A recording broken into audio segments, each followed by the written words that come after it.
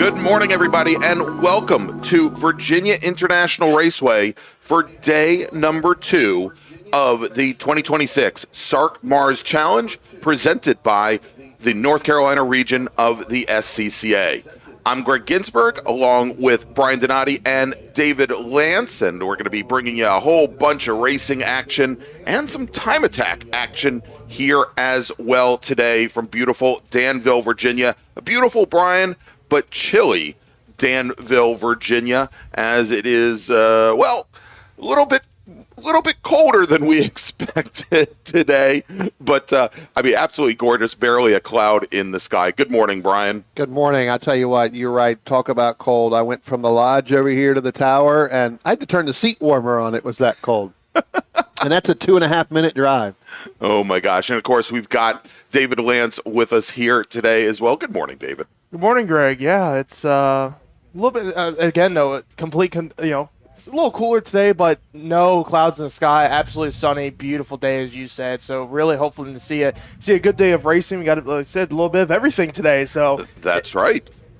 All right, so let's do this. Let's take a look at what we've got on the schedule here for Sunday, May 3rd. We're going to be starting today's action off with qualifying for our 5 SARRC MARRS regional racing race groups, and then we're going to have, as part of the broadcast, and very happy to have this, kind of calls back to my time as the announcer for the old SCCA Time Trials National Tour. We're going to have a time attack session with racers from both the North Carolina region of the SCCA and also a very large time trials program from the Washington, D.C. region as well. They've come down, and then we go racing. We're going to schedule to have our first of 5 races before lunch, and then we'll wrap things up in the afternoon. But a great day of racing up ahead here at Virginia International Raceway.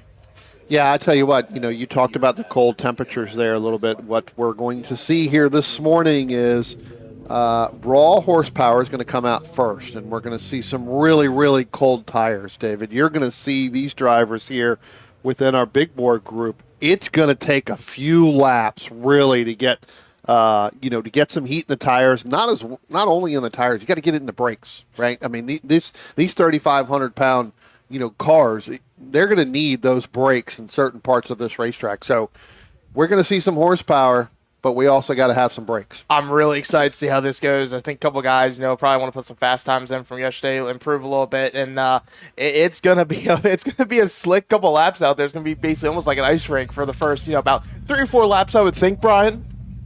Yeah, I mean, the sun, as Greg mentioned in the opening, not a cloud in the sky, right? So the sun is beating down. It does make it, a little warmer in certain parts of this racetrack. But this racetrack, it's an older surface. So you're right. It's going to be in certain parts, it's going to feel like an ice rink because some of the spots have trees that are blocking that sun, right, and it is completely shaded in certain areas as we go around the racetrack. So you'll see that, again, we'll have some drivers tiptoeing at least through the first couple of laps until they get those heat in the brakes, heat in the tires, and then we'll go. And then hopefully we see some pretty fast times. We saw some pretty fast times yesterday. We may see even more now. All right, so we've got drivers coming down off of the grid for our first qualifying session of the day, our Big Bore race group, which also includes 2 of our special guest series this weekend. It is the V8 Road Racing Series as well as the United States Touring Car Championship as well. And these, again, are 15-minute sessions. David, why don't you give us a little bit of a recap because the grids for this afternoon's races are going to be based on the fastest lap times from either of the sessions yesterday, the qualifying sessions, or the races, and also this morning's qualifying session. Yeah, absolutely. So yesterday, right now, on provisional poll, it's going to be the 27 of Stuart Black. He had a fast time yesterday of 1:59.086. So that's what he's trying to beat today. And what class and what car was he in? He was in GT2 in a Chevy Corvette. Right under him, it was David Ross in number 34 SPO Chevy Camaro. And then he's got to beat basically a 2:074. Lining up third right now, it was going to be the 49 of Chip Bozeman, the GT2 Ford T82 Mustang. We moved down Spec Spec Corvette. Marino Reyes right now, provisional pole in the 186 Chevrolet Corvette. Go figure. GTA was number 19 of Bob Davis in the Chevy Impala GTA machine with the 204 491. USTCC, the ST category, it was the 177 of Anthony Pacelli in his Jetta G56 GTA. His fast time yesterday was a 205 065. Touring 1, Chris Schooler, he's sitting in 9th right now at a 139 in his 139 Touring 1 BMW M3 with the 206 070. We move on down SPU, Brian McRae in his number 98. He had a fast time yesterday of 208 876. And then we move down to the USTCC TC category. Patrick Tarui on provisional pole as we stand as the cars start making their way into the upper S's for this warm-up lap of qualifying. He was 19th overall with the time of 2:11.746, and then we moved to ITE where it was Greg Michael. He's the lone competitor in that category. He had a fast time yesterday of 2:28.770. Greg and Brian, drivers, for this qualifying session, it's going to be, it's right. You don't have to really beat your fast time from yesterday. If you think you're good, kind of just use this as maybe a warm-up session, get everything settled in, get everything, bedded in, and see, maybe if you can go quicker, see what you got for later today, though. Yeah, no, absolutely. I mean, you got to really got to get out there and see what you have. It's a completely different day, completely different settings. Is our first car getting ready to come by the start-finish line, Anthony Pacelli, then Chip Boozman. One of the cars I'm not seeing is the Stuart Black car. Is not out there right now. I did not see him come by my window unless I missed him. We also have, you talked about, some of these drivers trying to figure out what happened yesterday and everything. We had two cars that really had some incidents here during the race. We had Michael Chapman, who was in a couple of them, kind of ripped that left front of that nose off that car, so the arrow there was kind of difficult. And that was the entire race. That's the 29. That's the Chevrolet. The Monte Carlo. Yeah, that's kind of the SPO machine. Yeah. So, definitely had some problems there. And then you had Ron Ferris in the 11 machine, who never even completed a lap in the race yesterday. Right. So, Ron Ferris in that C6 Corvette kind of had that incident there with Michael Chapman, kind of going up the S's. That's kind of a product of 2 for 1, right? We're two drivers trying to get the same spot. Yeah, absolutely. And then there are a couple of drivers that had some slight issues in the race yesterday. Talked to Chip Bozeman, a little bit of a brake lockup, Brian. We talked about that, and that looks like might have been one of the late models. It was one of the late models. It was, I believe it's the Michael Chapman machine 29. Again, had that damage yesterday. Go back out this morning, make sure everything works well. And I think it was he makes his way right now into the left hook at turn number 4. But Chip Bozeman, we talked about, finished second yesterday in the race and second in GT2. He had a bit of ignition issues where he had a bit of trouble firing off on the exit of the corner. So they're got to work on it yesterday and back out here this morning, make sure everything works. It's again, you kind of use it as a warm-up opportunity, plus maybe try to set a fast time. Yesterday he's third, probably wants to start on the front row right next to Stuart Black in that same category. Yeah. Supposed to have 28 cars going out here, 29 cars going out this morning. Really, only 19 of them are out here. Again, it's cold. For these types of cars, it's cold. It's hard to get the temperatures where you need to be. You can see that Michael Chapman car coming into your screen right now, so it does look like they did fix that left front side. Yeah, a little patching done. Little bare bond on there, as you call it, to go through there. But, only seeing right now currently 19 cars have completed at least one lap. It's good to see Justin Shepard out here again. I mean, I know he was late to the grid yesterday and got started late, so they must have got him up at 6:15. Well, there's actually there's more of a story to that, Brian. So not only was he late to the grid for the race, but they actually black flagged him. They gave a meatball flag to him on the pace lap, and the reason for that. Very, very funny story. So he's in that demo vehicle, the Australian V8 supercar, and so he's driving from the right-hand side of the car. Well, the corner workers called it in that he did not have a window net on the left-hand side of the car, the side of the car that he wasn't on, and so he came down the pit lane as he had to do because of that black flag. And somebody leaned in, one of the grid worker, one of the pit lane workers, leaned in over the left-hand side of the car to say, hey, you need to put the window net up. And there was no driver on that side of the car. Autonomous driving Ford Falcon. Exactly. Yeah, no, he had put that in the chat yesterday too, and I said, well, at least somebody would have known that was it. But like it's one of those things. It's not something you see, over here Every where day. yeah, it's not something you don't see a normal right, let alone a right-hand drive car over here. You don't normally see a right-handed drive race car over here either, exactly. right? So, yeah, no, that is one of those things that happens, and again, unfortunate for him, but he was able to drive back, picked up third in that SPO class. So good for him. So we had some of our first flying laps start coming in right now. We talked about Brian, guys, trying to get setups in, guys trying to get fast laps, and guys that weren't here yesterday that are trying to get qualifying times for today. Spencer Conrad on at the top of the charts right now with a 2:02.803 and that number 77 Spec Corvette. He is not on the list from yesterday, and again, we're going to have some of this today. Guys maybe didn't come in yesterday and race or coming in today and race. Interesting part of the SARRC MARRS where guys can register for one race. Yep. Attention in the paddock. Attention the paddock. First call to the grid for race group number 2. Spec racers, sports racers, open wheel, and prototype racers, please head to the grid. Race group number 2, please head to the grid. Your qualifying session is next. Yeah, David, you talked about Spencer Conrad in that Spec Corvette. Wasn't out here yesterday. Went 2 minutes flat on lap 3. So definitely getting it done. That's going to be that's going to be a pretty good lap right now. I mean, that's 2 seconds faster than what Marino Reyes did yesterday, who actually, probably would have been on the pole there in that Spec Corvette there. And I know Marino had some problems yesterday afternoon as well. Then you have James Davidson, who did not go out today in that 2:04. So, again, Spencer Conrad putting it up, laying it down right now early on here. And right now, that's going to put him second overall on as qualifying with Stan right now with his time. Chip Bozeman sits second right now with a 2:05.462. That's about 4 seconds slower than what he ran yesterday. All right, and we've got our corner workers now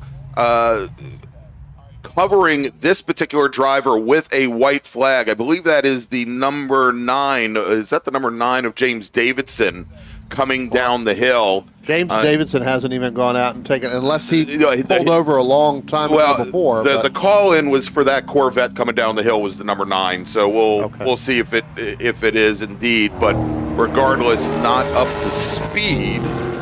Although I think it just went by us at speed, so we may have picked it up. And you're right, I don't think that is the 9. We'll try and get a number on that car.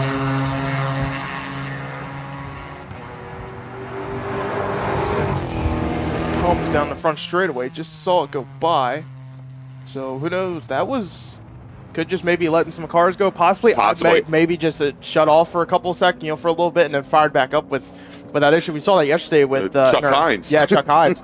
Except I don't know if he was letting people by on the last lap just because he had big of a gap or what happens. But it's in our STL race gave us all a little bit of pause there as the overall leader started waving people by on the back straight on the last lap, and then I guess maybe he just wanted to come across the start-finish line with nobody around him. Give us a little bit of drama. Yeah. Oh, and speaking of drama, that red Corvette with a nice little drift through turn 5, still trying to get some heat in the rear tires there.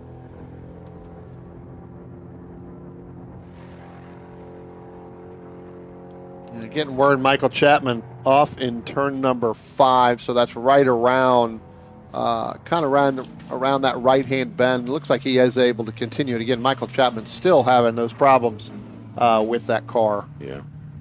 Spencer Conrad now, he is going to up his time now to a 1:59.872 last time by. Chip Bozeman, it drops now to a 2:02.345, Brian. So he said, starting to get lap 4 now. Everything's starting to get, almost in that operating range. We're going to start seeing some fast laps here. Thinking about, with about next 2 laps probably. Yeah, I'm thinking within the next lap and a half, you're going to see some of these drivers that are really going to start to pick up some times. Because, again, that heat's really starting to take effect, not only on the tires, but on the brakes as well. So I'm going to see who this Corvette is and see if we can't get that number as it comes by the window. I believe that is Marino Reyes. In the 191 machine. Again, I think that's the third car he's been in all weekend long already. So there we go. You talk about, we talked about in the Enduro yesterday when you had 2 and 3 guys driving in those cars. Marino's been in quite a bit of cars already. He put down a lap of 2:03.631 with that lap there. So And I guess he's found the best car. Well, not so much. So his blue one that he ran yesterday in the Z06 was a little bit faster at some point during the day. Attention in the paddock, attention in the paddock. Second call to the grid for race group number 2. Sports racers, spec racers, open wheel and prototype racers, please head to the grid. So that now Marino Reyes entered in a different car. Does that mean if this car is going to be qualifying further back with his time today? Because right now, yesterday in his number 186, he ran a 2:02.419. Right now, he's running a 2:03.631. That's going to keep him around the same spot the next time below with James Davison in a 2:04.217 from yesterday's qualifying time. So it'd be an interesting story. So Marino Reyes definitely a little bit busy this weekend in car-wise, we'll say. Well, I think he ran, obviously ran the blue on the 186 yesterday morning, and then had an incident there, I believe, or didn't go out in the qualifying or in the race yesterday afternoon. So, and then ended up transitioning over to the yellow Corvette yesterday afternoon for the Enduro race. And now here with a red one. So I would assume there's a group of them that are sharing the car back and forth. Yeah, I think there's a group of them as I went through the paddock this morning. I think about 6 cars all in one paddock spot. Maybe Reyes shows up at the track in the morning and they just toss him a set of keys and they make him try to figure out which one they actually start. Right. It's like the game show, right? You win a car, but you have to guess what's what. No. That's right. Drivers that did not, have not come out yet so far for this qualifying. Again, still, just under 2 minutes. James Davison, Ron Ferris, Marshall Pugh, Steve Burkett, Bob Davis, Stuart Black, as we mentioned, David Ross, Joel McGee, Blake Pugh in the Baby Grand. That's probably because it's not up yet. And Brian McRae in the 98.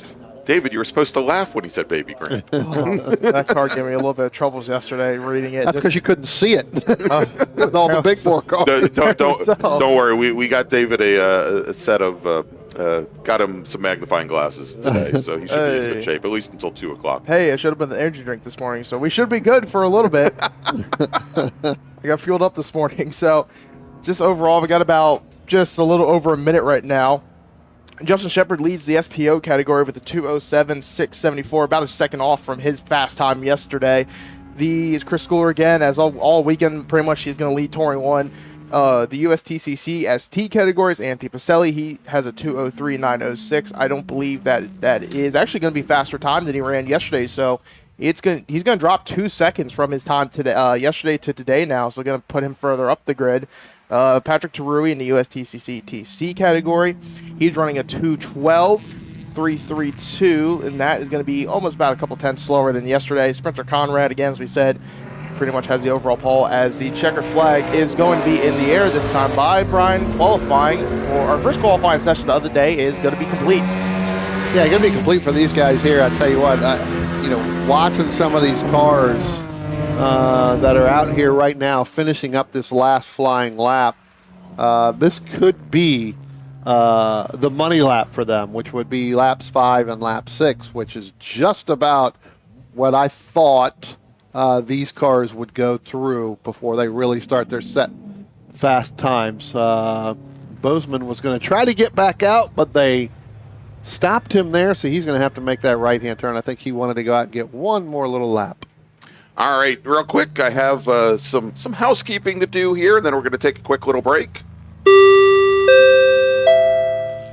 Attention in the paddock. Attention in the paddock. Time attack drivers. You have a mandatory drivers meeting at 9 a.m. That's 10 minutes from now, and that meeting is now going to be held in the classroom underneath the garages. This is a mandatory drivers meeting for all time attack drivers. The location has changed. It is now going to be held in the classroom underneath the garages, and it starts in 10 minutes. This is also the final call to the grid for race group number 2, spec racers, sports racers, prototypes, and open wheel racers.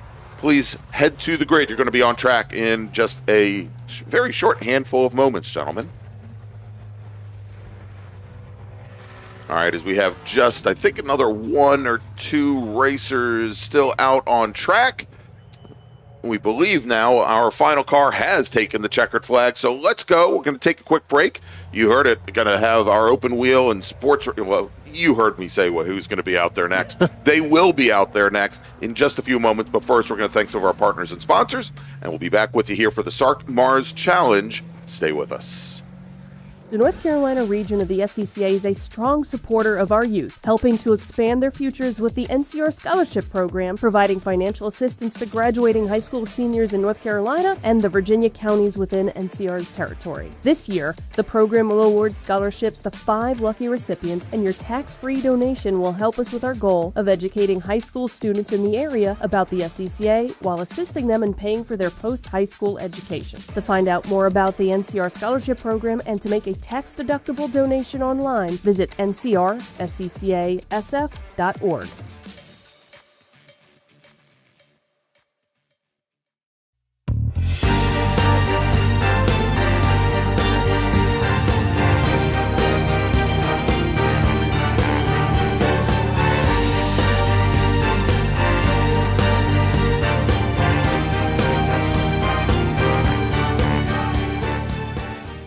Willing and Able Racing offers top-quality spec race car rentals with full setup and repair services, including trackside support for SCCA, NASA, VRG, and other organizations' road race, time trials, and track day events. Their spec racer Ford specialists, and each of their Gen 3 machines sports a SATAV sequential transmission and a data acquisition system. Also offering spec Miata rentals, Willing and Able is currently taking reservations for the remainder of the Mid-Atlantic Road Racing Series season. For more information, email Willing and Able at rent@WNARacing.com, see them on Instagram at WNA Racing, or visit their website at WNARacing.com. Willing and Able would like to thank all the volunteers this weekend who've graciously donated their time so that we may race.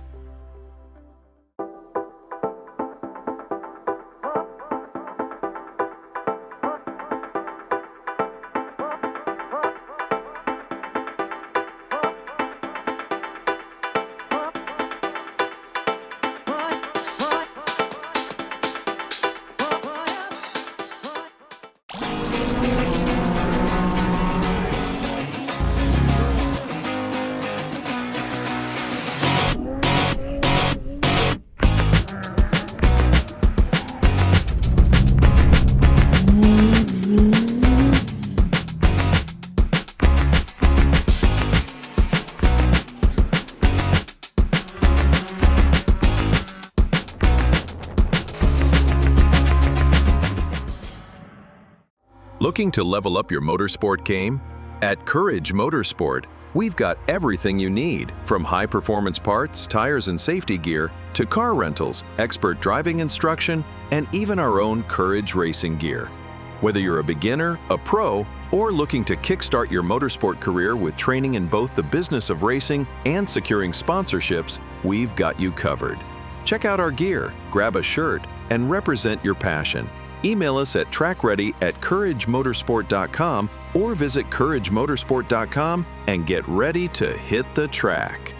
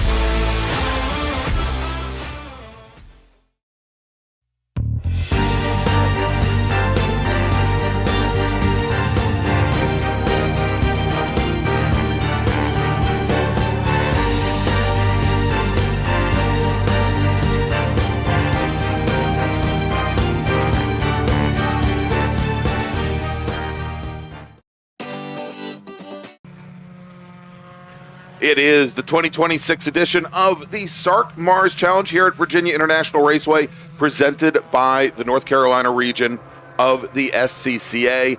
I'm Greg Ginsburg, along with Brian Donati and David Lance, and we want to thank you all for joining us here, whether you be at the track or like Mama Lance, who I guess is at the track, or whether you're watching from home on YouTube or wherever you may be. Again, thanks so much. We're going to be bringing you a lot of racing action here, the best the SCCA has to offer at VIR throughout the day. Next up, it is a very large Spec Racer Ford Gen 3 field, as well as a couple of FE2s and some prototypes, and you name it, we got it. Gentlemen?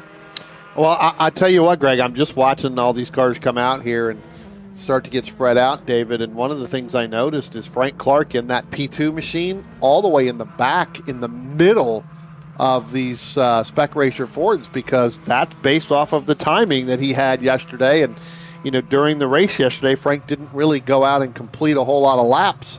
Had a problem in that prototype car. So, again, going to be a challenge if he's gotten that car, you know, pretty well fixed up.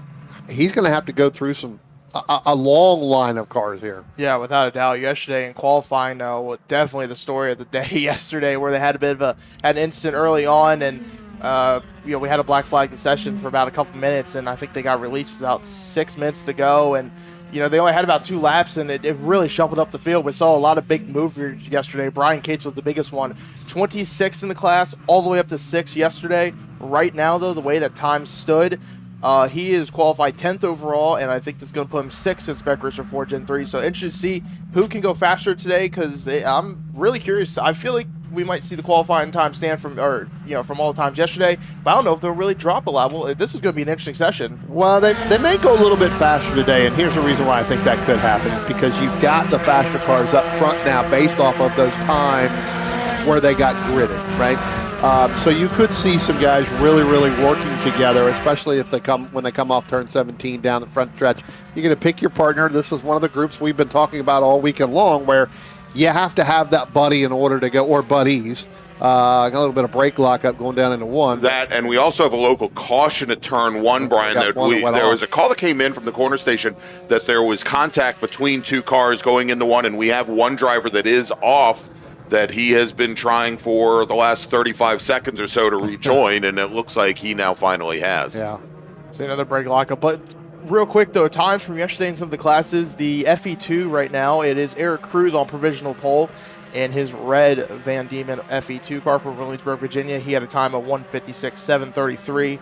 Right behind him is Michael Froehler in the 05 FE2 from Brentwood, Tennessee. He had a qualifying time 1:57.356, or a fast time from yesterday.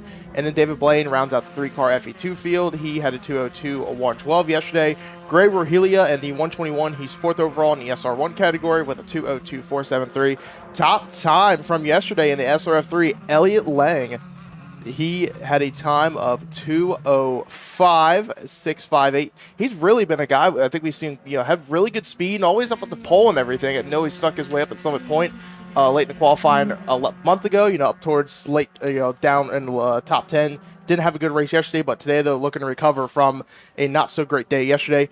Behind him, Sam Schechter at a 2:06.718. Matthew Horst in 3rd, our race winner yesterday, in number 41 with a 2:06.881. Connor Grant 4th in the number 79. Lee McNeish is 5th overall in the SRF category with a 2:07.083. Yeah, time's coming down here, David. Elliott Lang now moved all the way up to 3rd in that SRF. Like I told you, you've got drivers now that they're going to be with teammates now. Again, as you mentioned, we ended up having that black flag for that incident after really 2 laps yesterday during qualifying, so it all got jumbled up.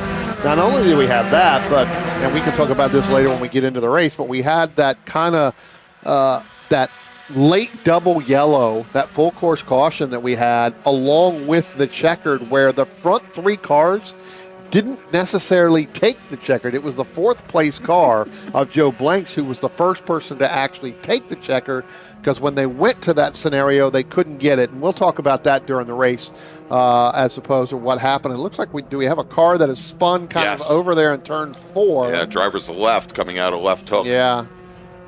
And again, David, this is a product, and Greg, this is a product. Seals seriously cold tires, right? These cars here are probably going to take 5, 6, 7 laps, almost twice as much as what it would on a heavier car that we saw in our first group. Yeah, we see that already happen earlier this year. Yeah, we saw it happen. Attention in the paddock. Attention in the paddock. First call to the grid for race group number 3, Spec Miata and all variations thereof, Touring 4 and SMX. Please head to the grid. Race group number 3, Spec Miata, Touring 4 and SMX. Please head to the grid. Again, we saw that about a month ago at Summit, where it's, the very cold temperatures in the morning, probably almost about the same, really, and it took about 5, 6 to 7 laps. And they were setting fast times still very late in the session. So we see this pack of about 6 cars here in this group going down the back straightaway now, Madison Avenue. Sometimes coming down, Lee McNeish overall in the SRF3, he still stands at a 208.829.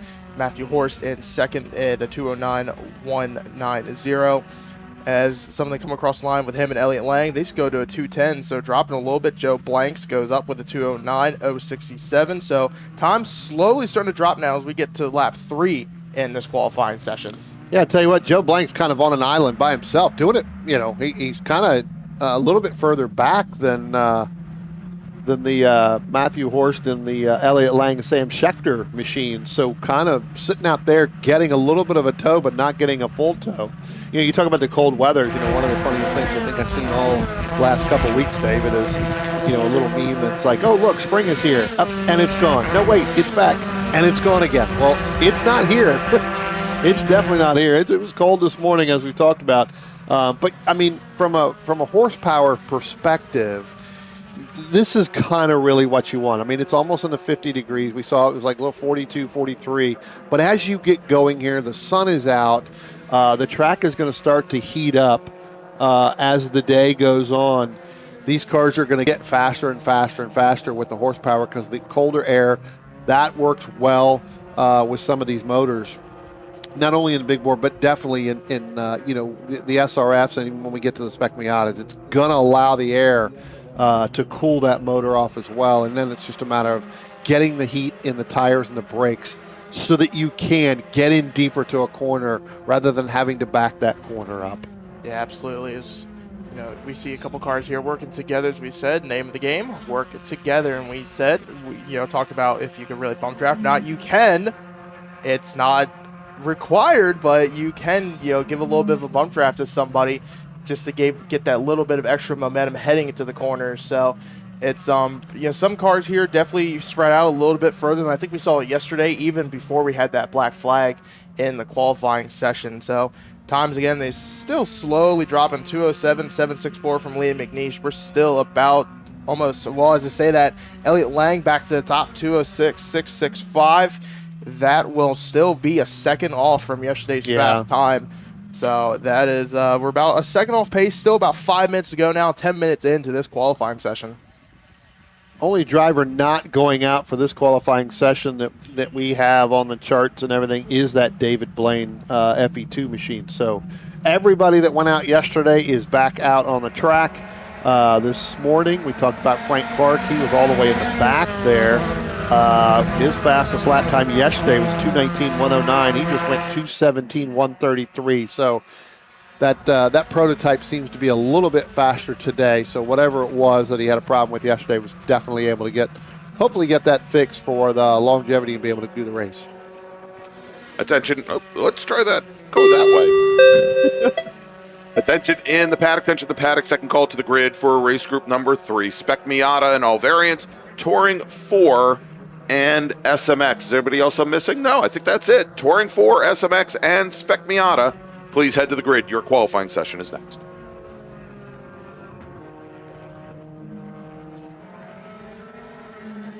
So here we watch this group of about, again, 6 cars still, a couple stragglers in the back as they just make their run from the lower S's to the upper S's. Again, the high commitment section. We could really either gain or lose a lot of time depending how you go through this. Depending if you want to go flat out, maybe. I'm sure with these Spec Race reports, though, you're probably lifting just a little bit, Brian, as you head through the uphill S's into the South Bend at turn number 10 here. Yeah. looking at one of the drivers, Kevin Ilion. So Kevin had all kinds of challenges yesterday out here. I had problems on this racetrack. Yeah, and that's the green and black car at the tail end of this line that we're watching right now, Brian. Yeah, he definitely had some challenges pretty much all day yesterday, and his fastest time that he went was a 2:10.526. Came out, ran the enduro race yesterday, ran exceptionally well. Yeah. He's now down in the 2:08. So that car, whatever that challenge was with that car that just couldn't get it to be handling, definitely has gotten better. And again, if he's in the back of this line, David, this is where he's getting that pull, getting that tow through there. So. Yeah, absolutely. You kind of want to be, when these kind of big packs form up, you kind of want to almost be towards the back of it instead of the middle where, you got the guys in front of you that are going to be checking up a lot. You got the guys behind you that might be slowing up your momentum too. In the back, you can really just focus on you and that guy in front of you to where it might not be checked up too much. You can focus on his draft. And instead of maybe some of the others in the middle of the pack with you trying to get around you or trying to, basically, again, it's just coming off of the momentum. They want to get by you on the front straightaway, maybe in the braking zone to where it's not a good time, and it completely cuts your lap. As we see now, someone goes to the inside here, dives in the middle of the pack, just as I said. And it looks like they're going to single file out, though, as they come out of this turn number 1.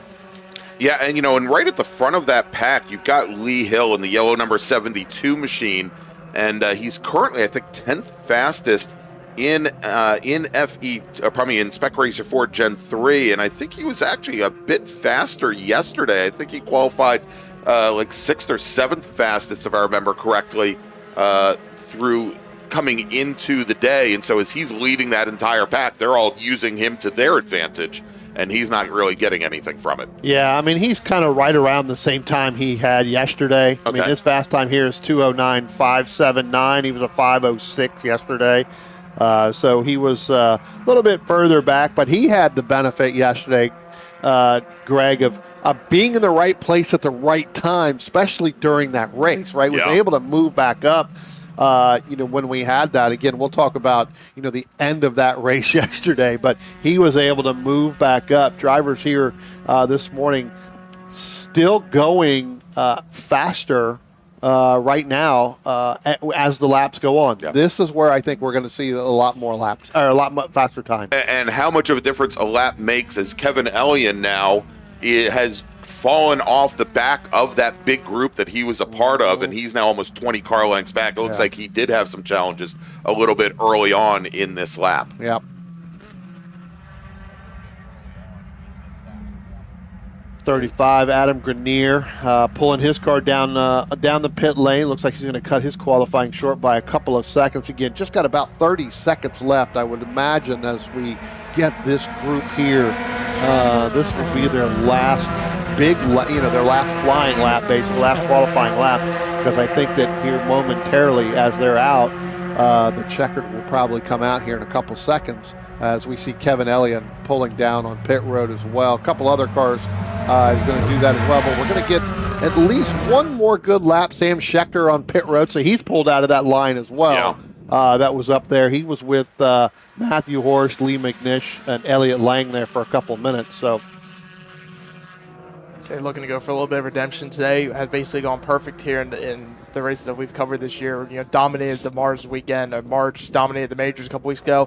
Lost basically at the top of the hill yesterday. Late in that race, very late, as the checker flag is out. Right now, on top of the charts, Derek Cruz with a 2-minute 5:27. He set down lap number 4. He in the FE2 car, Gray Rohelia, with a 2:03.076, sitting down in second. He will not improve on his time. Michael Froehler and the FE2 car sits third. Elliott Lang still sits top of the charts right now at a 2:06.655 in the SRF3s, fourth overall, but not faster than his time. Actually, it is. He is a 10th faster this morning than he was yesterday. Okay. So, yeah, he went 2:05. Yeah. Sorry, 2:05.65. I thought he went 2:06.658. So, about a second off. Yep, you're right. Thought for sure it was a 2:06. Let me get these new readers going on here. And don't tell David he's right, because otherwise he's going to stop apologizing. And I'm trying to make sure I'm doing a good job of here, trying to make sure don't stumble over anything. Matthew Horst right now sits second in the SRF3 category and at 2:06.787. Pretty much a lot of drivers here in the SRF3 have not something in the middle of the pack, I think, improved our times yesterday. A lot of guys at the front now, just about a second or so off of the top time from yesterday as this group of 5 here coming down the roller coaster and into Hogpen for the last time. So, again, not a couple drivers here in the middle of the field. Ottavanian, Precario, Keith Frazier, Lee Hill, Tim Preble, and Steve Zamatis, excuse me. They basically all went fast on our last lap 7-0. It looks like it's not going to be quicker. We know one of the things that when we got to the end, where you had a couple cars that were trying to finish out the lap, if you have 1 or 2 cars pull out and go down pit lane and pull out a line, that just messes up the whole timing, right? I mean, that just because you got guys that are going to be kind of getting on the brakes a little bit harder to try to pull out of line. They're going to move over a little bit, and that just breaks that arrow, especially in an aero-dependent car that you need to make time. All right, so that's going to wrap things up for our Spec Racer Ford Open Wheel Sports Racers and Prototype qualifying session. Next up, it's these folks. That's into the paddock. Final call to the grid for race group number 3, Spec Miata SMX and Touring 4. Please come to the grid. Race group number 3, Spec Miata, Touring 4, and SMX racers. Please head to the grid. Your qualifying session starts next. And with that, gentlemen, let's take a quick break. We'll be back with our next qualifying session here at Virginia International Raceway, the SARRC MARRS Challenge. Stay with us. The North Carolina region of the SCCA is a strong supporter of our youth, helping to expand their futures with the NCR Scholarship Program, providing financial assistance to graduating high school seniors in North Carolina and the Virginia counties within NCR's territory. This year, the program will award scholarships to 5 lucky recipients, and your tax-free donation will help us with our goal of educating high school students in the area about the SCCA while assisting them in paying for their post-high school education. To find out more about the NCR Scholarship Program and to make a tax-deductible donation online, visit ncrsccasf.org.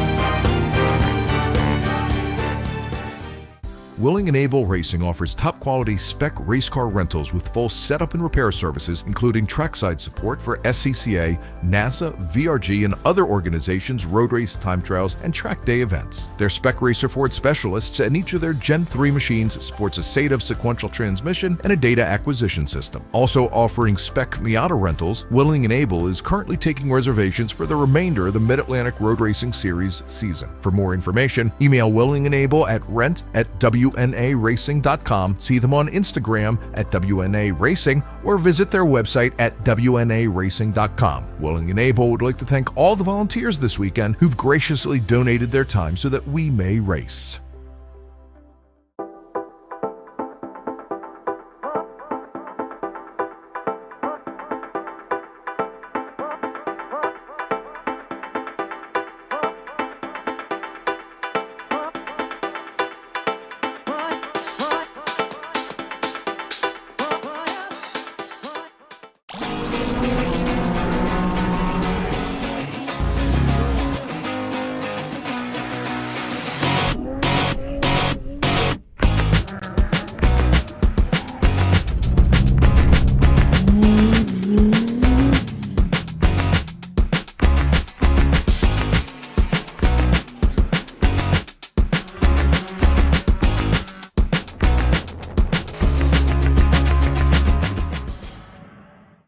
Looking to level up your motorsport game?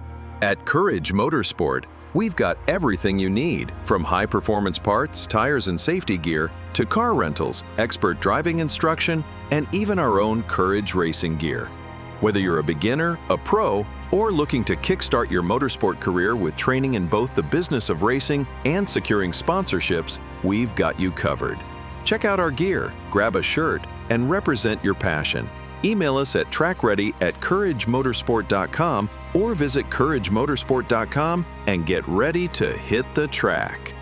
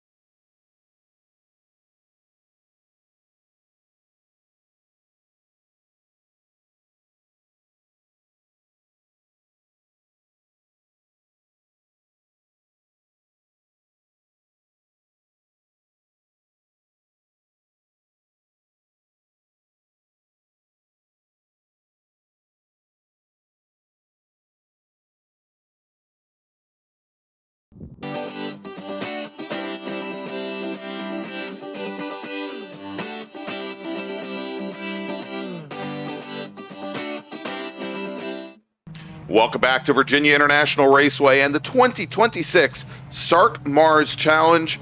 I'm Greg Ginsberg along with Brian Noddy and David Lance. And next up, it is Touring 4 and Spec Miata and many different variations of Spec Miata.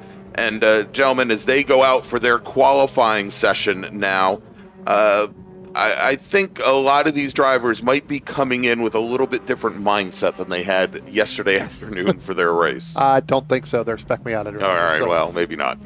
no, but yeah, look, right when they were going out, David and I kind of looked at each other, and what was the one thing we noticed, David, that we saw yesterday that we're not seeing today? We saw a lot of drivers that kind of rolled out into the pit lane from the grid, and they would just pull over off into some of the pit stalls and basically line up with each other as they were kind of, guys that were basically cutting deals, trying to, work with each other and get to go in familiar packs. Today, though, we didn't see that. Everybody, once they rolled off from grid, they went right to the racetrack, and you're basically going to be with who's around you at this point, unless you want to drop back and try to find your buddy.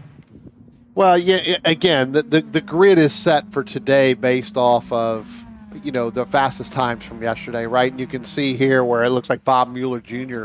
is kind of holding up that one pack, trying to get some heat in his tires, and everybody, some may be content to just sit behind him and work with him, but some may not. They may look like they may try to push the issue because the track overall is green. We're waiting for that group to come back up over the hill. They were just coming into the shot there.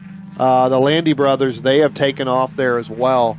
One of the other things we noticed is when they took off here, Skip Brock, he was with the T4 guys, right? So he was up with those guys. Well, he kind of was during the start yesterday. Yeah, and now he's kind of dropped back. Yeah. Because you've got the Landy brothers, and then you have Chase Kovach along with, I believe that is Scott Witt in there as well in that 84. They've kind of taken off and gone. So, Skip Brock Skip Brock was the one waiting for Bob Mueller. Again, teammates right there. That's where they need to be. Look for those two to work together the entire session here. Yeah, without doubt, we see here in the shot here, this 4-pack Miata train of the Landy brothers, Forrest and Sebastian. And they're going to have Chase Kovach, and as you see, Scott Witt, who finished second yesterday behind them, trying to get around this T4 car. It looks like that is Havis Rudinger. He went out on sticker tires, Brian. Yeah, so that's going to take a couple extra laps here to really get those things dialed in. So Charles really going to have his hands full at least for the first 4 or 5. I would even say probably 6 laps with those tires. Some of the times to beat yesterday. Here's how they're provisionally lined up from the fast times from yesterday. Overall pole, it's Kevin Fryer in his Touring 4, number 98 Mazda MX-5. And SMX, it's Patrick McGovern. He's second overall in the number 8 and his Spec MX-5s. As you said, Brian, Skip Brock Jr. sits third overall in the number 61 with a 215.382. And then he's separated from first to second in SM by 2 Touring 4 cars. Charles Havis Rudinger, and number 9 there, as we saw him, he was on sticker tires as they went by. He's still trying to get those warmed up. Owen Sheffer, and the number 18, Mazda RX-8, 215.90, and then you go back to Sebastian Landy and Forrest Landy, both there 6th and 7th, and then second and third in SM, they both had 217s. Sebastian had a 134, and Forrest had a 154. Brian, now this is going to be an interesting group again. Little bit of a chaotic day yesterday in the race. That start, not the best we've seen. Where basically the SM cars were right on the back end of the Touring 4 cars when they got to the line and had that incident there on the first lap, and we had to basically bring the entire field, re-rack and restack them on pit lane. That was about a 20-30 minute adventure, and then they had a pretty good, good last 16, 14 minutes yesterday at the end of the race. Yeah. So this is interesting, Brian. It looks like both of the Landy brothers came down onto the pit lane at the end of that lap. Yeah, there they are. Now they're going to go back out, and they're going to be nose to tail on pit lane there. So they, I don't think they wanted to work with who they were working with, right? That's kind of what I was thinking. Because, when you had them on the screen kind of going through turn 3 and turn 4 last time, they ended up going side by side. So one of them got a better run than the other. Right. And all that's going to do is just slow them down and really cause a bigger problem. So better to come in and do that. I was talking to Matt Crane last night. We were having dinner right next to each other, and he was talking about tires and everything else. And I said, well, what do you have brand new sticker tires. He goes, well, I got one that's got one heat cycle on them.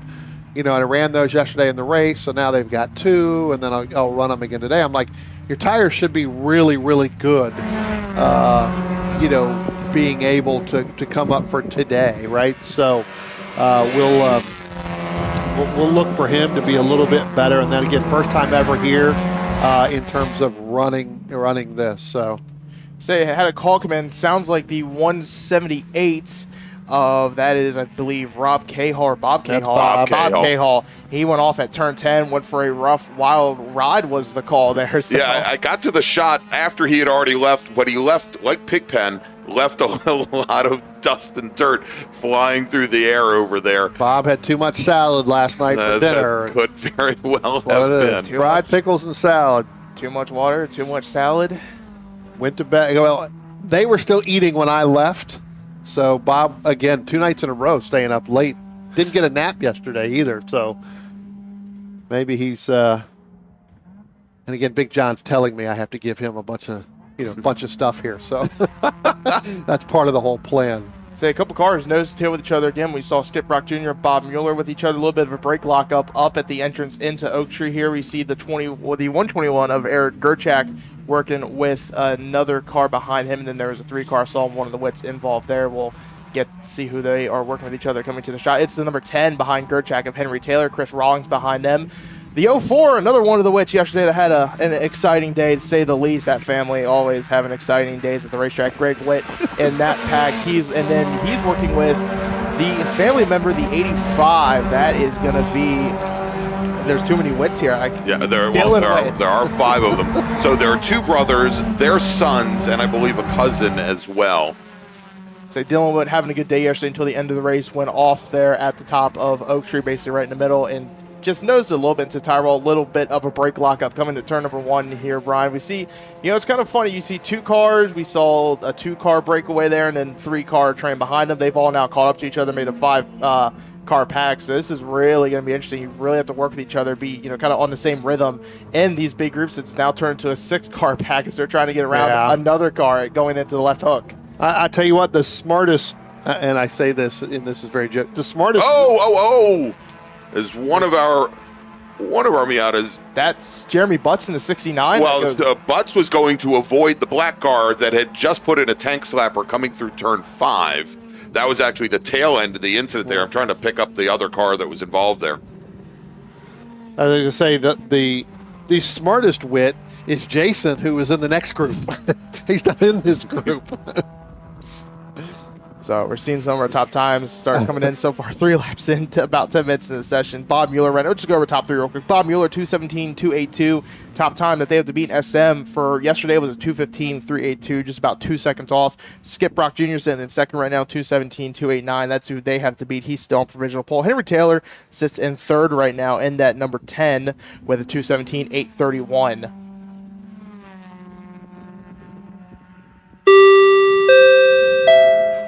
Attention in the paddock. First call to the grid for race group number 4, small bore production and improved touring. Please head to the grid. Race group number 4, small bore production and improved touring. Oh, and B Spec as well. Please head to the grid.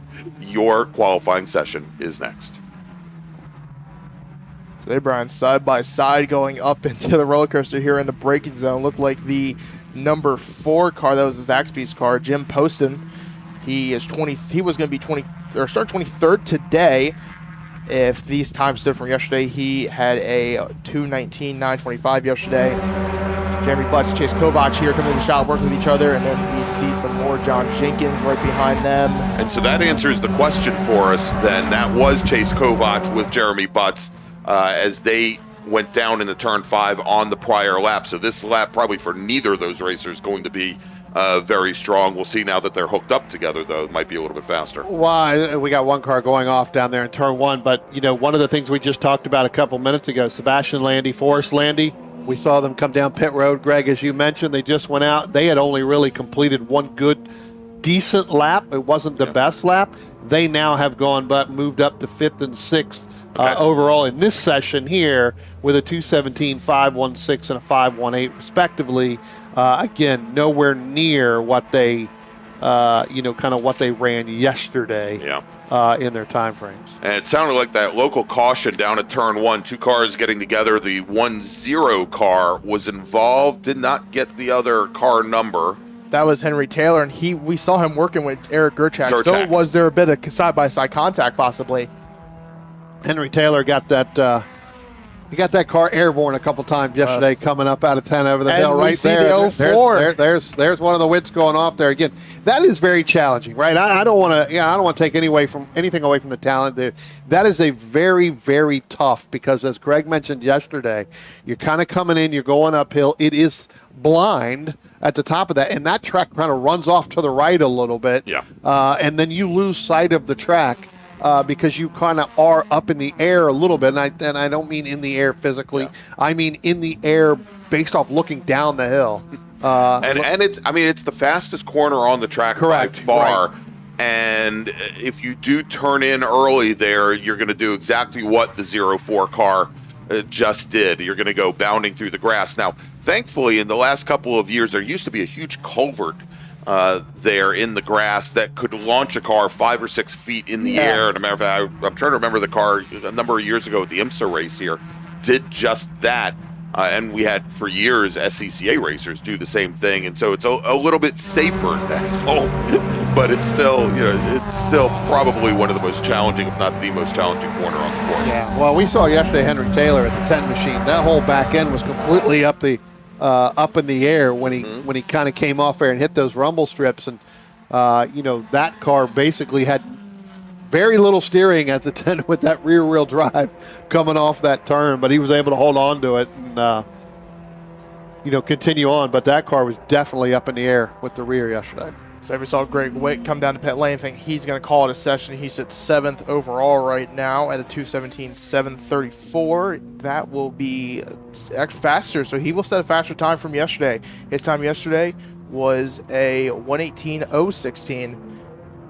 As we see some time still, Kevin Fryer leads the overall session right now, 2:12.431. Still just about 4:10 slower than his fast time yesterday.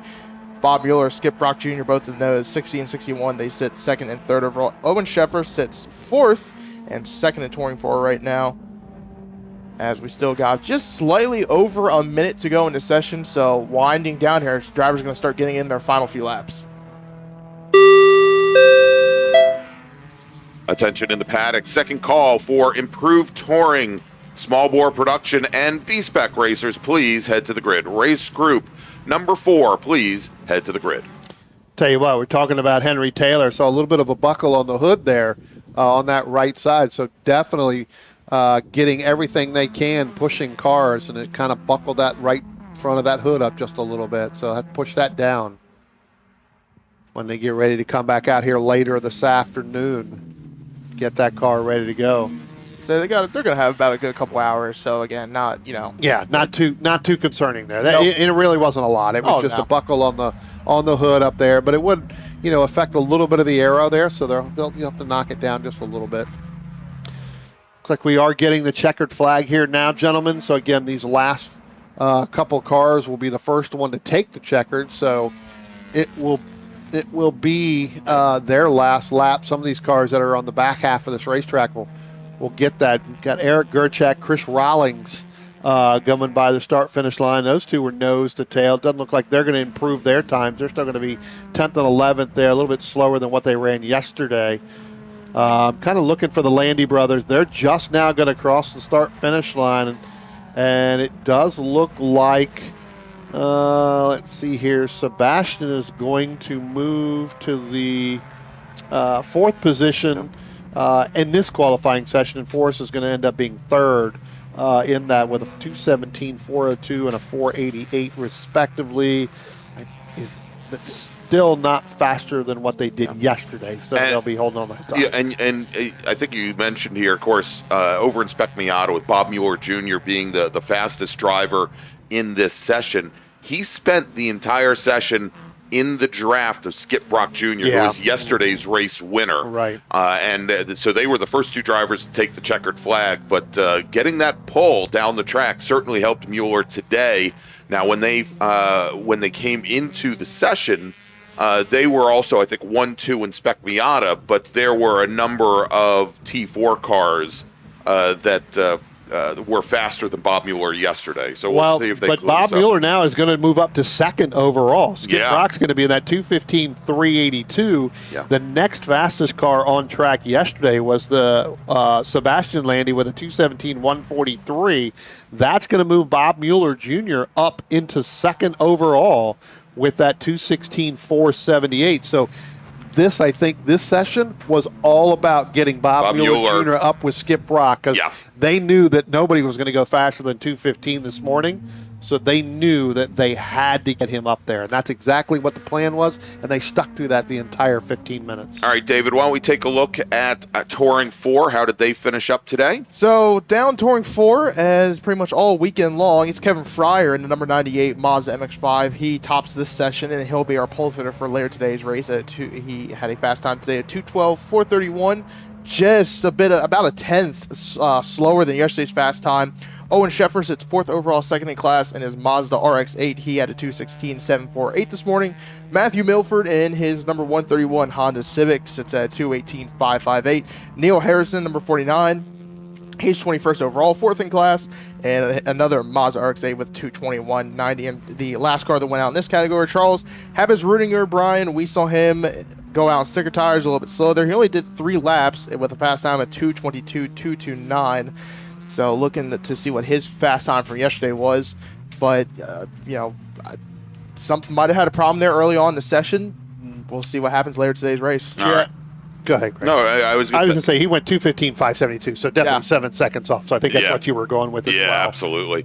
All right, over in SMSC, who's Bailey Siegler, Josh Campbell, Mark Anthony, your top 3. Siegler and Campbell only separated by 0.3 of a second in this session, so very, very close. All right, that's going to wrap things up for Spec Miata, Touring 4, and SMX. Next up, it's these guys.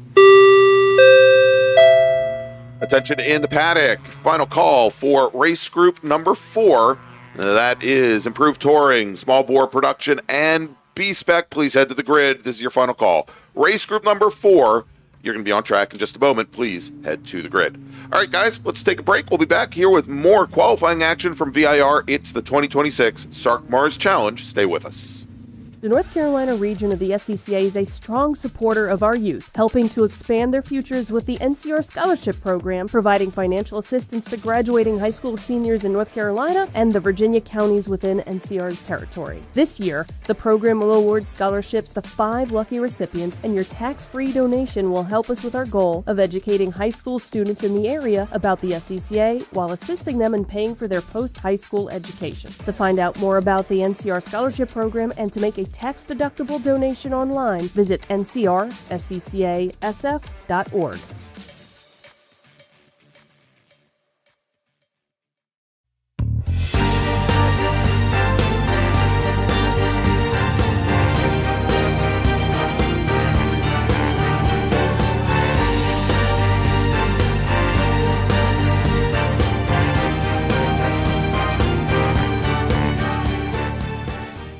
Willing and Able Racing offers top-quality spec race car rentals with full setup and repair services, including trackside support for SCCA, NASA, VRG, and other organizations' road race, time trials, and track day events. Their Spec Racer Ford specialists and each of their Gen 3 machines sports a SATAV sequential transmission and a data acquisition system. Also offering Spec Miata rentals, Willing and Able is currently taking reservations for the remainder of the Mid-Atlantic Road Racing Series season. For more information, email Willing and Able at rent@WNARacing.com, see them on Instagram at WNA Racing, or visit their website at WNARacing.com. Willing and Able would like to thank all the volunteers this weekend who've graciously donated their time so that we may race.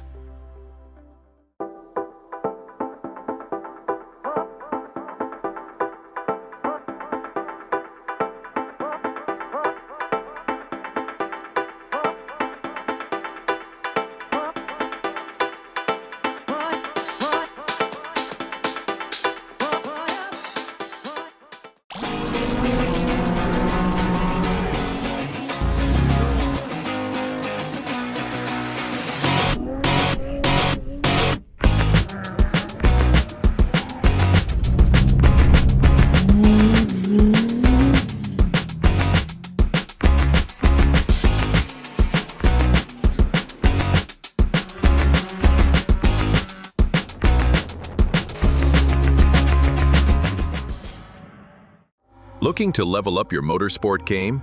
At Courage Motorsport, we've got everything you need, from high-performance parts, tires, and safety gear, to car rentals, expert driving instruction, and even our own Courage racing gear. Whether you're a beginner, a pro, or looking to kickstart your motorsport career with training in both the business of racing and securing sponsorships, we've got you covered. Check out our gear, grab a shirt, and represent your passion. Email us at trackready@couragemotorsport.com or visit couragemotorsport.com and get ready to hit the track.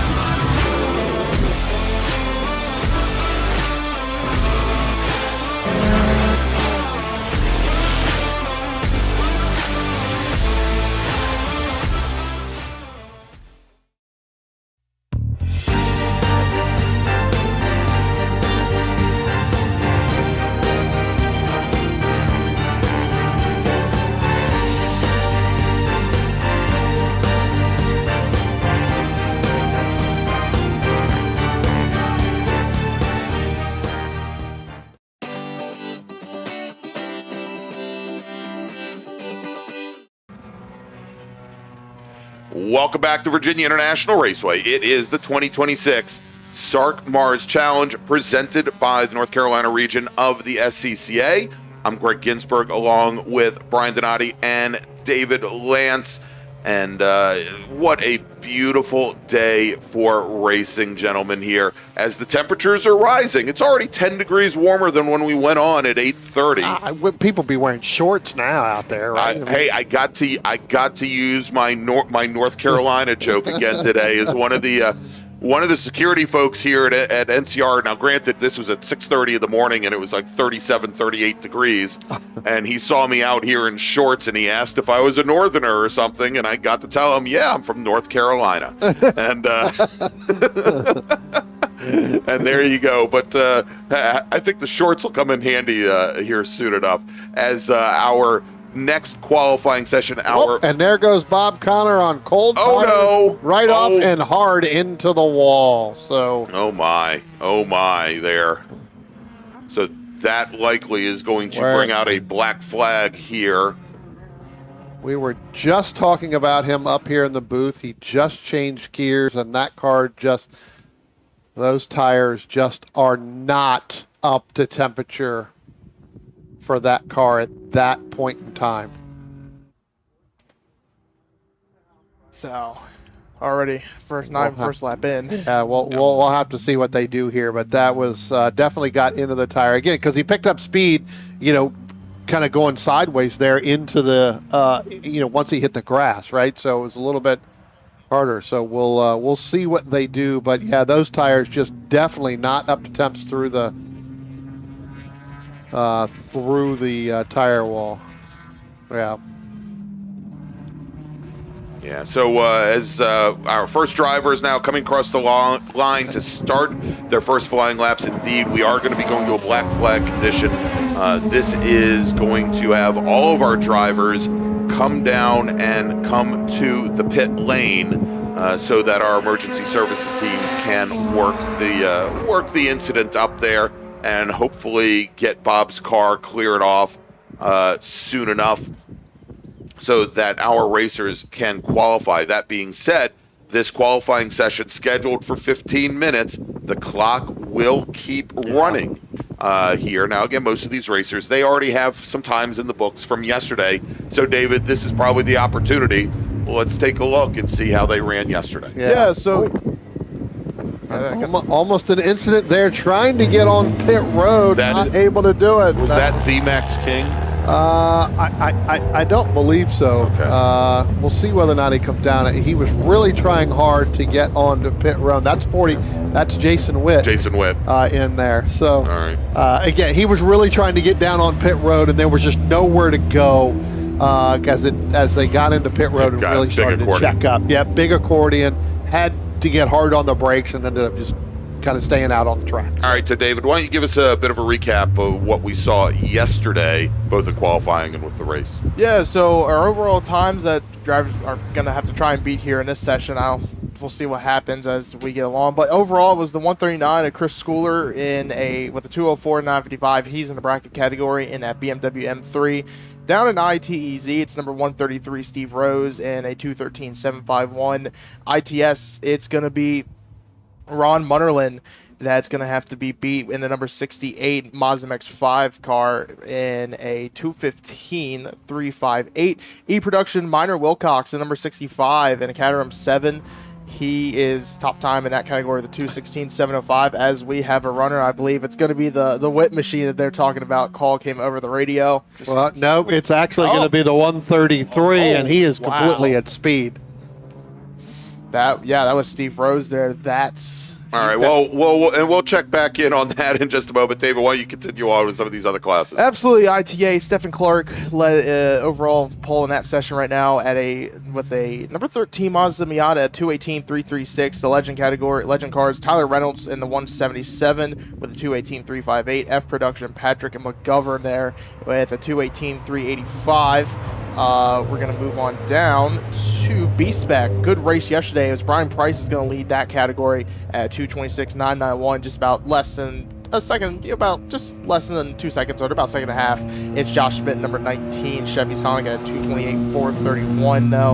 And then H Production, it is going to be Tyler McBain there, number 75, Honda Fit at a 232.187. IT7, it is Robert Mitchell in a 234.875 in his Mazda RX-7.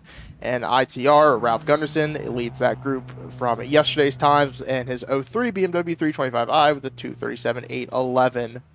Yeah, and talking to Brian Price last night about that race with Josh Schmidt that he had, and a great race between the two of them yesterday. We'll likely not see Brian out for qualifying this morning, and as I look at the lineup of drivers that have come down the pit lane, which not seeing them out there. Yeah, all of them that went out for qualifying except for one. Brian said he likely would not go out, that he didn't really think that there was going to be anything to gain. It was going to be really a question of he and Josh Schmidt, and seeing that they would likely be starting right next to one another, regardless whether the Josh had the provisional pole in B-Spec or otherwise. There really wasn't anything to gain, and he just wanted to keep his tires in good shape. Yep. Yeah, this is again. This is kind of what we saw yesterday too, right? You go out and David, you and I have been talking about it all morning long. Cold tires, right? And on these legend cars, these Hoosier tires, they take a while. And I think Bob just thought maybe he had gotten up because again, they just changed the rear in that car yesterday. Went down to give a little bit more speed. In that and just come up through the S's there and just basically got in the center of the corner and or corner of that S and just kind of the back end just really came around. So also got a chance to talk to some of our F Production drivers last night as well, and at the end of that F Production race we saw great fight between Grayson Upchurch in that former GT Light 3rd Gen Honda Civic, and then also the number 33 Acura Integra, that the 33 car, that being, and all of a sudden the name is completely Les escaping. Cheney. Les Cheney, exactly. Thank you very much. And so we know at the very end, on the very last lap, there was actually contact between Cheney and the H Production Datsun 510 of Greg Plush. Turns out what we heard was that Cheney actually had some mechanical issues going up towards the Oak Tree turn, and Greg Plush tried to find a way around him, and basically, there was nowhere to go. Yeah. And so those two cars got together, and Les Cheney did not complete the race. but it sounds like he may not have completed it anyhow Yeah, if there correct. hadn't been impact there. Yeah. So just want to get that kind of cleared out again, as we are under we were under black flag conditions. We can see now that has been changed to a red flag condition. Yeah. So the clock has now stopped, as we've got right around 7 minutes remaining on the clock. So let's do this. Why don't we take a quick break? And we're going to see if we can get some updates from race control as to when we're going to be able to send our drivers back out for their qualifying session here at Virginia International Raceway. It is the 2026 SARRC MARRS Challenge. Stay with us. The North Carolina region of the SCCA is a strong supporter of our youth, helping to expand their futures with the NCR Scholarship Program, providing financial assistance to graduating high school seniors in North Carolina and the Virginia counties within NCR's territory. This year, the program will award scholarships to 5 lucky recipients, and your tax-free donation will help us with our goal of educating high school students in the area about the SCCA while assisting them in paying for their post-high school education. To find out more about the NCR Scholarship Program and to make a tax-deductible donation online, visit ncrsccasf.org.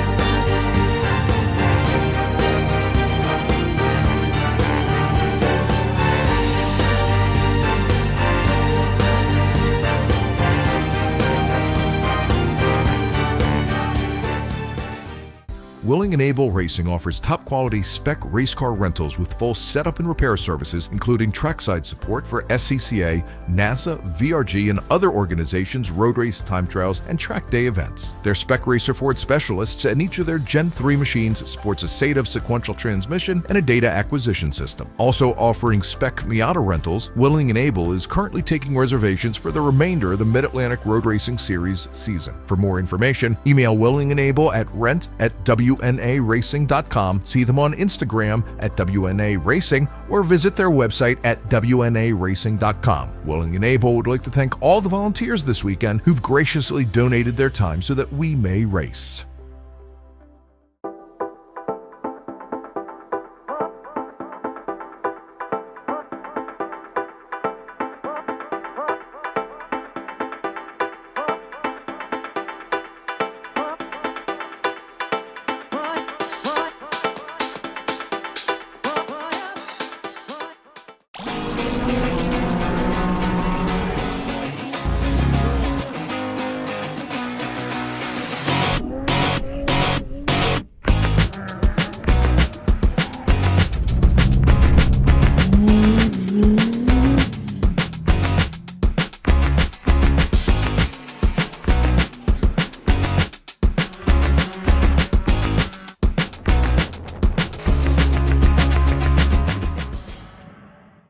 Looking to level up your motorsport game? At Courage Motorsport, we've got everything you need, from high-performance parts, tires, and safety gear, to car rentals, expert driving instruction, and even our own Courage racing gear. Whether you're a beginner, a pro, or looking to kickstart your motorsport career with training in both the business of racing and securing sponsorships, we've got you covered. Check out our gear, grab a shirt, and represent your passion. Email us at trackready@couragemotorsport.com or visit couragemotorsport.com and get ready to hit the track.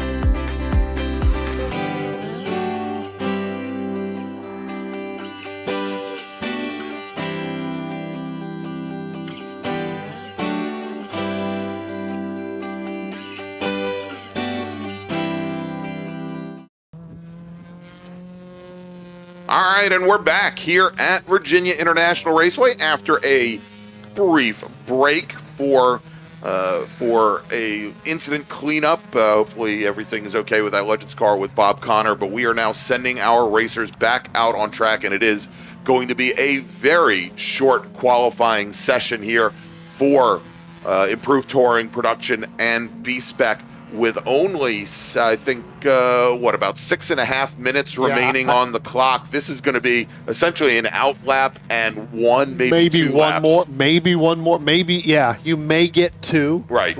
By the time, where you go out at. Yeah, probably the very first drivers to head back out on track, they'll probably be able to start their second flying lap before the checkered flag flies, but certainly these cars that are just now leaving the grid, that are at the very tail end of the line, likely won't have that opportunity, David. Yeah, I saw some of these cars here, these last two coming out. Richard Ura and the number 38, I believe that is Raymond Heath. Let me look down my chart. I believe it is. They pulled over there when the line got released. A couple of I think Windsor Custom cars, basically, they all pulled over with each other and basically all went out almost at the same time. So see if they maybe try and reset. The ex-Spec Miata racers that are now in F production that don't know that they're F production drivers, so that they can work the draft. Actually, those Miatas that are they could draft very well. I think they're probably closer to Spec Miata than they are F production cars. So actually, not a bad strategy call there. No, yesterday, trying to go down my sheet here, both Ura and the number 61. He's 16th overall in the times of the weekend so far in his group with a 2:22.830. The number 38, for some reason, I can't find him well on my sheet. Raymond Heath, so he's 25th overall with a 2:29.004. So definitely try and reset those laps from yesterday. See, work together, as we said.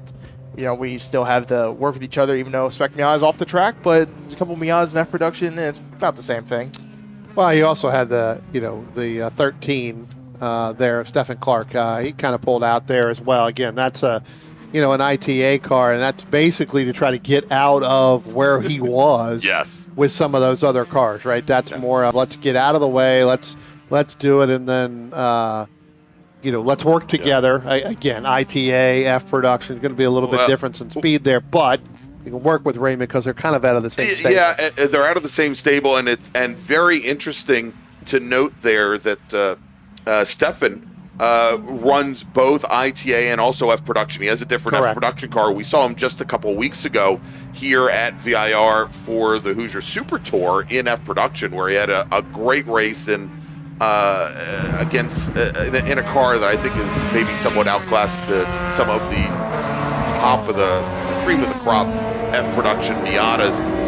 But yesterday in his ITA car during the race, he was less than a half second off the track record, which sounds like it's a lot, but that track record here at VIR for ITA, I believe, has stood since, I think, 2006 or 2007.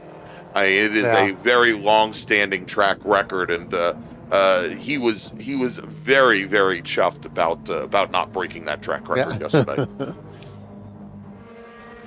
2:16.906. That's a pretty good time here in that ITA machine. So,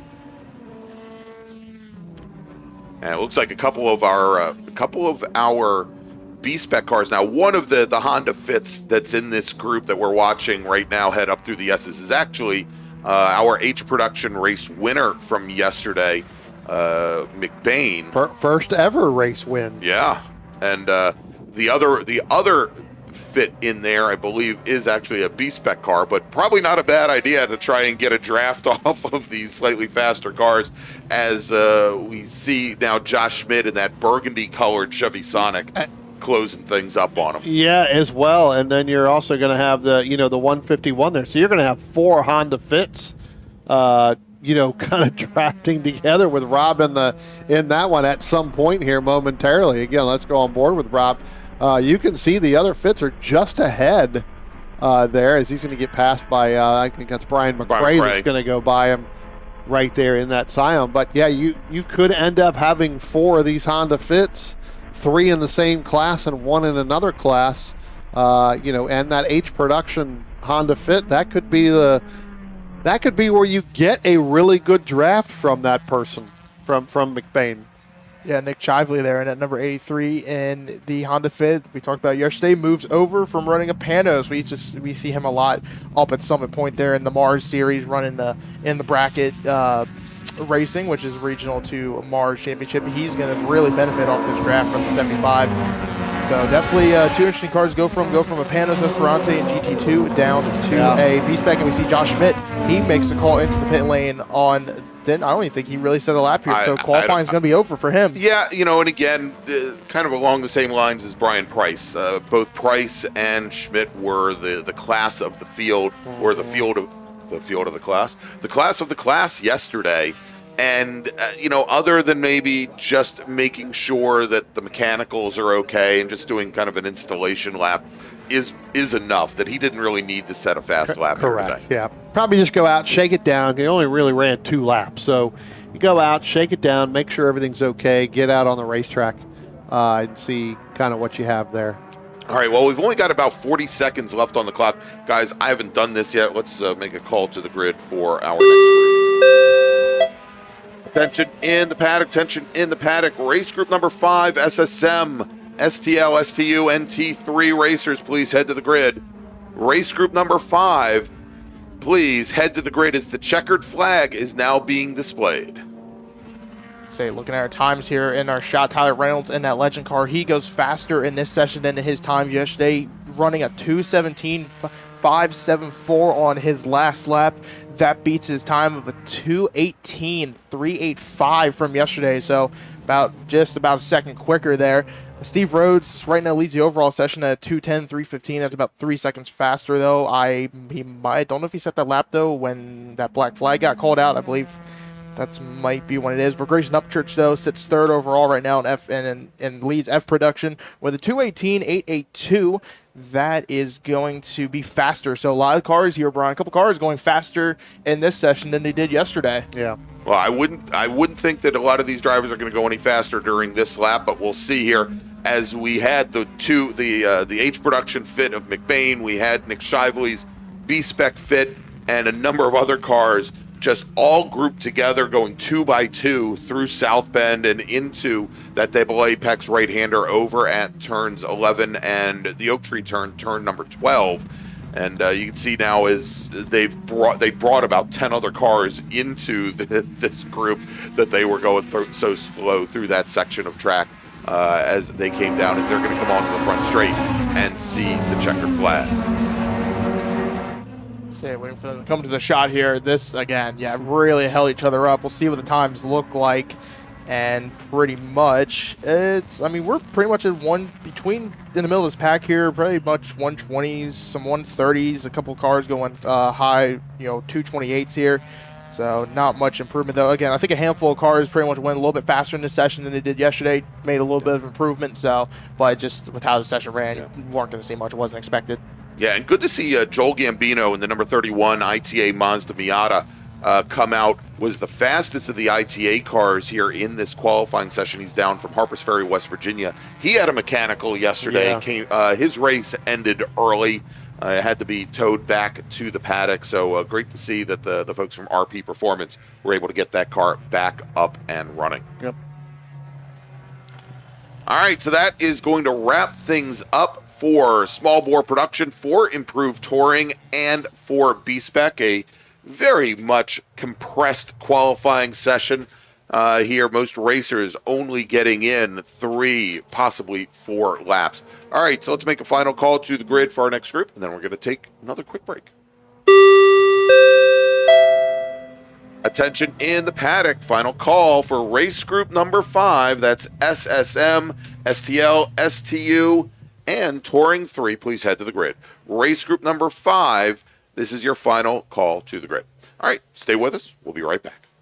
The North Carolina region of the SCCA is a strong supporter of our youth, helping to expand their futures with the NCR Scholarship Program, providing financial assistance to graduating high school seniors in North Carolina and the Virginia counties within NCR's territory. This year, the program will award scholarships to 5 lucky recipients, and your tax-free donation will help us with our goal of educating high school students in the area about the SCCA while assisting them in paying for their post-high school education. To find out more about the NCR Scholarship Program and to make a tax-deductible donation online, visit ncrsccasf.org.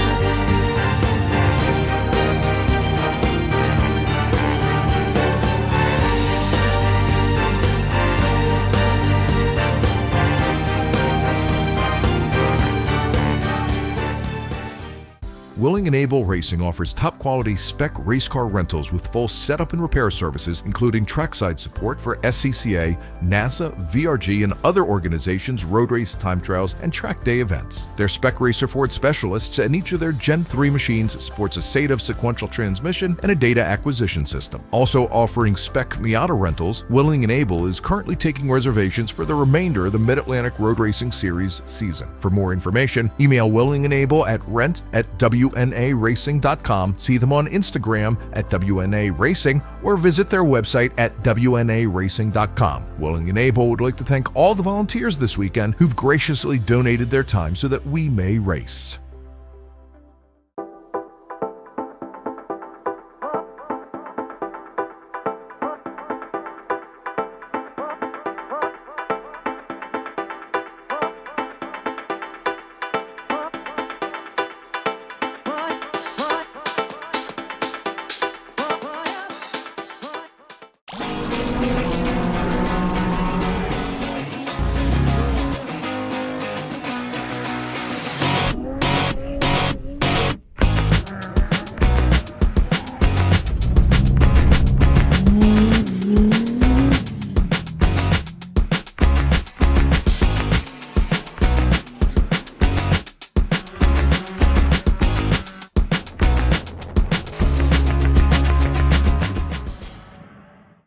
Looking to level up your motorsport game?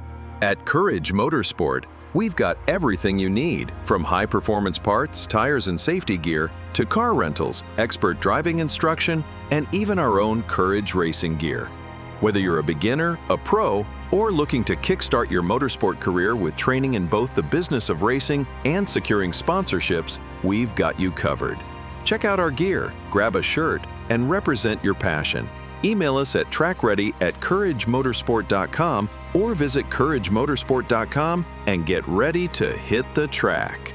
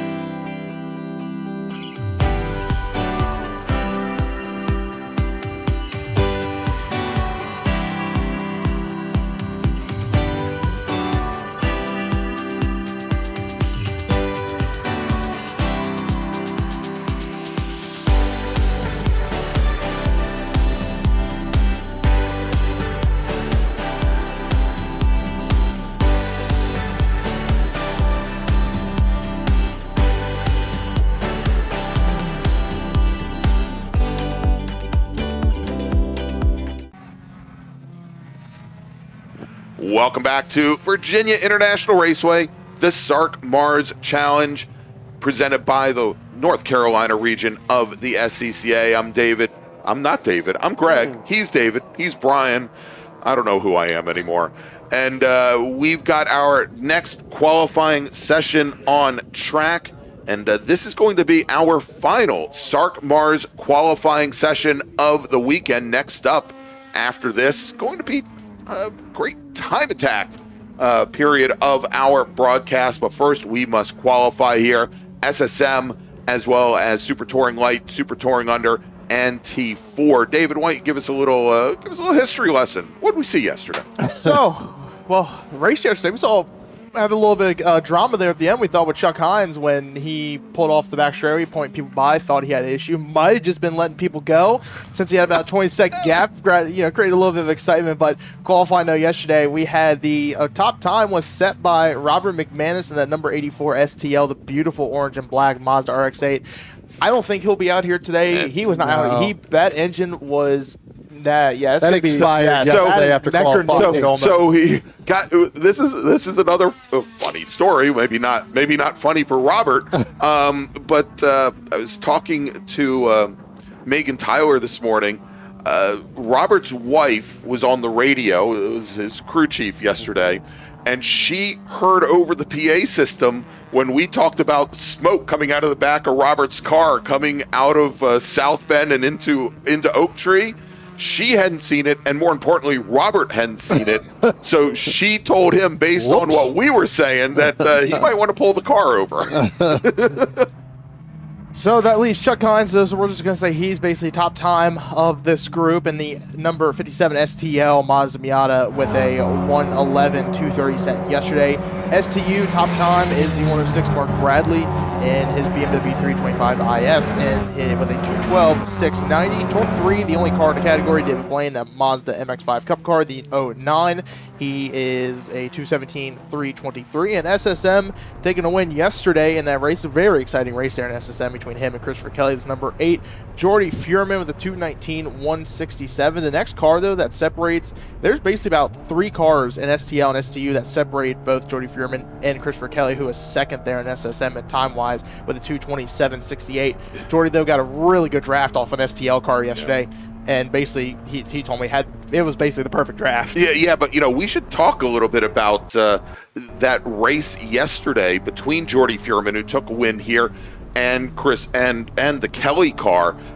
We thought that that yellow machine driven by Chris Kelly, the number 132, had a little bit better pace than Jordy Fuhrman during the race.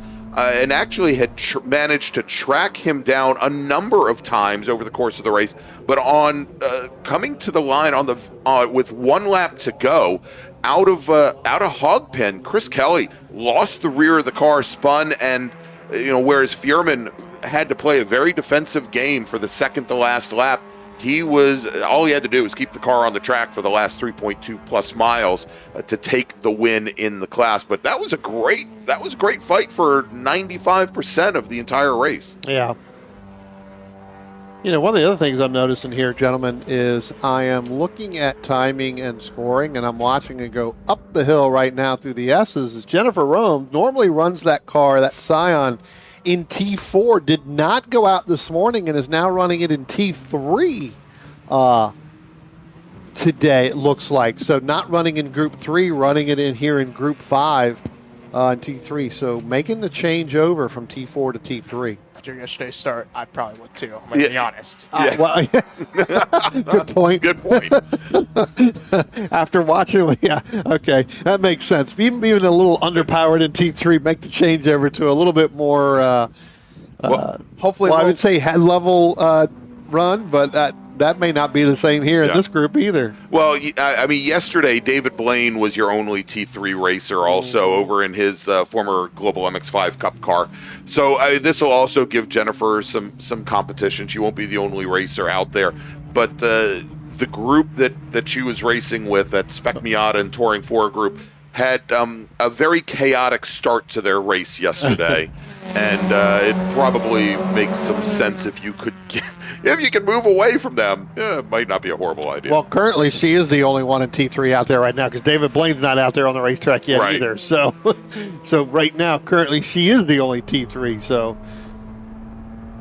All right, as we go on board with Parker Moden, this means he's going to give us a wave probably in just a few moments as his crew tells him that we've got him on air. Well, he put in the chat this morning he was getting ready to go out, and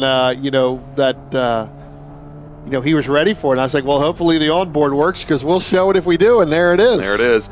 And Parker, good rookie here, nice young man, and was finished I think 10th yesterday in SSM, and. This class is so competitive for the NA first generation Miatas, all with the 1.6 liter motors that they are dynoed at the beginning of the season.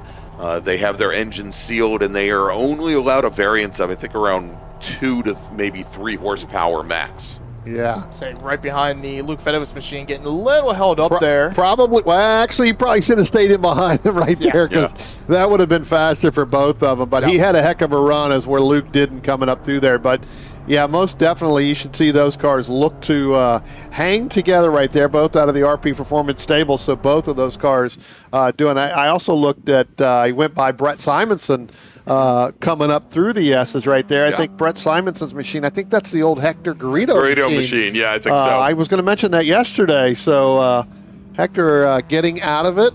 You spent some time racing with Hector as well a couple years ago, and I think you did too, Greg, as you said. So, And this is the pair that we're watching right now. Our camera car, the light blue machine there, driven by Moden, and then Fedowitz in the red car just ahead is there. And it looks like Moden got around Fedowitz up at the top of the roller coaster, and that's going to give him a little bit of clean air. And actually, it looks like Fedowitz's car might be off the pace. Maybe a little pace a little bit, or trying to drop back to Brett Simonson. Those two ran kind of nose to tail pretty much most of the day yesterday as well. We'll see, but no, it does look like Fedowitz is coming down pit road. Yeah, so he might have some problems in a car that is new to him. The first weekend that he is racing in that machine. Yeah, Fedowitz there so far. After yesterday's time, I believe we are going to have this group is going to be the SSMs are going to start separately from the STL and STU cars later today, so they'll pretty much get re-racked and restacked all together. So far, Fedowitz though ran a 224.375 yesterday. So it's going to pretty much put him a little bit mid-pack towards the back half of the midfield there in the SSM field. He'll line up behind Miranda Price as the time stand currently, though. After the session, we'll see what they look like. Still about 9 minutes in, got about 6 minutes to go in this session.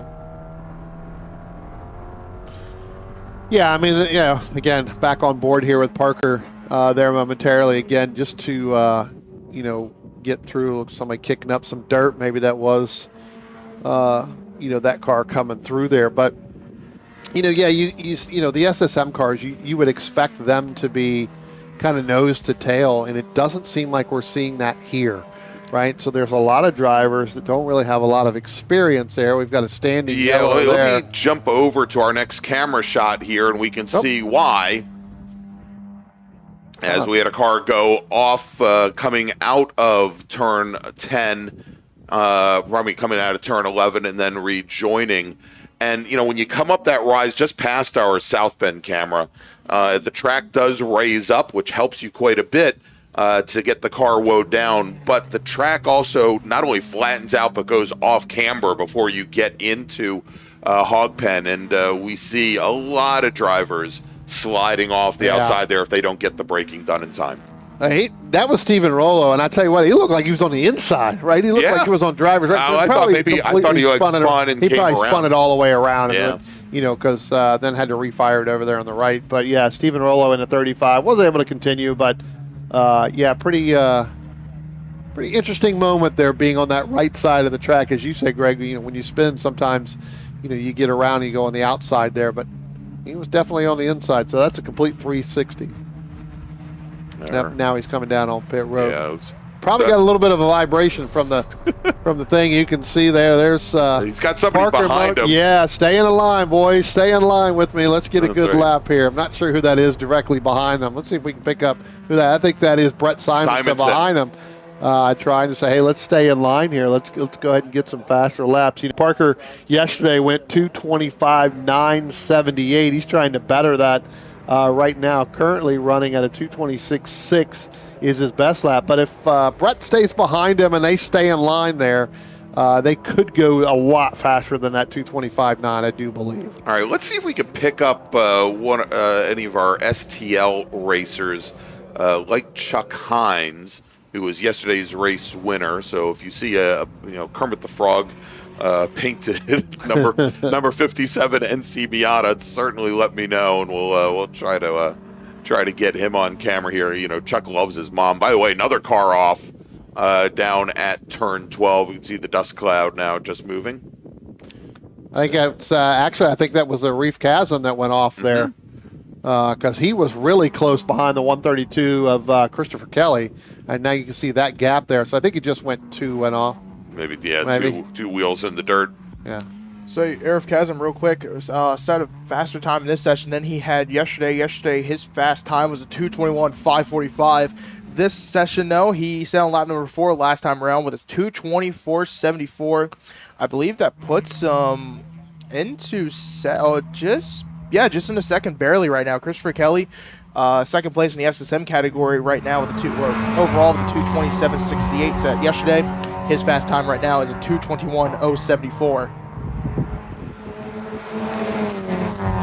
As we saw him and Kelly working together, tried to work together in qualifying a little bit yesterday, Brian. Didn't go well. I know Arif dropped off a little bit. Kelly got a little separated by a couple car lengths yesterday, but today they're working a little bit tighter. Yeah. Yeah, good. What is that? 0.3 of a second faster than Kelly's 2:27.68 from yesterday. So, as you said, put Chasm up in there in second behind Jordy Furman in that number 8 machine. Again, a lot of changes that will happen here towards the end of this qualifying session. Again, most of these cars, especially in SSM, they will get faster as they go along, as they try to stick nose to tail. Attention in the paddock. Time attack drivers, please head to the grid. Time attack drivers, please head to the grid. You're going to be on track in just a few moments. Time attack drivers to the grid, please. Yeah, it looks like Christopher Kelly really trying to get everything he can to get these times. I do believe he may have gone off in turn 1 again. Actually, he may have gone off down there in 4. We may get another call here of turn 1. That is Parker Moden that has just gone off in turn number 1. So you can see him just now coming back onto the race course again. So.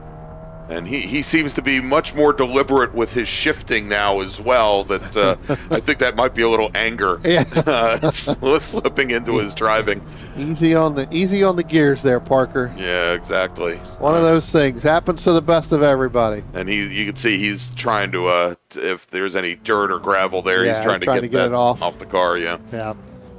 Yeah, Parker Mo said rookie, first time probably seeing VIR here in person. Came up from karting last year, P4 in the United Karting Championship, one of his accomplishments that he has. So, pretty much had a good weekend at Summit about a month ago, and coming here to VIR for the first time, definitely not an easy task to do if you haven't seen this track in person. If you've never run on it, yes, you're right. It's going to take you some sessions to get it, as the checker flag now is starting to come out. And Greg, you were asking about Chuck Hines. Well, he's now down on pit road making that right. Yeah, heading back to the paddock.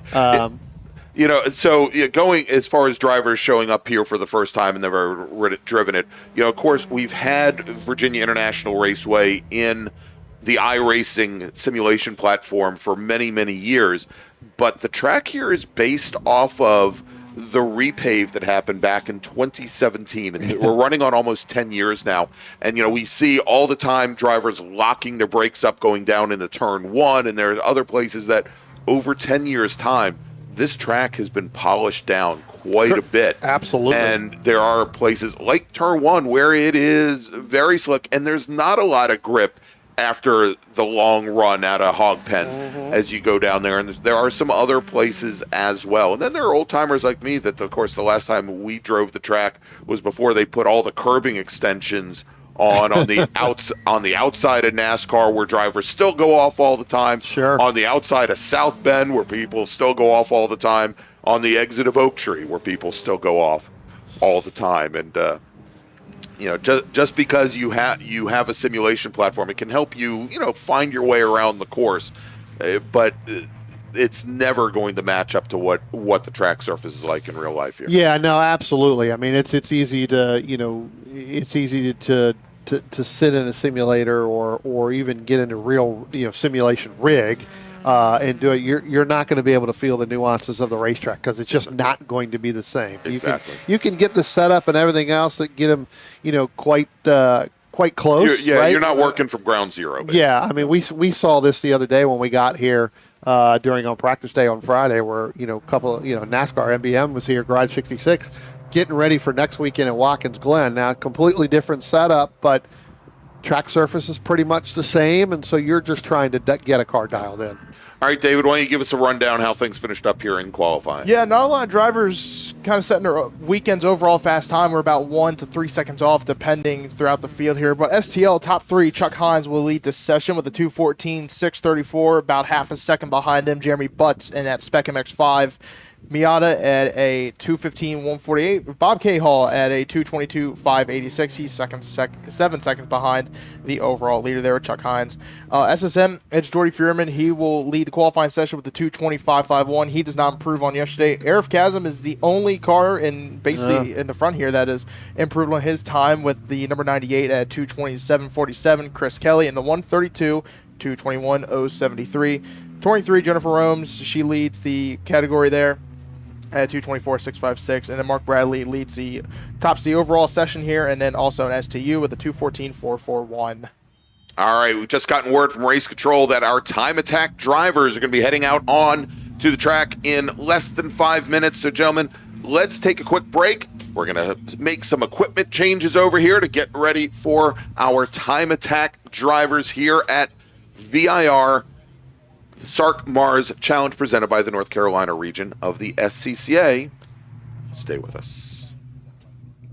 The North Carolina region of the SCCA is a strong supporter of our youth, helping to expand their futures with the NCR Scholarship Program, providing financial assistance to graduating high school seniors in North Carolina and the Virginia counties within NCR's territory. This year, the program will award scholarships to 5 lucky recipients, and your tax-free donation will help us with our goal of educating high school students in the area about the SCCA while assisting them in paying for their post-high school education. To find out more about the NCR Scholarship Program and to make a tax-deductible donation online, visit ncrsccasf.org.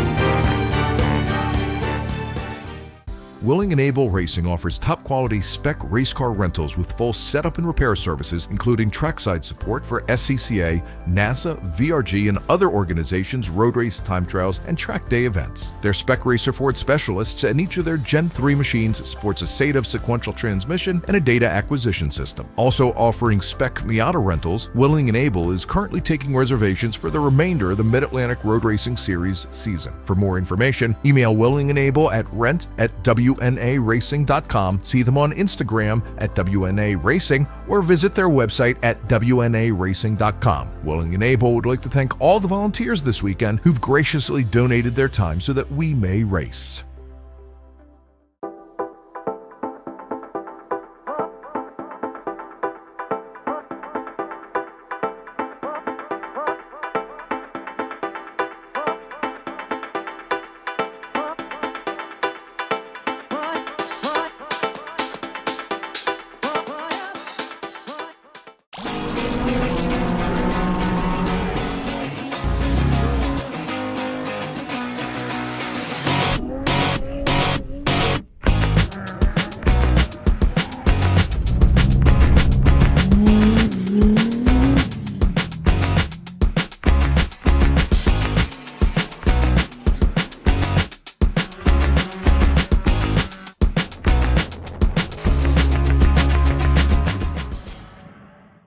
Looking to level up your motorsport game?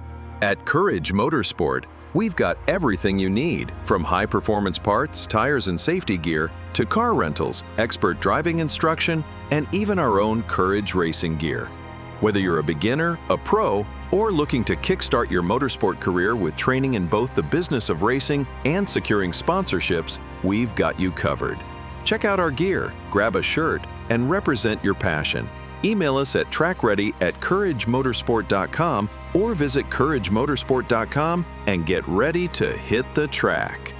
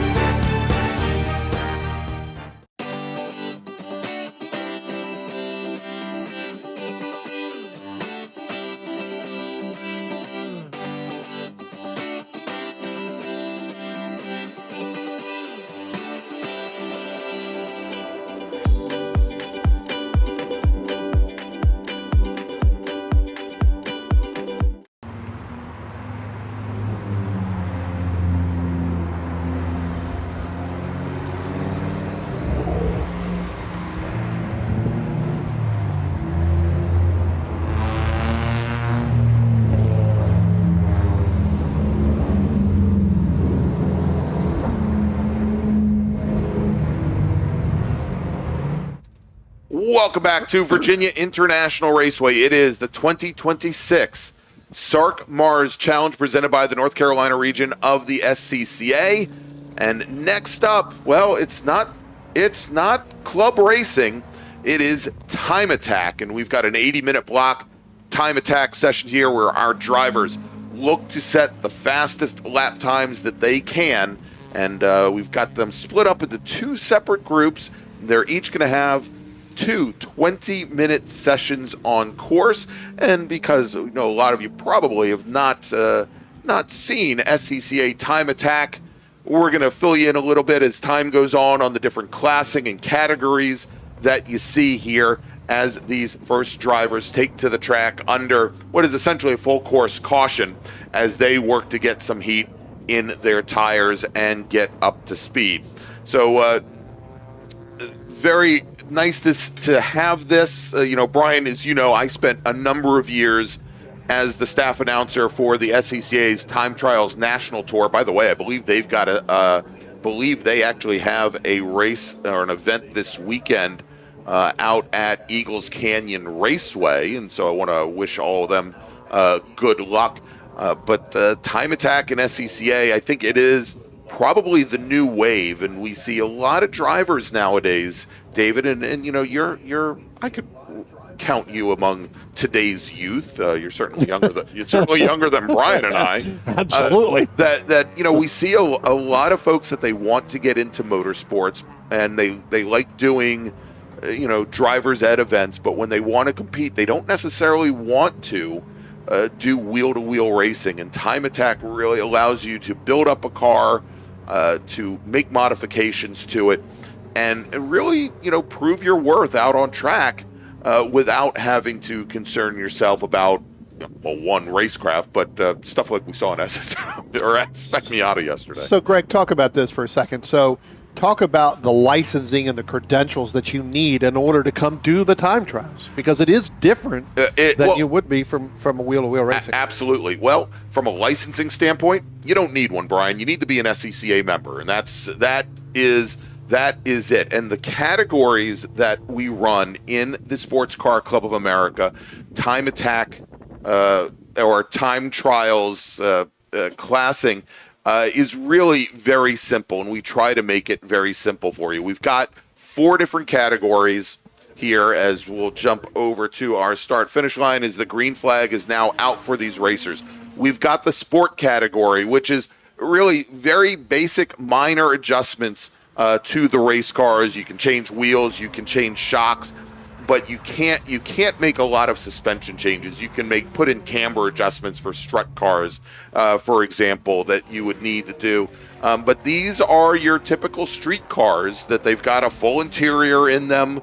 You know, you got a stock seat, what have you, and you can maybe, if you want to put in a cold air intake, you can do that. You can go and put on a catback exhaust. You know, your typical tuner mods, right? But nothing really very expansive or extensive.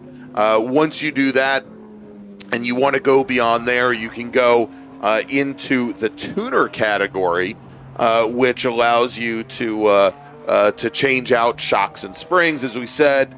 If you've got older cars, you can change out the ECU and do ECU tuning for the cars. You could also put on big brake kits if you want. And usually, and a lot of times in the tuner side, we'll start to see some additional safety equipment come in. You know, not your full 8-point roll cage like you're going to see in an improved touring car or a Spec Miata, but you'll see roll bars being put in the car and maybe race seats being put in the car as well. And then we've got the max category. The max, you're typically going to find where you can go and put in a different supercharger or turbocharger, maybe swap out the intercooler in the car, but a lot more modifications, both to the engine, to the transmission, to the suspension on the car, beyond what you would normally see stock. And those cars, for the most part, are all going to have much higher levels of safety equipment installed as well. And then there's the unlimited category. We find a lot of SCCA road race cars put into the unlimited category. Yep.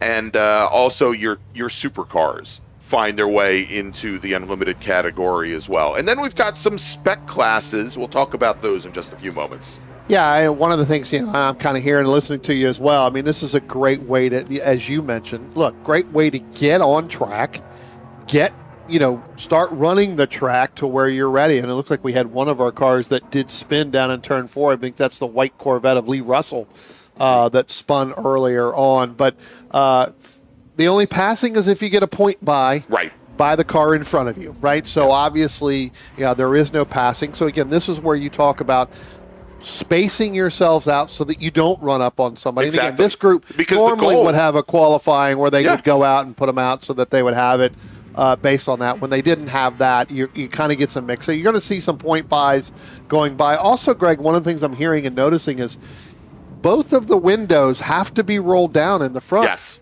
in these cars, and there's a few of them that we've heard that may not have both windows rolled down. Right.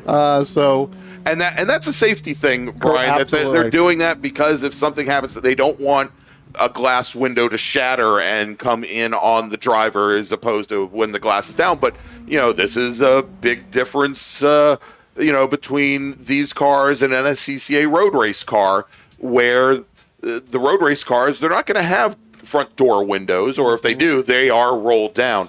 Now we're tracking here.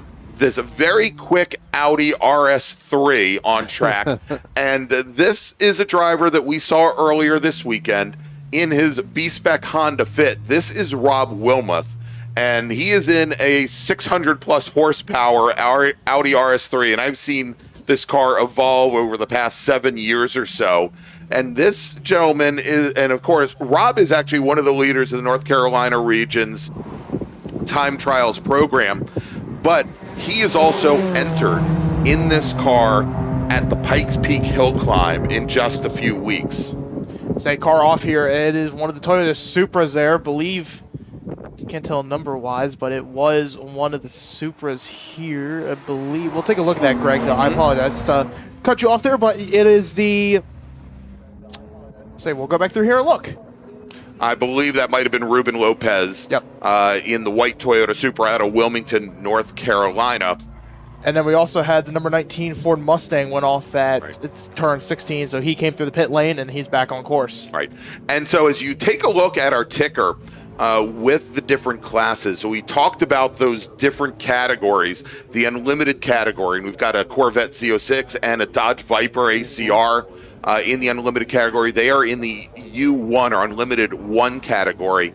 The other categories like tuner, you'll see T2, T1, T3, T4. It's not like SCCA road racing touring. This is actually that tuner category. And the different levels, 1, 2, 3, 4, are done. They're set up essentially by the performance levels of those different cars. So as you go up, T1 is faster than T2, is faster than T3. And it's the same thing. In sport, you're going to see S1, S2, S3 on our ticker. And in max, you'll see M1, M2, M3. Now, what you'll also see on the ticker is CSM. And what CSM is that is Club Spec Mustang. And there are actually 3 different Club Spec classes in SCCA Time Attack. There's Club Spec Mustang, Club Spec Miata, and Club Sport, new this year, Club Sport Cayman. And the Mustang, I don't believe we have any of the Club Spec Miatas here this weekend, but we do have a number of racers with the Mustangs, and those are specifically for the 5th gen, I think S197 chassis, Ford Mustangs. And we'll see if we can pick up a few of those. But the Club Spec cars, they are set to a very fine set of rules. And the interesting thing about the Club Spec is that they're not just time attack cars, David. Club Spec goes across SCCA solo autocross as well as the time attack. There's one of our Club Spec cars heading up through the S's now. Definitely cool how they kind of open that opportunity. You don't have to have a different car for time trials or autocross and everything, or solos, and you can pretty much take it to whatever event you want to that you had that's eligible to run in. So let's look at some of the times right now. We're about 4 laps in, kind of getting to the top of the heat cycles here for these tires. Jason Witt, we saw him a few about less than an hour ago qualifying. He's in a BMW M4, top time 2:04.4 right now. Rob Wilmoth and his 151 Audi RS3 sits right behind him, about half a second off. With the 2:04.999, he leads the M2 category, and Dave Albrecht and the 141 Honda Civic Type R, 2:08.524, 3 seconds off the overall top time in the S3 category. Yeah, matter of fact, I was talking to, and I believe he goes by Trey Albrecht. I was talking to him earlier today, and he is looking to set the new Sport 3 track record here in his Civic Type R. And again, being in that Sport 3 class, it is, for the most part, a stock car. But the majority of these drivers, in whether it be Sport, whether it be Tuner, or whether it be Max, they are on what are known as 200 tread wear tires. And so what we want to look for here, and we'll see here, is that those 200 tread wear tires, they're essentially street tires, and they've got a performance a cliff that you can fall off of. And so most of these racers, they'll put in maybe 3 or 4 flying laps, and then you'll see them start to cool the tires down. They may come down the pit lane as opposed to just running the entire 20-minute session. So we'll probably see a lot of drivers coming down the pit lane during these sessions. So they had a couple cars lose their fast laps. One of them was that 999 that we saw earlier go off at turn 17. He had an unsafe re-entry.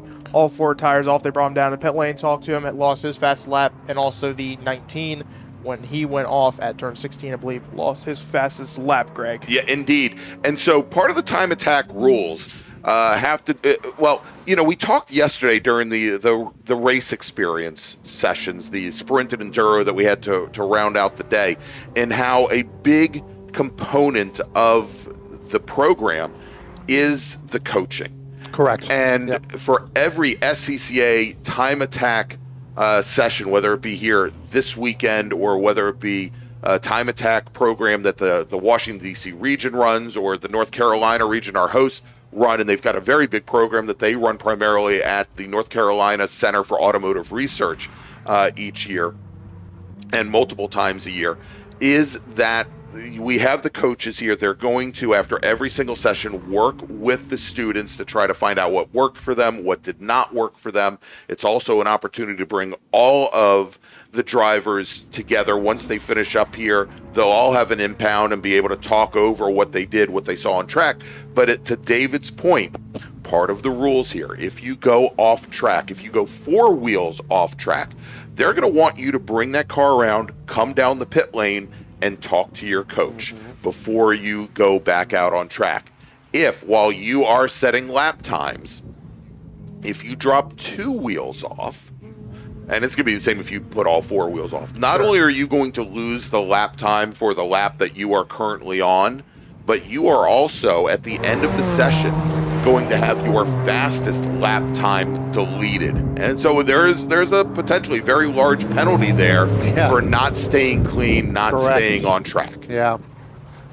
It's not only, obviously you want to get the best time. It's a learning experience as well, right? I mean, it is, trying to stay on track, not to outdrive the limits of the car. Right. You talked about the tires as well. Those tires are only going to be a certain amount, right? So. Yeah, exactly. And, again, it's a big cliff. Now, the unlimited drivers, they are typically going to be on, they're not going to be on True Silks, but they'll be on the DOT tires, like we see so many of our improved touring and Spec Miata and Spec Racer Ford racers on.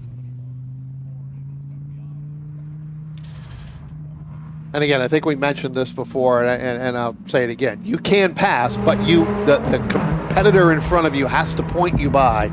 You can't just go and pass that car without a potential non-point, right? It becomes a challenge, and if I would assume, and I'll ask you this, Greg. Sure. I think at the end it comes back and say, did you or did you not point him by at that point in time, right? Exactly. And again, that'll be something that these are things that they are taking note of, that they're getting calls from the corner stations when this happens, and this is something that the coaches will discuss with the drivers at the end of a session. I'll tell you what, we've got about just under 5 minutes left to go in this session. Why don't we call the next session? Sure. Start getting them moving up towards the grid. Attention in the paddock. Time Attack Group 2. Please head to the grid if you haven't done so already. Time Attack Group 2 drivers, please head to the grid. All right, as the time is winding down there, as you mentioned, Brian, we've got about 4.5 minutes remaining for this group. They're going to have one more session as part of this 80-minute block, but that's not all the driving they're going to do. Our time attack drivers, they will be back out this afternoon for a second 80-minute block. Unfortunately, that is not going to be broadcast here, but they get a considerable amount of track time today as part of the SARRC MARRS Challenge. And once this 80-minute block, this time attack session is over, we are going to go racing here at Virginia International Raceway. We're going to be bringing you the very first SARRC MARRS race of the day, our big bore racers, before we go to lunch. Those races today are all 10 laps or 25 minutes, whichever comes first. Yeah, we look at some of these times again. David, as you were talking about Jason Witt in that in one class, really not bettering that time of the last couple laps. I did see Rob Wilmoth on pit road came down. I think he may have taken that car back to the paddock. Looks like they were looking at the front splitter there. Looks like maybe a piece had come off there. So that Audi looks like that is now done at 204.999. Again, he's leading the M2 class. Kevin Mongold in the 171 in that Chevrolet Camaro SS. He is leading the S2 group with a 2:08.318. He just set that on lap 5. So that car getting a little bit. Trey Albrecht in that 141 in that Honda Civic Type R leading the S3 class. Currently with a 2:08.524. And Greg, that's only 3 laps, so I think he took a lap off there basically. It came down the pit road just as you talked about with them tires. So yeah, I mean it's normal here for the drivers to do that because I mean there is a huge fall off, and it will take a number of minutes in order to get the tires cooled down enough that they're ready to go again. Yeah. You can't beat on them for an extended period like you can well, I would say these are DOT tires as well, but like a DOT race tire, race right? tire, Race exactly, tire. yeah. Yep. And we can see now heading back out, one of the Mustangs went back out on course. Yeah, Carlos Pratt at 183 in that Scion. I think he just took his car back to the paddock as well. He's leading the M5 class with a 2:11.137. In our T2 class, Aaron Sofel in that 434 and another Audi S3 out of Richmond, Virginia, leading that class right now to 2:11.369. Matthew Kurtz in the M1 class. That's going to be second in M1. It looks like we are getting the checkered flag out here now, so that'll be the end of this. So again, he's going to be in second with a 2:11.530 in that M1 class behind Jason Witt. So quite a bit of difference in gap time there. All right, so indeed, the checkered flag is out on our first time attack group here. They've already given the 5-minute warning for our second time attack group. We're going to be moving awfully quickly here. Yep. So what we're going to do, we're going to take our break, and we'll be back with you here in just a few moments with more time attack action from VIR. It's the 2026 SARRC MARRS Challenge. Stay with us. The North Carolina region of the SCCA is a strong supporter of our youth, helping to expand their futures with the NCR Scholarship Program, providing financial assistance to graduating high school seniors in North Carolina and the Virginia counties within NCR's territory. This year, the program will award scholarships to 5 lucky recipients, and your tax-free donation will help us with our goal of educating high school students in the area about the SCCA while assisting them in paying for their post-high school education. To find out more about the NCR Scholarship Program and to make a tax-deductible donation online, visit ncrsccasf.org.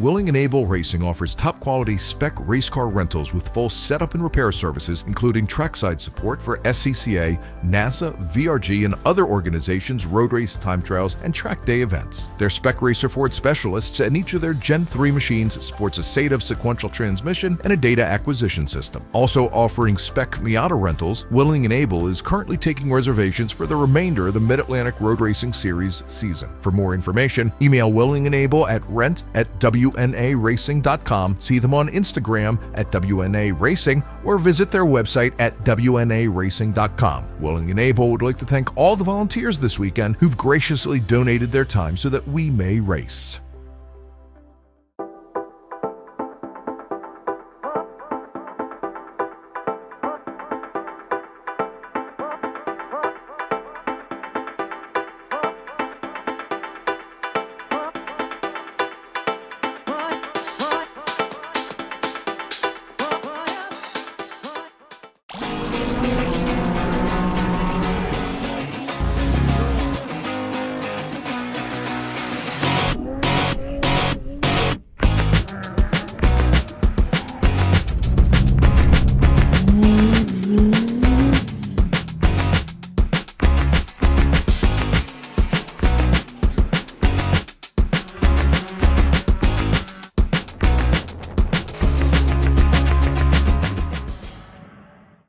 Looking to level up your motorsport game? At Courage Motorsport, we've got everything you need, from high-performance parts, tires, and safety gear, to car rentals, expert driving instruction, and even our own Courage racing gear. Whether you're a beginner, a pro, or looking to kickstart your motorsport career with training in both the business of racing and securing sponsorships, we've got you covered. Check out our gear, grab a shirt, and represent your passion. Email us at trackready@couragemotorsport.com or visit couragemotorsport.com and get ready to hit the track.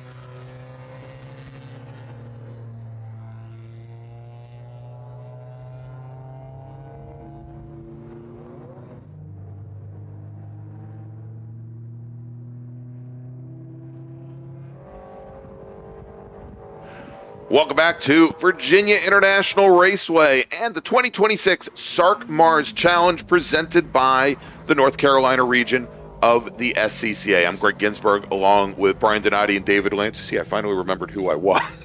Since I got that wrong. That's always a good thing. Yeah, exactly. Since I got that wrong earlier.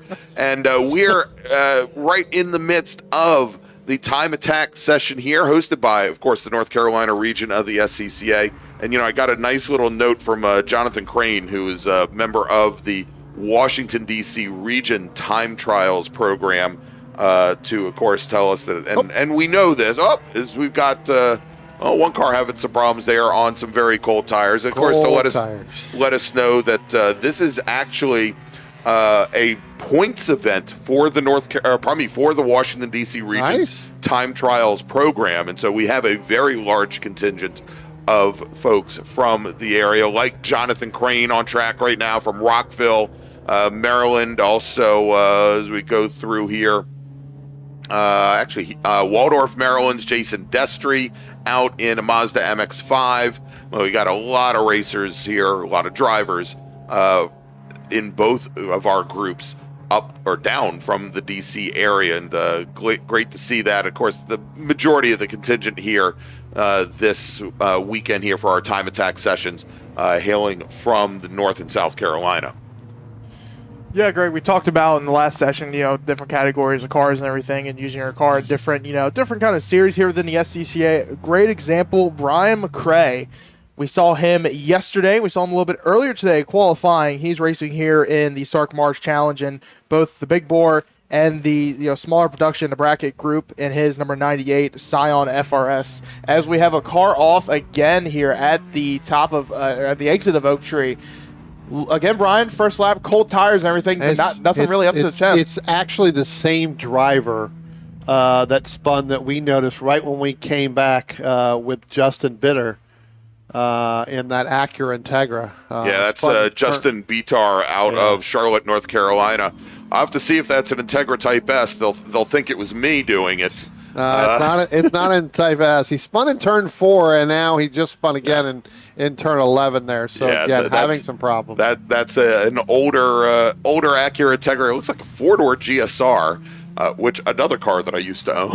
if it's green, it might be my old car. No wonder it's spinning. Yeah, exactly. That's how I give those cars to people.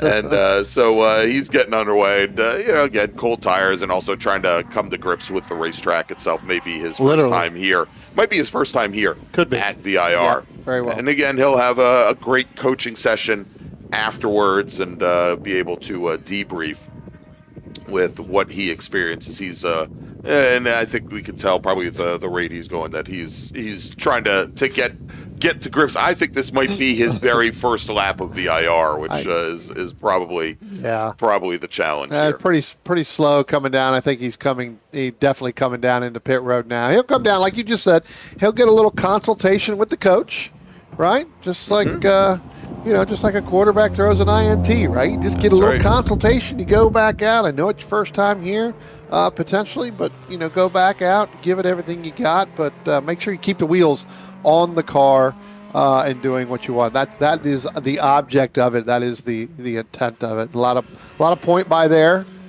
which is good to see, too. So, again, it kind of gets them to keep going. That's right. And so, David, you mentioned, of course, Brian McRae. And by the way, Brian, also part of the Pennsylvania Hill Climb Association, runs a number of hill climb events in that particular car. And I think the ad that is produced by the SCCA National for all the different things that you could do with your race cars, I think Brian McRae is actually featured in that ad. But we also have Lee Hill driving the number 72 Scion FRS, so he's not out here in his Spec Racer Ford. The Spec Racer Fords are not classed in SCCA time attack, but he has a Scion FRS, and Lee also acts as a driver coach for the North Carolina region's time attack program, and he also, of course, puts in quite a bit of time. And I always have to say that I did catch him running a black flag once before at NC Car. Hopefully he won't do that here. Shame on you, Lee Hill. I won't let anybody forget that, even though it was 5 years ago. Yeah. Anyway, now you also notice when you see our timing ticker, which I'm going to put up on the screen now, number of classes that we had drivers run in the prior group, and that is because as opposed to road racing where you'll have an entire class run together as part of a race, in order to make it more conducive to setting setting fast lap times, we will put drivers on track, not necessarily by their category and what class level in that category, but by their relative speeds on track. And that way you don't have your fastest, most experienced drivers running up on newer drivers. Yeah, I was just saying that'll keep a lot of the point buys down, right? So Exactly. you're not having. Yep, good point. As we got another car off at turn 1, David. Yeah, we also had a car off, so I think slightly go off at top of the hill. Jason Destrian's Mazda MX-5 from Waldorf, Maryland went off. He came into the pit lane, got a little bit of a consultation.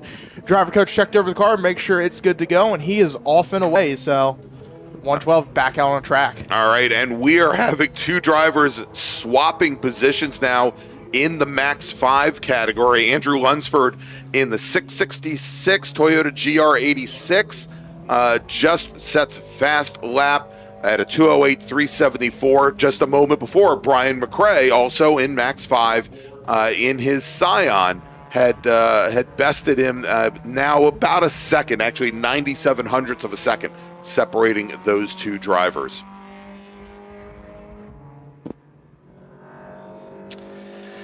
Yeah, it's going to come down to getting the with Brian McRae and Andrew Lunsford. It's going to be kind of getting as far as you can. As there they are, right there, I believe. Attention in the paddock. Time attack group 1. Please start heading to the grid. You're going to be on track in a few moments. Time attack group 1. Who's pretty darn fast here when you're attacking time. And group 1, you're going to be back on track here in just a few moments. Please head over to the grid. So both the 1112 and the 78, that 78 was that car that went off at turn 1 that we saw just a few moments ago. They both lose their fastest laps of the session after those offs.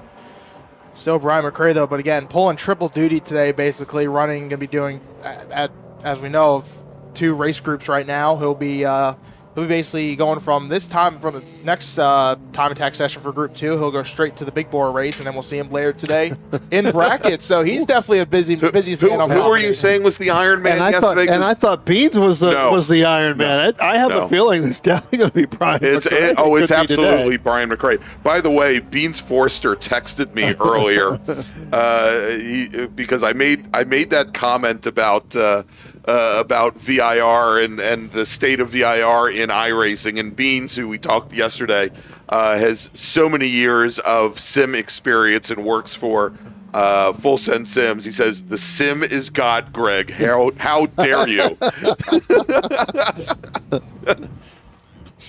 Beans, it's easy to just reach over and hit reset, too, on a sim, no matter what sim you're on. I've tried that. Unfortunately, it's $30,000 to $40,000 every time I try. Yeah. Say, I think the 1112 or 112, back off at top of the hill there. Tricky corner for that driver. Top of the hill, just braking zone. I'm sure maybe outbraking himself just a little bit. He's going to come back down pit lane and maybe get another consultation. But that's the thing. This is a great learning opportunity. Absolutely. Yep. So definitely, as learn from the mistakes, learn how to get better from it, and you're going to take that, into the future. And it's very good to get people out here and involved. Maybe move them from time trials to maybe racing. Did he respond back to you? Yes, he absolutely did. He says, "Hey, I didn't need a reset button this weekend. Nope. Unlike others." Yeah, that is true. So I am here making friends and apparently enemies for Beans Forrester. he might want to watch his step when he comes up to the grid for the Spec Miata race a little bit later.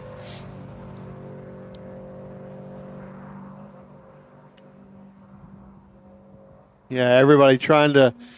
You always want to try to come out, especially in a time trial, because you're not really racing anything. But you try to get the maximum out of your car that you possibly can. As best as you can. But there is, again, as you talked about, it's the experience, right? And you're working with that driver, and the consultations, and all that is going to help, so that eventually, when you do decide that you want to go wheel-to-wheel racing, you're going to be able to handle those situations probably a little bit better, right, within your car.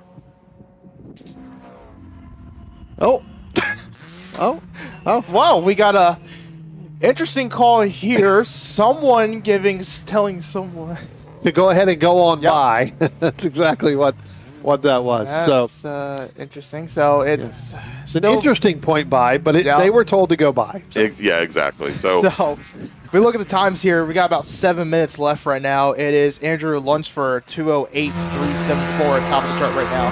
Brian McRae sits second at a 2:09.350. Jonathan Crane sits at a 2:10.665 in his Toyota GR86 and a Subaru BRZ. It's Henry Spence in the 991. He's in the U2 category.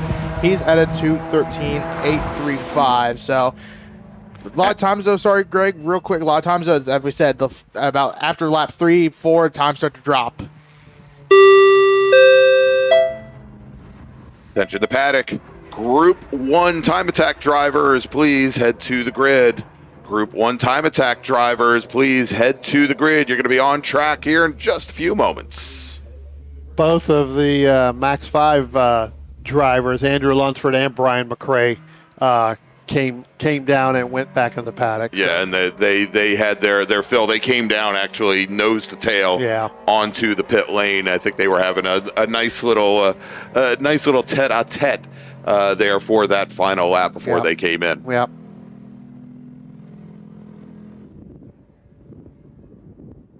Can we watch some of these cars here? And again, love the spacing, right? This spacing here actually does work. You get much as what you need to. You're not going to run up, although that's going to be a point by, I would assume, right there. And you saw his arm right out the driver's side window to point the driver by. Now, for most time attack sessions, and a little bit different here today, when they have more groups. And they'll have a group essentially for beginners for the first time out, and they may actually limit the number of places where the drivers can pass them. They may limit it to the straightaways versus anywhere on course. And here, see, there was another point by right there. But here, you can pass anywhere on course with the driver ahead and now acknowledging, and that really promotes also again that situational awareness amongst the drivers, so that they can see when there is a faster car coming up behind them. But we do try to send these drivers out on course so that they're not running up on one another. We want to send them out on track, kind of like qualifying for a road race. Fastest cars first, and with progressively slower lap times, and that way they always keep a nice gap and have the best opportunities to set their fast laps. Now, will this next group that's getting ready to come back, I'll ask you this question because this is honestly really the first time I've watched this. Will they go back and get their times to where they are, and then that's how they will grid them when they come back out? So this session here, on their second session, should be where we will have less point buys. Have less point buys. Exactly. For that puts them up in their spot of where their time was in the first go around. And they will continue to do that as the day continues on. Right.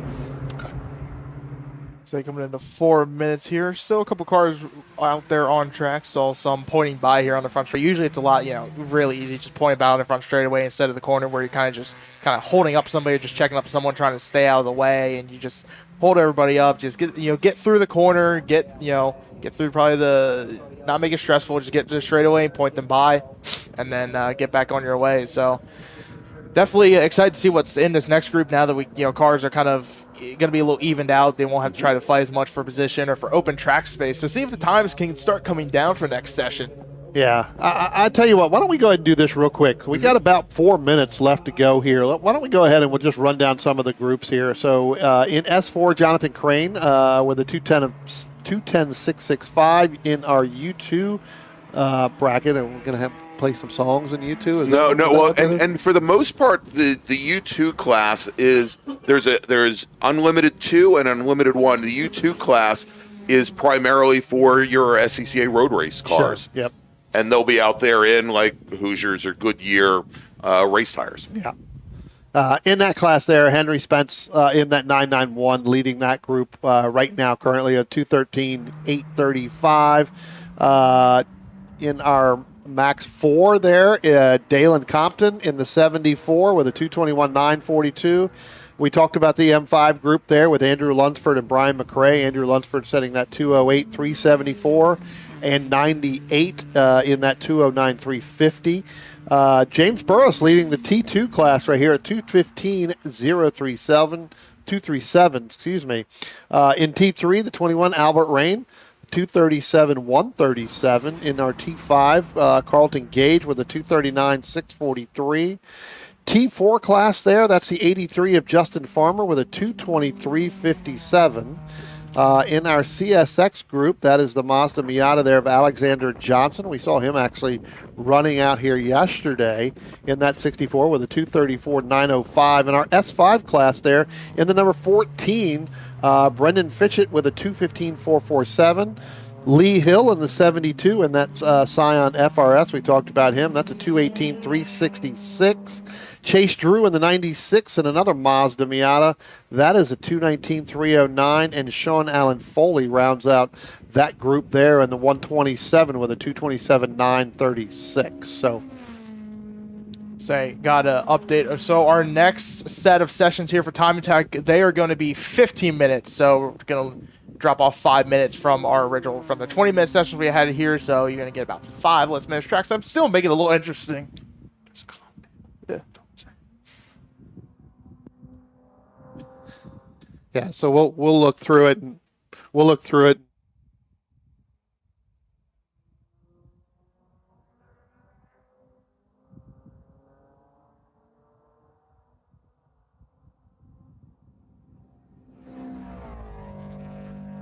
See some of these guys coming down getting ready to come down. You see one of the drivers there's got a hand out to win a couple of them, so it looks like they're going to be coming down, in hit pit lane. That's the true signal. They're letting the drivers know, hey, anybody behind them, hey, I'm going to be pulling in, go by me. That's kind of another symbol there for point by. So we'll do that. But again, a lot of cars out here right now. Really coming here to the end. I do believe we do have the checkered flag out on this session. So what we'll end up doing here is these guys, these drivers will get their last go by the start-finish line. Most of these drivers here are going to be coming down into pit road. So we need to, they'll be finishing up, and then, where there is any consultations, they'll come down, they'll talk to the coach down there and kind of go through it. So we'll see, get some of the calls where some of those drivers have lost those numbers, where they've blown off the side of the car from the tape. So we'll go through some of that stuff. So, but our checkered flag is out, and so what we will do is these drivers, again, will finish their last laps, and then they'll come back down pit road. Again, these drivers will come back out on session again. This is where we'll take the times that we have here, and then you'll put them in that order in the grid for the next time they come out. And when they come back out next time, they will be lined up proper from the fastest time to the slower time in the group, so that it lays everything out. So we'll be getting ready for the next group here momentarily to come out, but we're definitely going to be putting that through there. So a lot of these cars finishing it up just right now. Greg, is our last couple cars. I think we have one more that may have just went by the start finish line. Yeah, I was going to say that. Turn 5, I see the white. Yeah, I think that's one of the. I think we one got of the him. white Scions there. I think is the Yeah, last car. Maybe it is that black one right No, I there. I think you're right. Yeah, just okay. we'll pick them up right over here. That white Scion, and I believe Couple cars behind him as well. Yeah, I think that might be Jonathan Crane in the Sport 4 machine in the number 8 car here, as he's coming now into South Bend. Yeah, as and we'll again, pick them up. these guys have already taken the checker flag, so they will be, just coming back and getting down pit lane, so completing their last lap. Yeah, exactly. We can see him giving the waves to the corner workers. All right, so let's try to get our Group 1 folks up to the grid because they're about ready to go back out on track. Time Attack Group 1 drivers, this is your final call to the grid. Time Attack Group 1, please head to the grid. All right, we're going to take a quick break. We'll be back in just a minute with more Time Attack action here from VIR. Stay with us. The North Carolina region of the SCCA is a strong supporter of our youth, helping to expand their futures with the NCR Scholarship Program, providing financial assistance to graduating high school seniors in North Carolina and the Virginia counties within NCR's territory. This year, the program will award scholarships to 5 lucky recipients, and your tax-free donation will help us with our goal of educating high school students in the area about the SCCA while assisting them in paying for their post-high school education. To find out more about the NCR Scholarship Program and to make a tax-deductible donation online, visit ncrsccasf.org.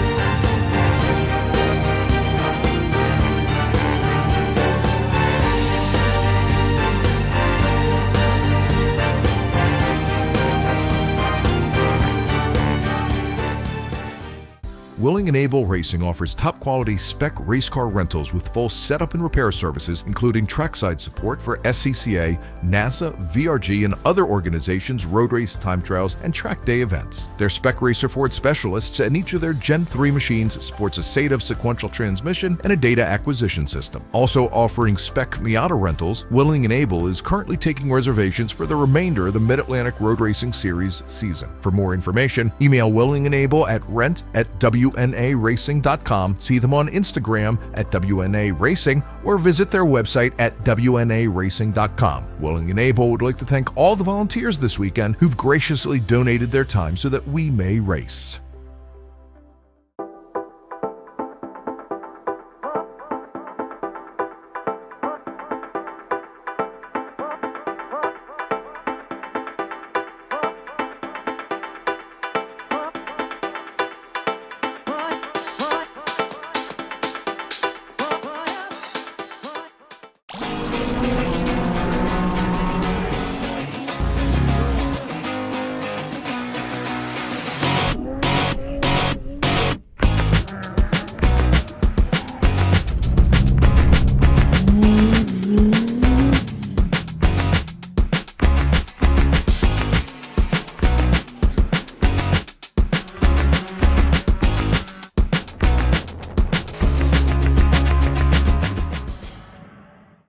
Looking to level up your motorsport game? At Courage Motorsport, we've got everything you need, from high-performance parts, tires, and safety gear, to car rentals, expert driving instruction, and even our own Courage racing gear. Whether you're a beginner, a pro, or looking to kickstart your motorsport career with training in both the business of racing and securing sponsorships, we've got you covered. Check out our gear, grab a shirt, and represent your passion. Email us at trackready@couragemotorsport.com or visit couragemotorsport.com and get ready to hit the track.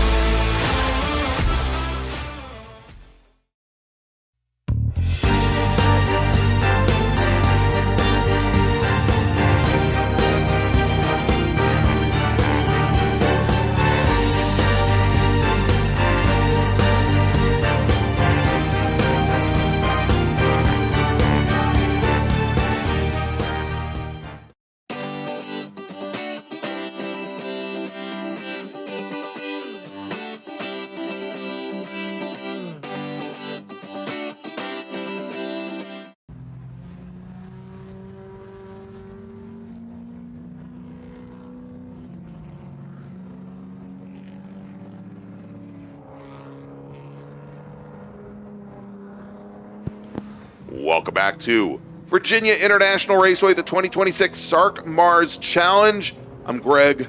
He's Brian. He's David. I'm not going to throw the thing up on the screen. We've done that a bunch. I think I'm Brian. You might be Brian. You might be. I might be David. Yeah, I mean, could be Greg. I don't know who that guy am. But we can see here it is continuing to get warmer here at Virginia International Raceway. This is the first group that we saw go out for their time attack about 40 minutes ago. They are now heading back out on track for their second of 4 sessions today. It's going to be the last one that they have before we break for lunch. All of our time trials racers will be back again this afternoon. Unfortunately, not broadcast, but a great day of activity for them. And we'll track them here as they are on what, in road racing, gentlemen, we call this an out lap.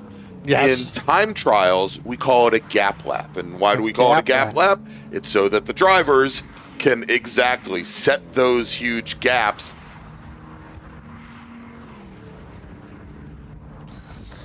Yeah, well, and I like that word. That gap lap, right? And some of these, I don't think they understand the word gap lap. It's not. Well, gapping.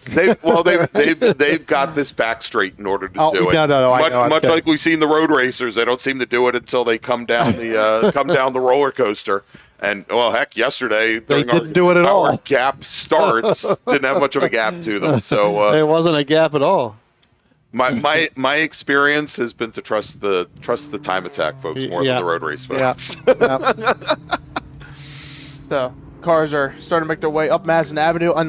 This time, no, when they were gridded by how they finished last session. So Jason Witt leads the field out. He had a 2:04.4. That was top time. He won the M1 category for that group. Rob Wilmoth, he was second, the 151, that Audi RS3 with a 2:04.999. Kevin Mongold in the 171 finished third in a Chevy Camaro. And the way this works is, think of every session like they're not qualifying sessions, but at the end of the day, they are going to take the cumulative times for each driver from each session, and the driver with the lowest cumulative time will take the win in those classes.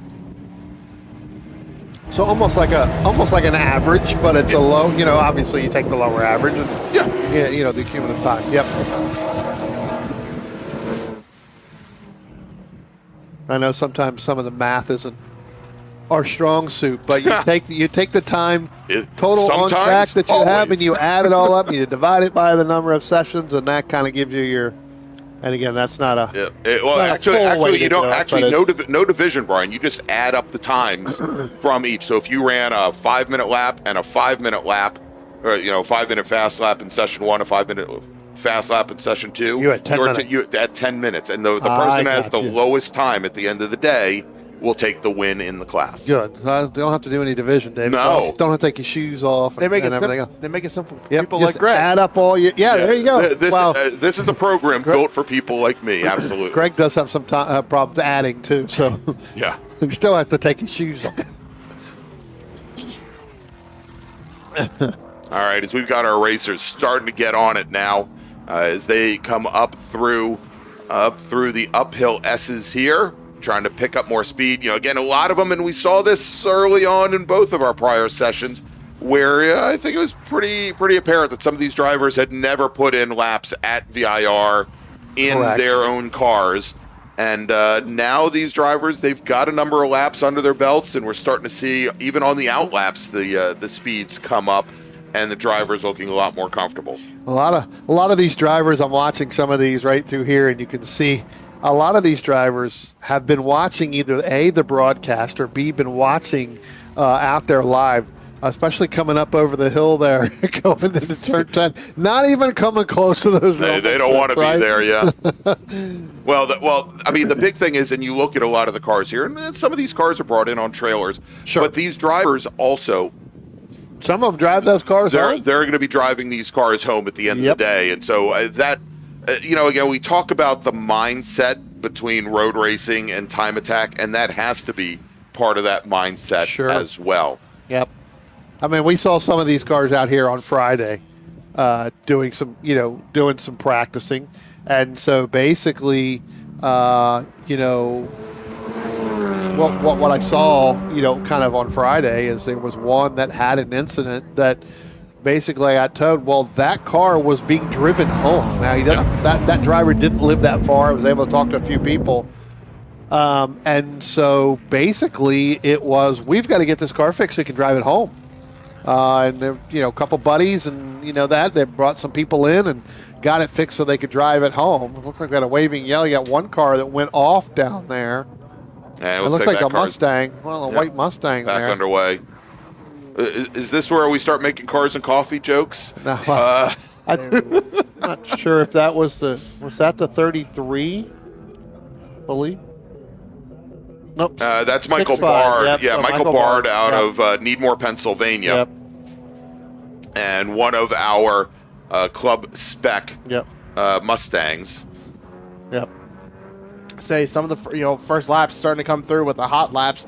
It looks like Rob Wilmoth is going to be at a 2:02.427 already, 2 seconds below his time from the first session. Really quick on the first flying lap too. Maybe that piece that fell off the splitter up front, that really made a big difference because he went well, you 2 seconds faster. And now we see Rob he's like, on the you back. guys go ahead. He dialed it back, and he's got a window net in there, and it's kind of hard to put a hand out the window, so he's going to let the try to signal for the drivers to go on by. Same with all these other ones coming down here. You can see, it's I Trey believe Albrecht. that's Trey Albrecht letting these guys go by, putting that turn signal on, and that's kind of the general signal where if you can't get your hand out that window because you've got a net, just turn that turn signal on and let them go. Jason Whitnell. Oh, sorry, Greg. Attention in the paddock. Time Attack Group 2, please head to the grid. Time Attack Group 2, please head to the grid. You're going to be on track in about 10 minutes.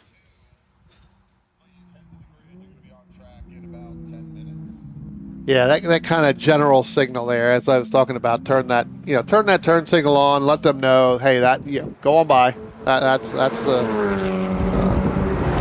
different than what you see out on 29 or 81 or whatever. When you turn the turn signal on and you never turn it off. Well, know Maryland drivers and I know North Carolina drivers, and none of them like using turn signals. I was going to say it was like Jim Drago in his Spec Miata, but he just turns it on because his darn knees bang up into the turn signal spots. I always say it's because he's got something else going on and he has to turn the turn signal on. Right? Yeah, that could be too. Something needs to kick in, and he needs the turn signal. It's like a nitrous switch on the with your drag racing. Right? Yeah, could very well be. I'll tell you, in Time Attack, these Toyota Supras have been a very popular car over the years, and I think, of course, they have sold both an automatic transmission and a manual transmission version of this car. It took a couple of years before Toyota brought the manual transmission in, and of course, these are I think they're actually manufactured by BMW, but same chassis as the BMW Z4.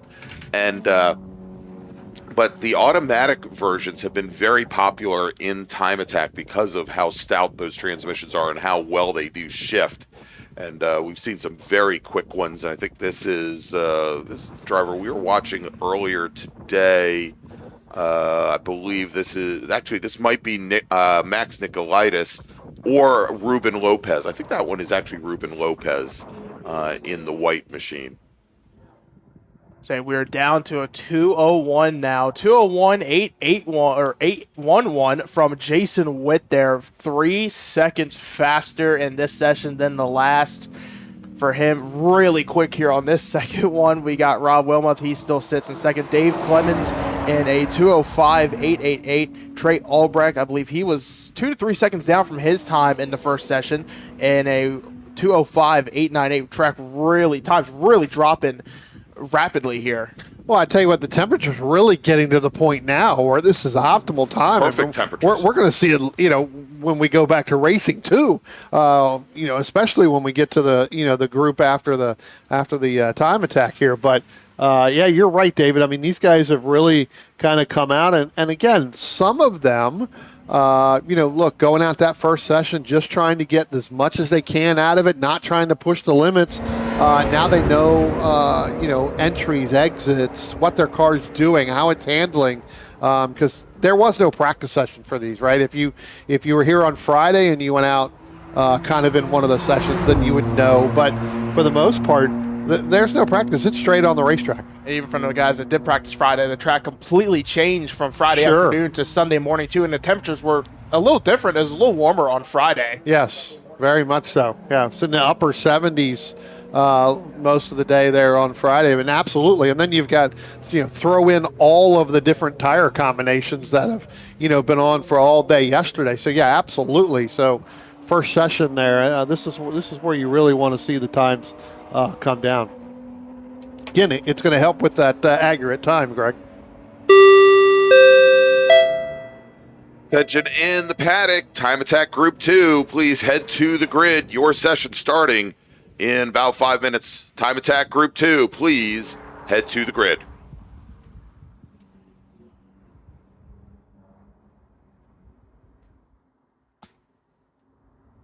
So, looking at the Corvette flying down the back straightaway, that's an E-Ray too. So that's one newer Corvettes that has a hybrid powertrain to it. It is the number 7 to Lee Russell. He's turned a 212 927 this session. Really cool car there. One of the first, I believe, Corvettes, first ever Corvette with a hybrid powertrain to it. Remember, Lee went off earlier in the first session there, over there in turn 4 as well. So, again, maybe very first time Lee has been out here on this racetrack. Has definitely got it dialed in right now, doing a lot better than what he did the first one. Yeah, just carried good speed out of Hog Pen there on the front straight. He's dropped 5 seconds from the first to this session. So, again, really got comfortable with the car, got comfortable with the track, and turned some quick laps. Yep. Yeah, that is exactly what we want to see. We want to see these drivers dropping times, improving over the course of the day. I mean, certainly this is a competition, but in many cases, these Time Attack drivers, they are in competition with themselves. Correct. To try and better themselves and leave the event better than they came in. Yep.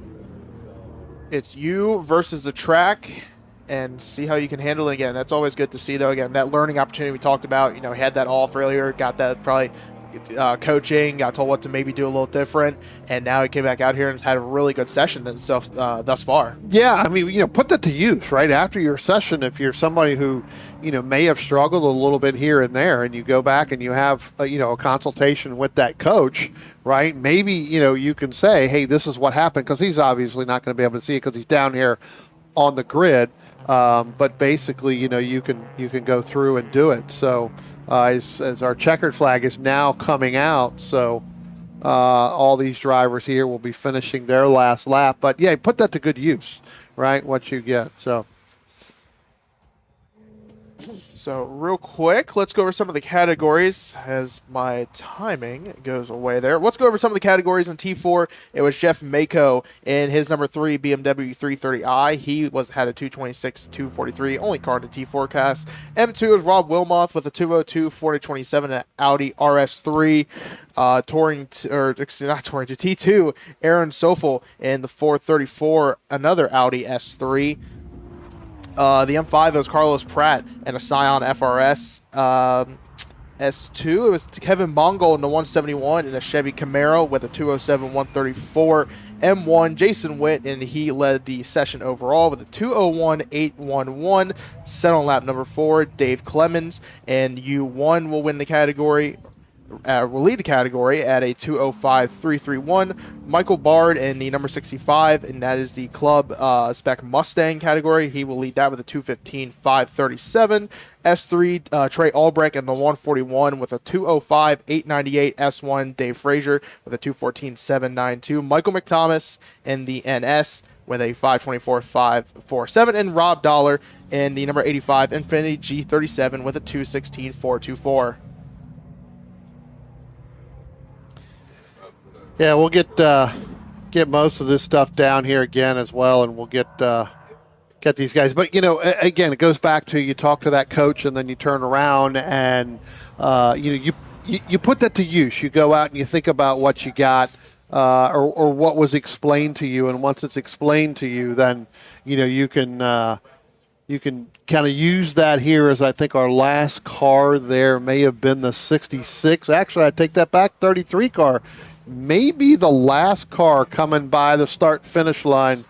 In order to do that, so we'll get that. Get our next group. But yeah, 33 in that Mustang again. That's Mark Pilson, and he actually, David went faster than on that last lap. So all our cars have now finished with that. So tell you what, Greg, why don't we do this? Why don't we go and we take our break, because they're going to roll that next group out pretty quickly. Yeah. Before we get started here again, and then that way we can catch them as they come back out. Sounds good to me. All right, let's go, and we got one more time attack session here as part of the SARRC MARRS Challenge, and then we go racing. Stay with us. We'll be right back.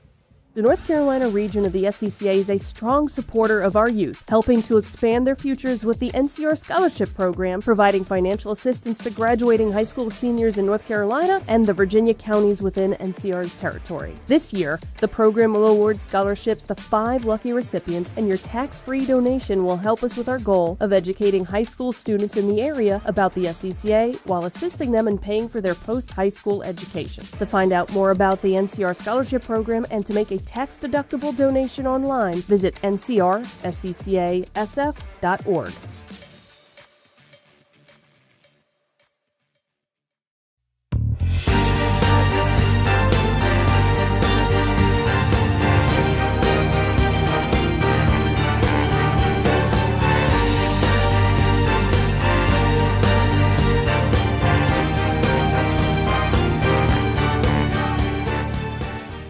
Willing and Able Racing offers top-quality spec race car rentals with full setup and repair services, including trackside support for SCCA, NASA, VRG, and other organizations' road race, time trials, and track day events. They're Spec Racer Ford specialists, and each of their Gen 3 machines sports a SATAV sequential transmission and a data acquisition system. Also offering Spec Miata rentals, Willing and Able is currently taking reservations for the remainder of the Mid-Atlantic Road Racing Series season. For more information, email Willing and Able at rent@WNARacing.com, see them on Instagram at WNA Racing, or visit their website at WNARacing.com. Willing and Able would like to thank all the volunteers this weekend who've graciously donated their time so that we may race.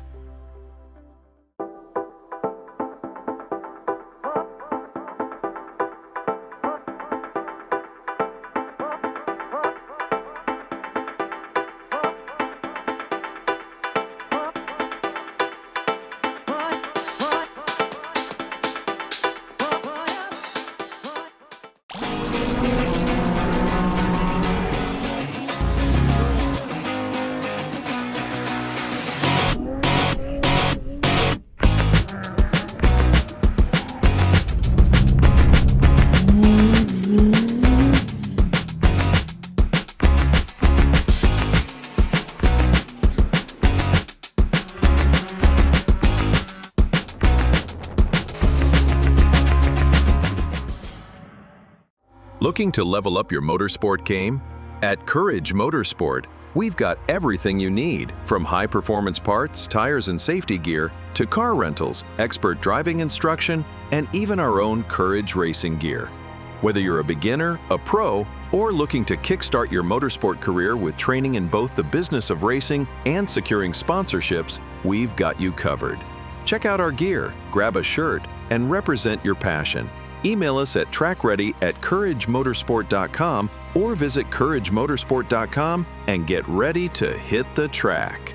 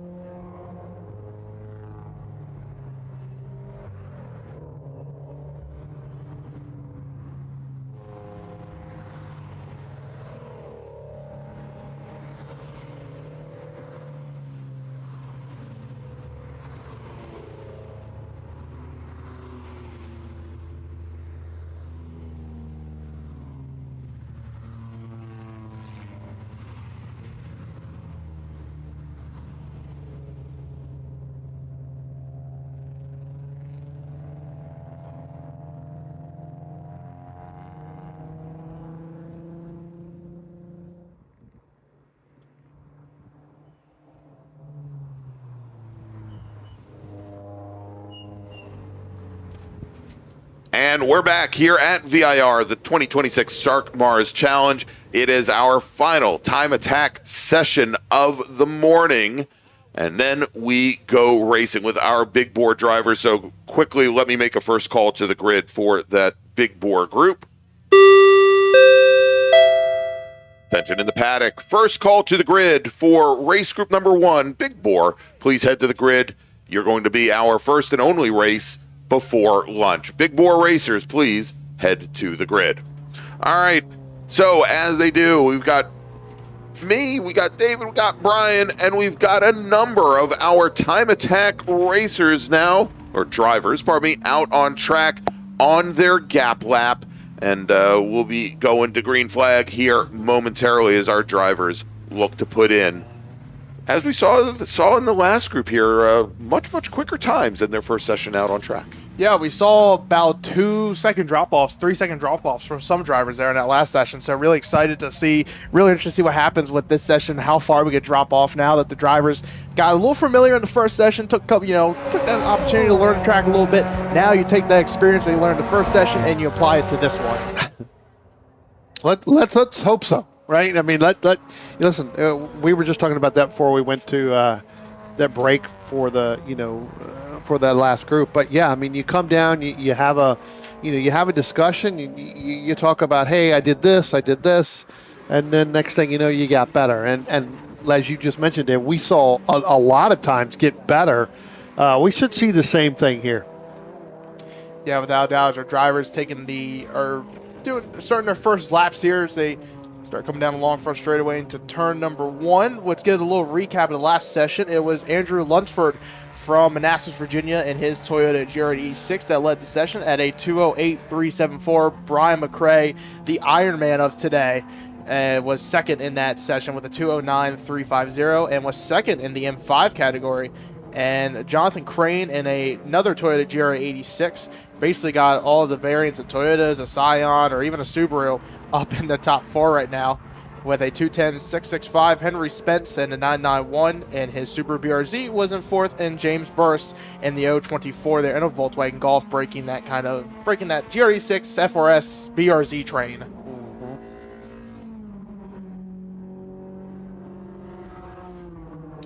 Again, a lot of these guys already completed that first lap. This will be the lap where we have, kind of, as you said, Greg, that gap lap there. It's actually a really good name. I'm gonna use that. Absolutely. We're gonna start doing gap laps here, especially when we get to qualifyings on other. Next time we come back and we're on air, like, I got to get that gap lap right. I mean, this is it. And again, we should always think about too is that at the end you could get some point buys too as well, as these drivers are going to get better, David. Hopefully, as we lined them up on the grid here this time, was based off their time from last. Right. If you get a point by here and this one here, it's because you've gotten better. I mean, honestly, that's the way it would. Exactly. That's the way you really want to think that you do that. You're learning faster than the guy in front of you. Yep.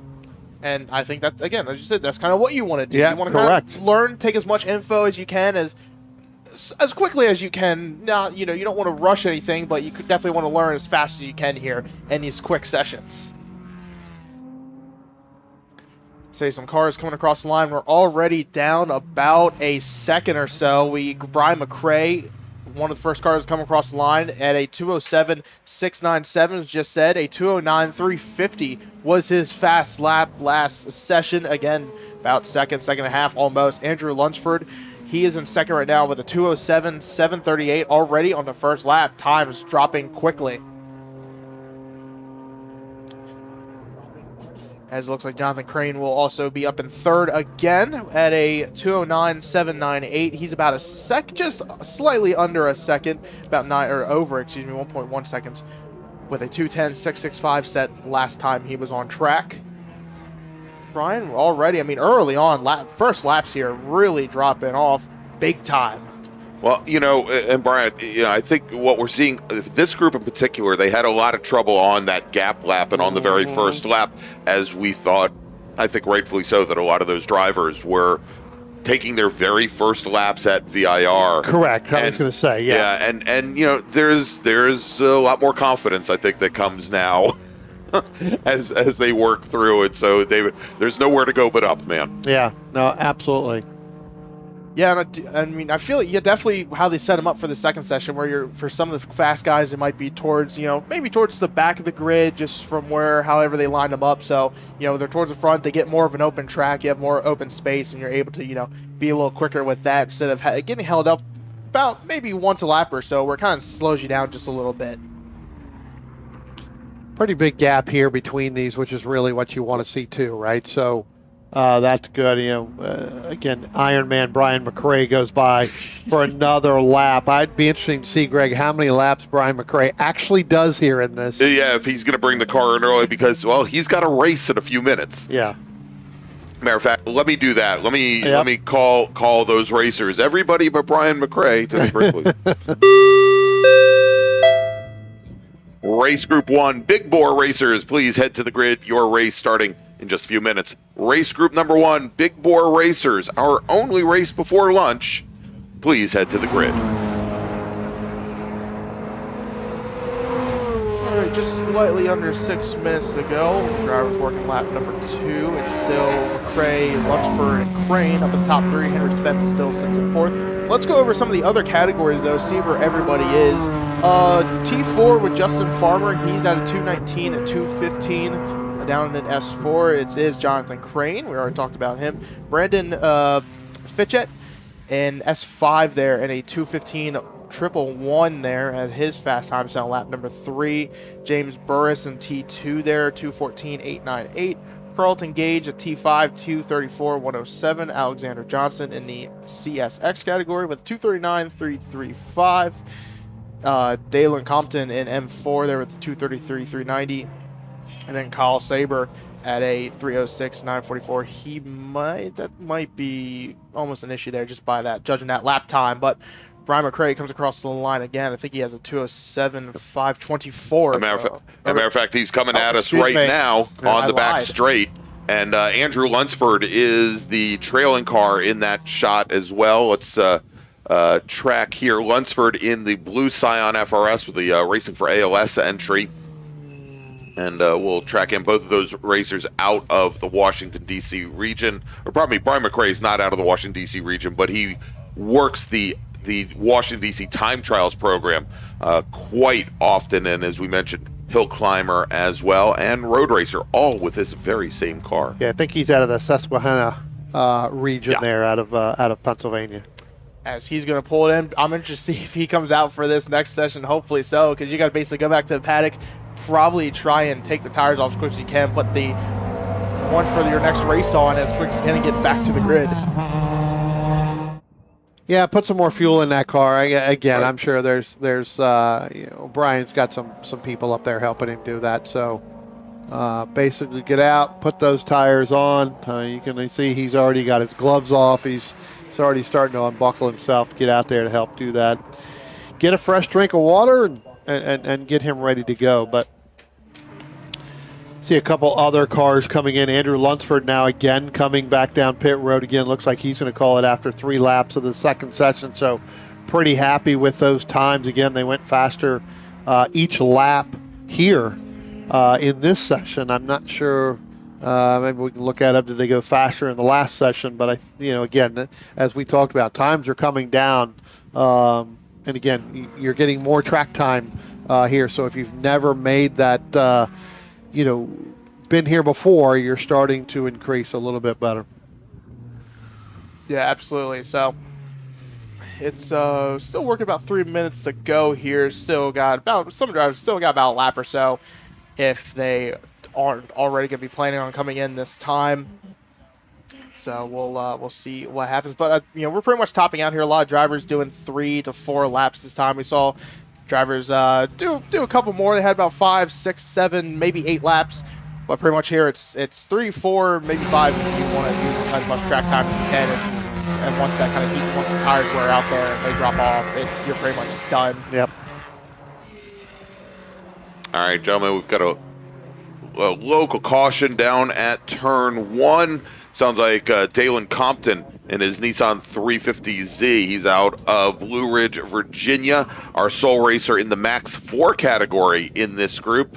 Had a little little pirouette there, doing a little ballet down at turn 1, and that local caution has been withdrawn, and he is back underway. Yep. Kid may have gone just a little bit off there, but again, that just was his last lap was the 2:18.6. So again, you get that speed going, you get down in there. Sometimes you do have to brake a little bit before you're used to it. When your speed gets a little bit faster, Yeah, exactly. The car just won't handle that. And that's probably David, the biggest challenge for these folks. Coming from essentially ground zero and working up, that they are finding. What every driver who improves on a racetrack does, that their braking points change. They're getting into the throttle earlier. They're driving this course much differently than they did before, and that's when the fundamentals that they learn doing driver's ed events really comes to the fore. They have to learn to be able to adjust over the course of an entire session. Yeah, definitely. I mean, when you're trying to find a limit, you sometimes have to push the limit if you're, to get a little better and try to find out where, that braking point might be, braking as deep as you go into the braking zone. All right, we're watching now the Volkswagen Golf driven by James Burris and the Tuner 2 machine out of Raleigh, North Carolina. It just came out of not the final corner, just came out of Oak Tree and onto the back straight. I believe our sole Volkswagen in this session. Well, you had Albert Rain in the 21. He's in a Volkswagen GTI. So you're right. Oh, yeah, you're right. Yeah. So the only Volkswagen we don't have is a nice Tiguan. We should get a nice little Tiguan and put out there. What do you think? We need an SUV. I was asked if I wanted to take the Tiguan down here this weekend. I probably should have brought the Tiguan. I could have been. That's right. All right. Speaking of which, Brian, speaking of Tiguans and getting out on track, after our Big Bore race, as the checkered flag is now out, after the Big Bore race, if you would like to take your streetcar out on the beautiful 3.27 mile Virginia International Raceway course, you can do so in support of the North Carolina Region's Scholarship Foundation. For a small donation, you can take your car out. When our next race, our Big Bore race, is complete, just take your car up to the grid and you can get on track just as we go to lunch. That being said, let's make a final call for those racers. Attention in the paddock. Attention the paddock. Race Group 1. Big Bore racers, please head to the grid. Your race, your final race of the weekend, is next. Big Bore racers, to the grid, please. All right, gentlemen, let's take a quick break. And when we come back, it's time to go racing here at VIR and the SARRC MARRS Challenge. Stay with us. The North Carolina region of the SCCA is a strong supporter of our youth, helping to expand their futures with the NCR Scholarship Program, providing financial assistance to graduating high school seniors in North Carolina and the Virginia counties within NCR's territory. This year, the program will award scholarships to 5 lucky recipients, and your tax-free donation will help us with our goal of educating high school students in the area about the SCCA while assisting them in paying for their post-high school education. To find out more about the NCR Scholarship Program and to make a tax-deductible donation online, visit ncrsccasf.org.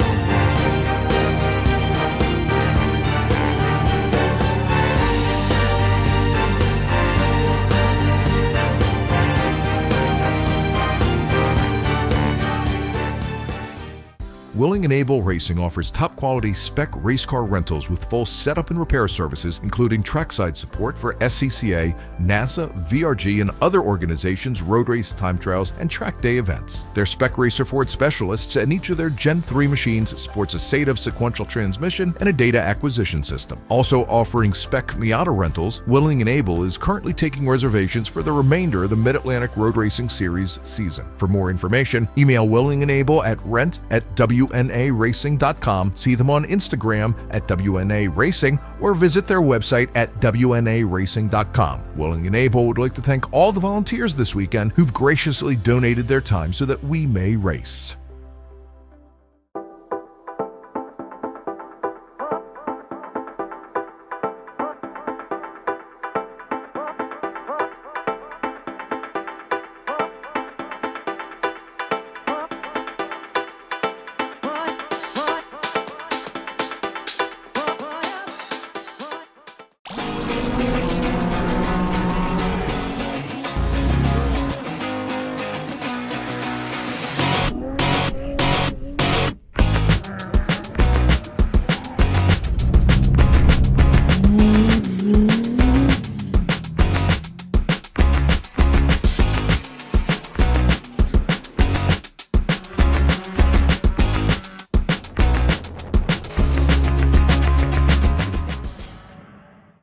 Looking to level up your motorsport game? At Courage Motorsport, we've got everything you need, from high-performance parts, tires, and safety gear, to car rentals, expert driving instruction, and even our own Courage racing gear. Whether you're a beginner, a pro, or looking to kickstart your motorsport career with training in both the business of racing and securing sponsorships, we've got you covered. Check out our gear, grab a shirt, and represent your passion. Email us at trackready@couragemotorsport.com or visit couragemotorsport.com and get ready to hit the track.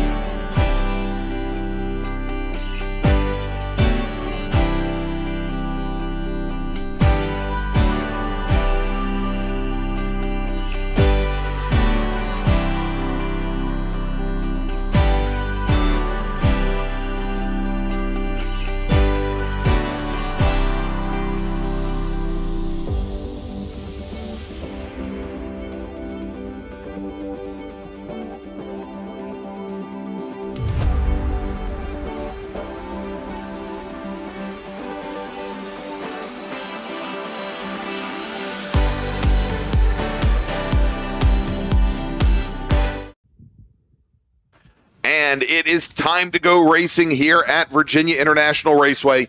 It is the 2026 SARRC MARRS Challenge presented by the North Carolina region of the SCCA. I'm Greg Ginsburg along with Brian Donati, and we got David Lance here as well. And gentlemen, I've been waiting all morning for this. It is time to go big bore racing here at VIR as we've got drivers now coming off the grid for what is going to be a 10-lap or 25-minute race, whichever comes first. Let's do this. Before we run down the starting order, let us take a look at this beautiful Virginia International Raceway racetrack. 3.27 miles, 17 turns, and it is, well, you know, it's cliche at this point, but Paul Newman called it heaven on earth. David, let's run down the starting order and tell everybody who's going to be in this wonderful race. Group number 1, big bore, 29 cars on the entry list. 29 cars are supposed to be making a grid, and here's how they'll line up. Starting on pole, it's number 27, GT2 with Stuart Black and a Chevy Corvette from Greensboro, North Carolina. Starting alongside him, it's number 34, SPO Chevy Camaro of David Ross from Boones Mill, Virginia. Starting in third, it's number 49, GT2 of Chip Bozeman in that Ford TA2 Mustang. He's from Glen St. Mary, Florida. Starting in fourth, it's number 19, GTA of Bob Davis and his Chevy Impala from Thraxton, Virginia. Starting in fifth in the 139, it's the Touring 1 BMW M3 of Chris Schooler from Washington, D.C. Starting in sixth, and he made the call to the grid today, and he's going to be on time. It's number 1 of SPO of Justin Shepard. The Justin Shepard and his Ford Falcon. The other Justin Shepard, this is, from Richmond, Virginia. Starting in seventh, it's number 14, SPO Marshall Pugh and his Chevy Camaro Gen 6 Cup car from Crossville, Tennessee. Starting in eighth, I don't know if he'll make call to grid for this race. It was supposed to be the number 98 SPU of Brian McCrae and his Scion FRS from Mechanicsburg, Virginia.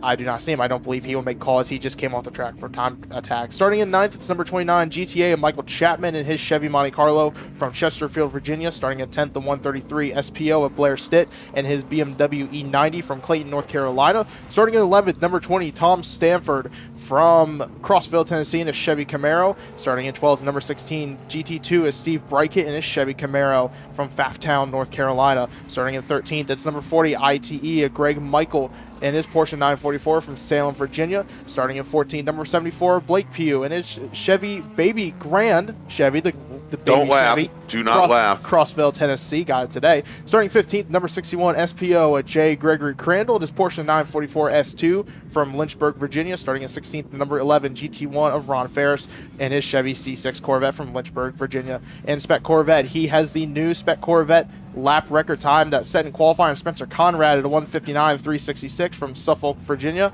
And starting in the 18th is a 191 Marino Reyes in his Chevy Z06. Starting in 19th, it's number 9, James Davison from West Melbourne, Florida. Starting 20th, number 62, Kenneth Kozlowski and from Cary, North Carolina. Starting 21st, Cecil Stevens, number 54 from Vallejo, Florida. And then starting 22nd, number 65, James Rich Jackson from North Fort Myers, Florida. And starting at 23rd, number 53, Frank Reinhardt from Tampa, Florida. Starting 24th, number 66, Joel McGee from Brooksfield, Florida. The third group of cars here, the USTCC category. Anthony Pacelli on pole, starting 25th in the category from Marltown, Virginia, and his Jannetta. Starting 27th, it's number 79, Patrick Theroux and his Subaru BRZ from Fulton, Maryland. Starting 28th, it's number 37, Daniel Swark and his Nissan 370Z from Yardley, Pennsylvania. Starting 28th, Andrew Connor and his number 6 BMW 325 from Glen Mills, Pennsylvania.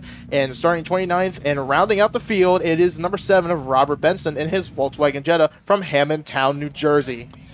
All right, there you go. That is your starting field. And David, this is where I tell you could have slowed down a little bit because the lights are still out, or the lights are still on the pace car, and we're getting word that there is some debris that fell off a car coming off the grid. Yeah, I was going to say it's either that or I believe the number 7 may have stalled down there just past the start-finish line in between there and turn 1. We might be able to see it when we go to that camera. So we're going to have another lap here behind the pace car. That being said, I believe we will see the clock start here. It should. Oops. It should start, but we'll track that on our timing and scoring. And indeed, as our racers cross the start-finish line, the first lap has begun. It will be under the pace car or safety car conditions. And you can see the emergency services team there down in the horseshoe over by turn 2, trying to get that car back underway. And it is now moving, albeit slowly. So hopefully next time by, we will go green. Yeah, they're going to pull it in between the fences here, sitting there, and so they'll take that. So. All right, and you also saw as all of the racers were coming down to the horseshoe, we're going to try this again. Yesterday, we were supposed to have what they call a gap start, basically with our GT cars and SPO cars at the front of the field, and then separated out the Spec Corvettes, and then separated out behind them the United States Touring Car Championship racers. And we didn't have much of a gap yesterday.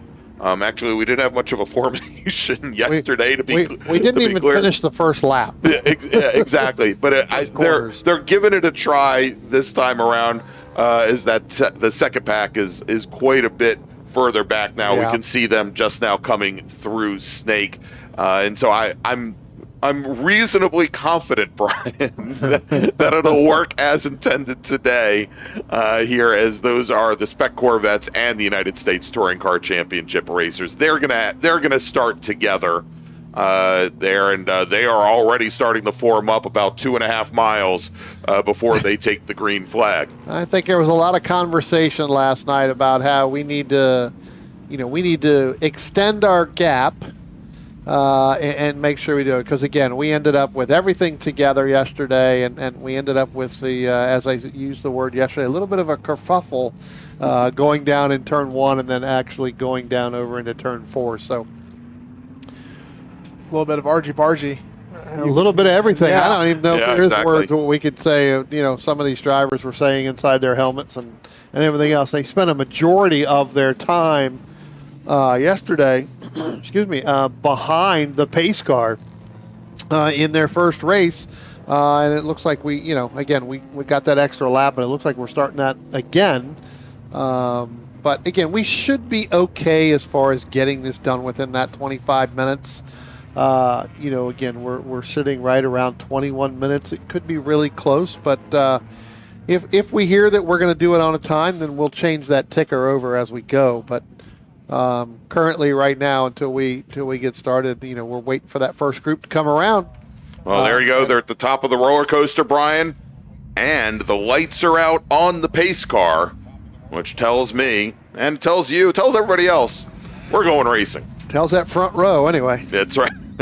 Well, hopefully it tells somebody that can tell us all they want, as long as the guy's on track. As long as they actually know. Yeah, exactly.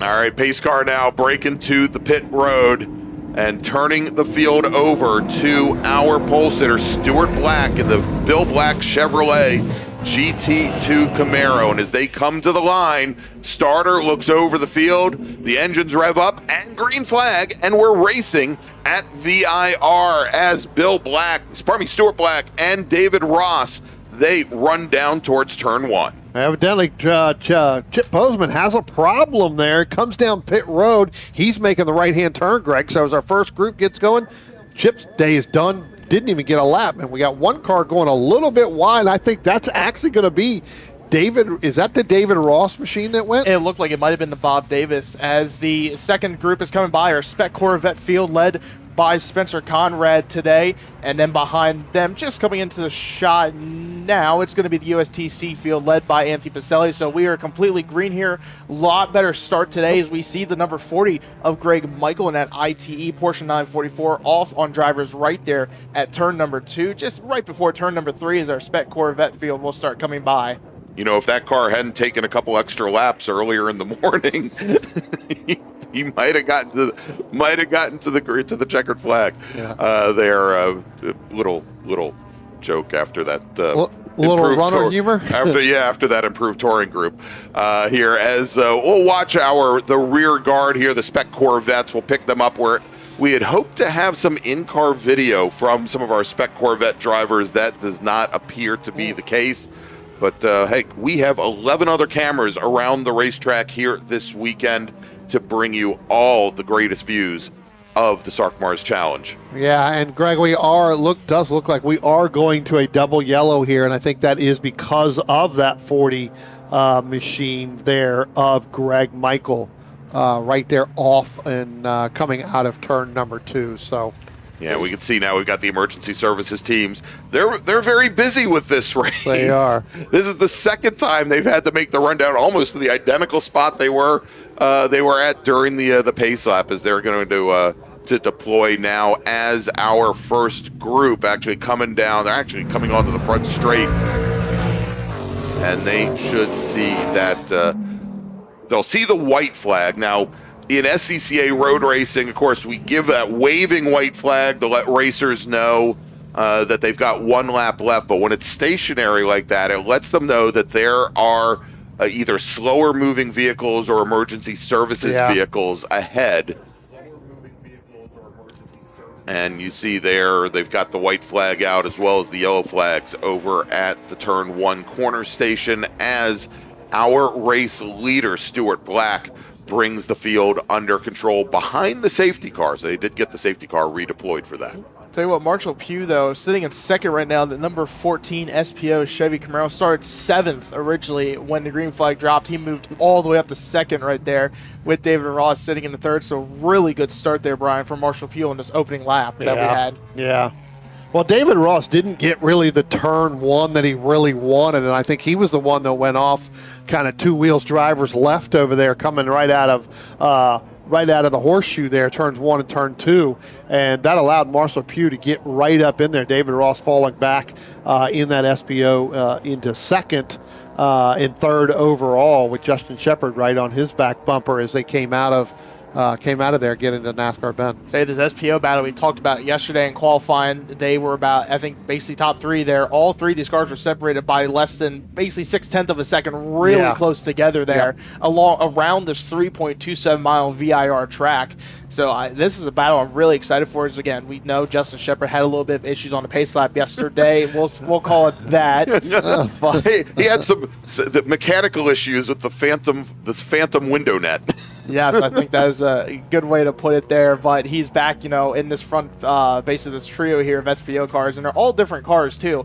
The 14 Marshall Pugh, again, we talked about a couple times. That is a former Chip Ganassi Gen 6 Cup car that raced in 2020. David Ross is basically almost like a Trans Am. It's an older Trans Am TA2 Chevy Camaro, I believe, that used to run the series, and then Justin Shepard in that V8 supercar, the demo car that it used to be, that used to carry passengers around, do a couple ride arounds with it. Yeah, I always liken that to for those of you Formula One fans that were watching in the late '90s, early 2000s, Minardi. Who was a backmarker team, obviously. Actually, what begat the Racing Bulls or Toro Rosso team before that. Minardi used to have 2 passenger cars, basically a 2-seat Formula One car, so that they could take their sponsors and passengers around the Formula One circuit. And I think IndyCar has a very similar. I think Andretti Racing had a very similar chassis to that as well. So same theory here with the V8 supercar, except you can have 2 passengers in the car. Yeah, I'm not sure I would want to sit in the back seat. I mean, Marcos Ambrose used to be one of the drivers of this thing, and taking people out, and knowing, in the 2006, 2007, all the way up to like 2015, knowing how these cars had just a penchant for popping curbs and flying through the air. I don't know if I'd want to be a passenger in one of these things either. It was, they were always known for, kind of doing the Andrew Aquilante thing and always being at least like 3 wheels in the air. I was at the only V8 supercars race to take place in the United States, and this was, I believe, in 2013. It was at Circuit of the Americas. It was part of an Pirelli World Challenge weekend. And at Circuit of the Americas, they actually installed curb extensions, not hair extensions, curb extensions, so that the V8 supercars would get air. So if field comes by on the front straightaway. I believe we should be having one more lap under safety car here when they come across the line. But just real quick, a couple cars did not make the start. We saw Chip Bozeman. He had the issues coming down pit road. Talked about it a little bit early this morning. He was battling some ignition issues yesterday, so probably come back to get him. And then we have Brian McRae, as we said, just came out of time trials and don't think he'll be doing the back-to-back session. Steve Burkett and that GT2 Chevy Camaro did not make the race. Ron Ferris, he had the issues yesterday. And that number 9 car of James Davidson, that's a bit of a fun story with some of the Spec Corvette guys. We're seeing Marino Reyes, I think, go out. I feel like every single car in that stable, in that One More Time racing stable. And he was up here not that long ago, and they said he was going to be in that car, and that car has not gone out and completed the lap. So I don't remember not having in-car video. Well, that could be why. So I'm wondering if something happened there. But yeah, definitely, thought he would be out there in that 191 machine, but evidently not. All right, as the field goes past our disabled driver there, and hopefully we will be able to get that car back up and underway. As David said, hopefully one more lap, but doesn't look like they're making a lot of progress over there getting that car hooked up and hauled out of the way. So hopefully that changes soon. So just a little recap on yesterday's race, class winner-wise. Yesterday was Stuart Black that took the overall win. The race and the win in GT2. GTA was number 19 of Bob Davis. And SPO was David Ross in that number 34 Chevy Camaro. Brian McRae took the SPU win. Greg Michael in the ITE, and unfortunately stuck there just past turn number 2. And turn 1 again, it was Chris Schooler. And the Spec Corvette, it was number 62 Kenneth Kozlowski in the popular Spec Corvette category. And then the 2 USTCC categories. In ST, it was Anthony Pacelli and Patrick Tarui won the TC category. Saw them were basically the front 2 cars when that group was set and released from the green flag. So they are pretty much the really dominant cars in their respective categories. Yeah, I mean, this unfortunately this group, we said it yesterday, I think, and we're going to say it again. I mean, I'm not sure if they're working on fuel economy or what, but that's really kind of what these guys have been. They've been behind the double yellow more than they've been behind the green flag. Prices are up. This might be the cheapest weekend of the year for them. I was just getting ready to say. Not much fuel. They're not paying for much tire. They're definitely going to get another race weekend out of these tires if they were from yesterday. And here we go now. We definitely have the 40 car up on the rollback there. Greg Michaels are going to be bringing him back in through that back door. We may see the lights go out here at the top of the hill. All right, well, we are waiting for word from race control. And hopefully, we'll be able to get this back underway as the clock is winding down. Only 11 minutes or a little bit under 12 minutes remaining on the clock. And I think this one is likely with 7 laps remaining. Changing over on time.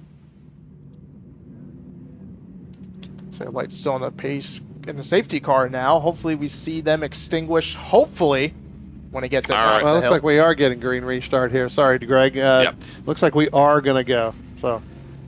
All right, so lights are out now on the pace car, or probably the safety car, as it brings the field down through the roller coaster. Now that gap start, of course, that's completely out the window now. Everything's single file. Those Spec Corvettes, they are mixed in with our GT traffic, as the pace car now on the pit lane, turning things over to Stuart Black for a single file restart. He's going to bring the field down at that same pace, around 45, 50 miles an hour, as the starter looks over the field, and we have a green flag. We are back underway here at VIR. Tell you what, Stuart Black leads the field. They're single file as they start going down the front straightaway. Tom Stanford did not get a good start, was starting to get swallowed up by a couple cars. We're going to be going side by side, turn number 1. Again, see some of the Spec Corvettes here already starting to mix it up in the front of this kind of big GT field, we're going to call it, as Spencer Conrad leads out front there. Good start there from Stuart Black out front. He leads from David Ross. He'll take the lead over Marshall Pugh. And it's all with the Spec Corvette there. Spencer Conrad side by side with Chris Schooler as they went through turn number 3. Yeah, I tell you what, David Ross got a great start on Marshall Pugh for that second. We got one car there. Is that the 29? That looks like that is the 29 machine where Again, more problems, unfortunately, for Michael Chapman in that 29 machine. I'm not sure if that is a motor or that may be a rear end there on that car, but it is definitely one of those two. Hopefully he pulls that up off the hill there when we get up underneath that bridge in order to keep this going green. But that was definitely something, probably to me, based off starting on it, may have been the rear. Yeah, the way that smoke was coming out, I think that's the case here, and especially as he slows down, you don't see as much there, whereas you'd probably still see. So let's switch over to the other camera, and hopefully he's doing exactly what you said, Brian. He's going to try to make it to this little cutout right over here, and we'll check back in with the action here in just a moment. And there you go. Yeah. Good. Heads up racing now. Actually, let's jump forward. And much like we saw yesterday, David, Stuart Black with opening up a huge advantage on the rest of the field. He's got the two SPO drivers, actually the three SPO drivers still behind him. As Stuart Black's gone out of our shot, let's take a look as they come onto the front straight.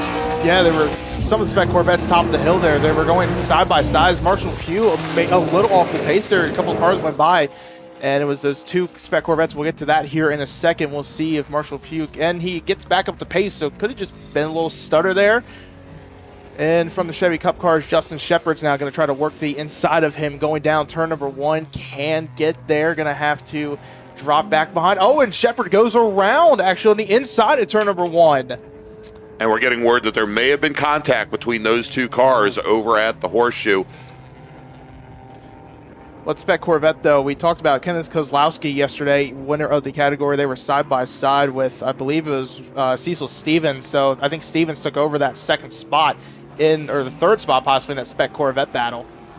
Yeah, and we're hearing that it was the Pugh car, Marshall Pugh in the number 14 SPO Camaro, may have gotten into the quarter panel of the Justin Shepard V8 supercar that sent him around. Yeah.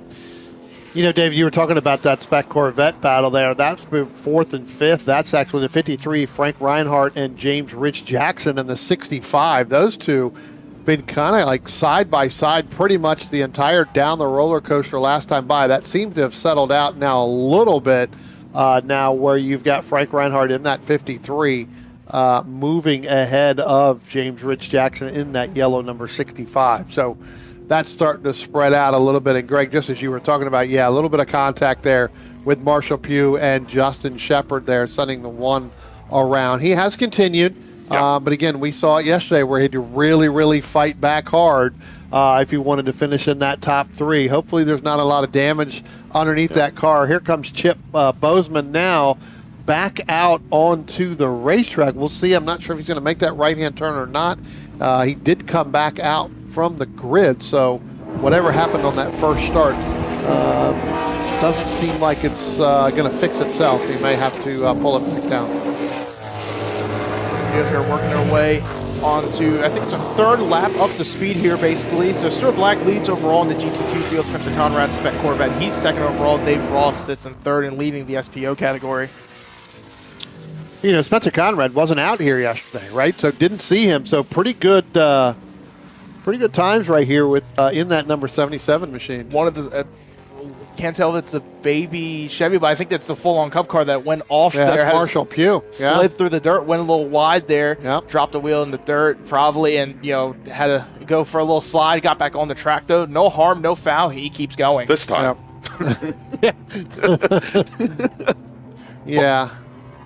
But what we talked about though, Spencer Conrad, Moreno Reyes and them were up here early on, giving us a little bit of info. Found out that Spencer Conrad broke the Spec Corvette track record in qualifying. He had a 1:59 there, really impressive time, 1:53.9, 3/10 off the top time of Stuart Black throughout the weekend. Now, of course, that being said, in SCCA road racing, you can only take a track record under race conditions. There are no qualifying track records. we had on camera there, where we were talking about James Rich Jackson in that 65 machine. That time, when coming out of turn number 4, got his left rear in the dirt there.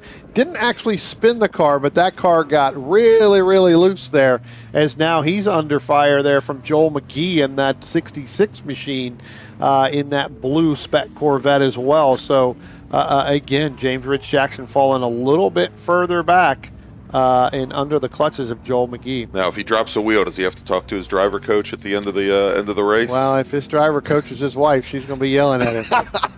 I think you're right. That is not something you want to do with one of those types of cars. And again, that dirt over in turn 4 is starting to spread out a little bit more and more. So drivers are going to try to push as much as they can to try to get as much drive off that corner. And what ends up happening is that car ends up washing out. And that left rear hits that dirt. You have zero grip after that. One of two things are going to happen. You're either going to control it or you're going to go around. Say still just slightly over 4 minutes to go now for Stuart Black leading overall. Anthony Pacelli, he basically has to start at the back of the field, I'll say, because of that, the way that this is started with that USTCC field. They start towards the back of the Corvettes when they all bunch together now. That gave him the opportunity to move up through the field. Started in the 25th spot originally, probably moved the field up with a couple cars not making the grid, but he moves up to 10th overall right now. He's been really fun to watch all over the weekend. Even in the Enduro, we saw him basically go from last to the lead yesterday. In the Enduro, he was supposed to make a pit stop, though. We did not see that, but still, he's been really exciting to watch in his Janetta all throughout the weekend. Well, I'll tell you what I'm watching here, gentlemen, is Spencer Conrad in that number 77 Spec Corvette, and the pace that he's got when you compare how much lighter and how much more horsepower Stuart Black's GT2 machine has over that C5 Corvette. Conrad's just tossing that thing around. It was beautiful to watch him come up through the S's. Yep. And again, as we said, first laps he took at the track were this morning in qualifying. A really impressive stuff from Spencer Connor here in that One Mo Time Racing. One Spec Corvette, one of the multiple out of that stable. It's pretty much one of the big Spec Corvette teams. Has Marino Reyes driven that car yet? By the way? I'm sure he probably wants to. Yeah, now he probably wants to be behind the wheel. Yep.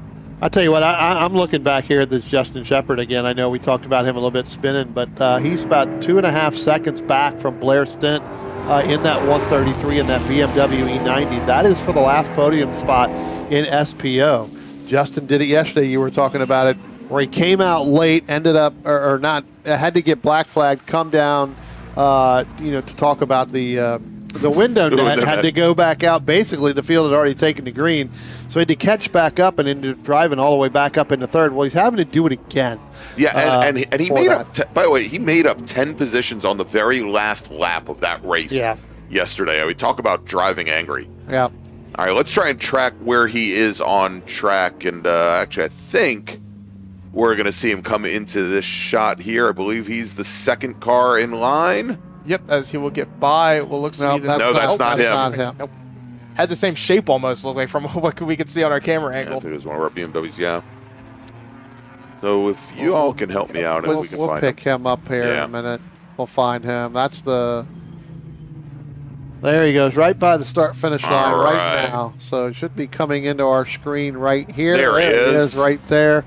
Again, we'll see what that graph is. Well, he actually went by Blair Stint in that 133. So now move Justin Shepard all the way up in third in that Falcon. So again, just think if we would have a full race, where he would be trying to run up there with David Ross. Yeah. Instead, we've got 1:10 remaining on the clock. So we've got another driver who took some of the dirt over there.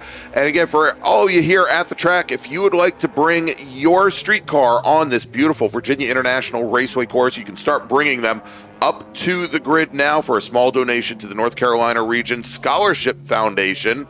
You too can bring your car out on track behind a pace car, of course. But you can bring those cars up to the grid now. I tell you what, Stuart Black getting the white flag. So one more lap to go here for Stuart Black, and all the remaining cars got quite a bit of lead. Again, over Spencer Conrad. It's about 9.5 seconds, but as you guys both mentioned, running kind of the same lap times as Stuart Black in that GT2 car.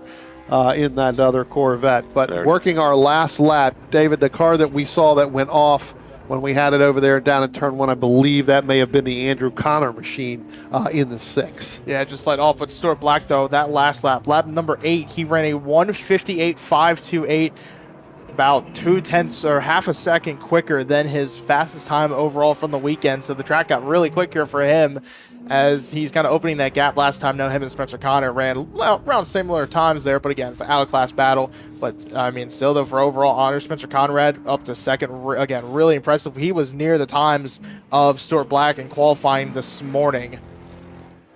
Say David Ross still holding out in the SPO lead. It's not really been a battle of attrition, but kind of who can make the less mistakes or something. You know, Justin Shepard had that little bit of contact with him and Pugh a couple of laps to go there. And we see Stuart Black coming out of Oak Tree for the final time down Madison Avenue. Tell you what, it's got to be somewhat, you think it feels like a lonely feeling. You're the only car there, but sometimes it's gratifying to know that you're the only car there. To try to get up and over the roller coaster and down the hill, and to come out of Hog Pen in 17 and pick up that win. All right, it sounds like we've got a bunch of Stuart Black fans in the chat, and of course we've got good friend Downforce 9. He said he was once accused of being an Andrea Moda fan. That's a real Minardi fan right there for you. Stuart Black comes out of the final corner, comes out of Hog Pen on the front straight, and taking the win for the second day in a row in GT2, Stuart Black in the Bill Black Chevrolet Corvette.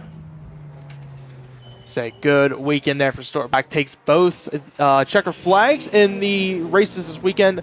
Spencer Conrad going to be coming across in second, and then David Ross in the SPO category just came across the line. He will take the overall honors SPO in third. Bob Davis is going to be right now taking the fourth place spot in the win in GTA as he's about to come across the line here in a second. So, a little behind him, it's Chris Schooler. He will complete the full race in the 139 BMW M3 in the Touring 1 category. Kenneth Kozlowski took the win yesterday in Spec Corvette. He will take the win, or second place today in Spec Corvette. Tell you what, let's keep an eye on the 14 of Marshall Pugh as well, because I just got a report that he kind of went and spun down into turn 1 on the last lap, backed into the tire wall, was able to continue. Whether or not Justin Shepard can run him down based off of that, because again, those stock cars. Oh, and I think they're just coming down through the roller coaster here. Brian, I think I've got there is the V8 supercar. Yeah, so Pugh has, we'll see here. I don't believe, Marshall Pugh is not, he did continue out of turn number 1. It obviously is going to be very slow because depending on the damage that he caused to that stock car, David, that car is not going to be, and now Blair Stint's going to pick up third. So Marshall Pugh, who was in second, and Marshall just now coming across the start-finish line, he's going to go from second behind David Ross in SPO all the way back down to fourth. So move Justin Shepard into second, Blair Stint into third, taking the last podium spot in SPO. Say Blake Pugh will take the win SPU and his baby Chevy, and the USTCC categories. It was Anthony Pacelli will take the win. And oh, come on, Greg, what are we doing back there? Having too much fun. But no, USTCC TC category, it's Patrick Tarui and his number 79 Subaru BRZ. He will double up this weekend in the TC category. All right, well, there you go. Our first race of the day complete. We have 4 more SARRC MARRS Challenge races for you here at VIR. We're going to take a break for just about an hour. We think we're going to be back with drivers on course probably about 1:45. We're going to find out that start time here momentarily. But what we're going to do, we're going to break for lunch. I will put the start time up on the screen for you as soon as we get it. And, of course, for those of you here at the track, we'll let you know over the PA system. I want to thank you for joining us for our morning coverage of the SARRC MARRS Challenge. And we will be back in just about 1 hour.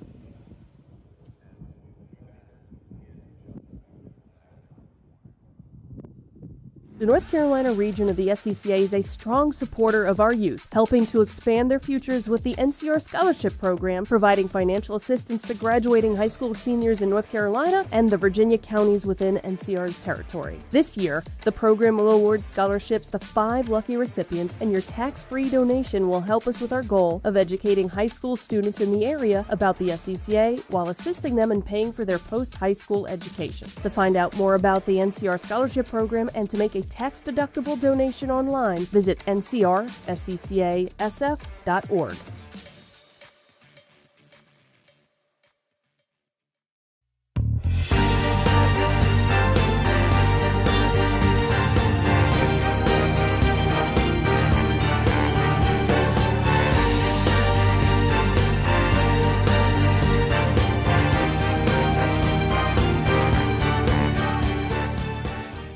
Willing and Able Racing offers top-quality spec race car rentals with full setup and repair services, including trackside support for SCCA, NASA, VRG, and other organizations' road race, time trials, and track day events. They're Spec Racer Ford specialists, and each of their Gen 3 machines sports a SATAV sequential transmission and a data acquisition system. Also offering Spec Miata rentals, Willing and Able is currently taking reservations for the remainder of the Mid-Atlantic Road Racing Series season. For more information, email Willing and Able at rent@WNARacing.com, see them on Instagram at WNA Racing, or visit their website at WNARacing.com. Willing and Able would like to thank all the volunteers this weekend who've graciously donated their time so that we may race.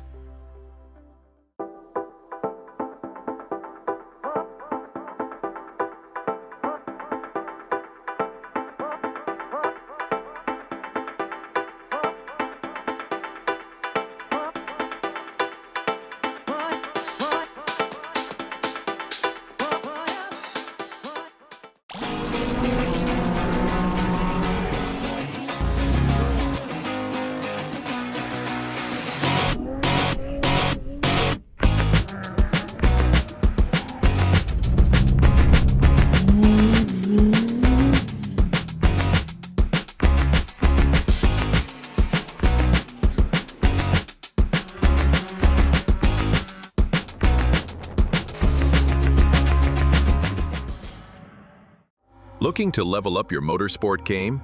At Courage Motorsport, we've got everything you need, from high-performance parts, tires, and safety gear, to car rentals, expert driving instruction, and even our own Courage racing gear.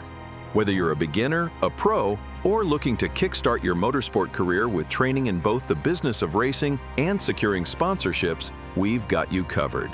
Check out our gear, grab a shirt, and represent your passion. Email us at trackready@couragemotorsport.com or visit couragemotorsport.com and get ready to hit the track.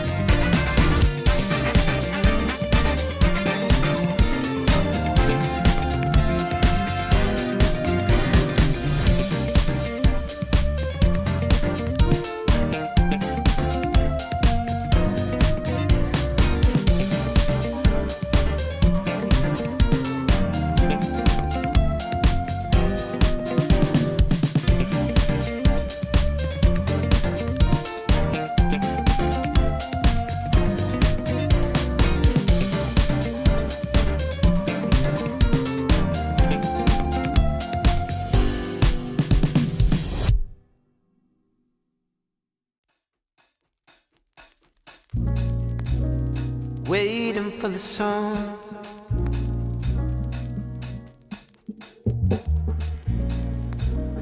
Waiting for the sun.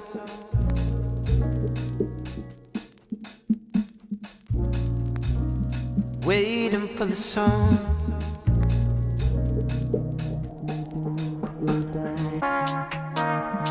Waiting for the sun.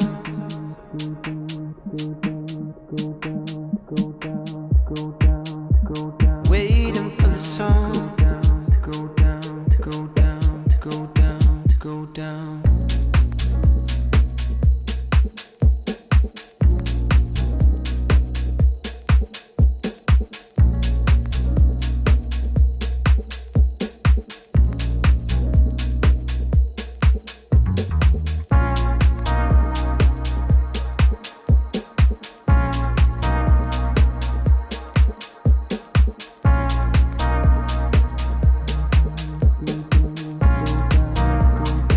Go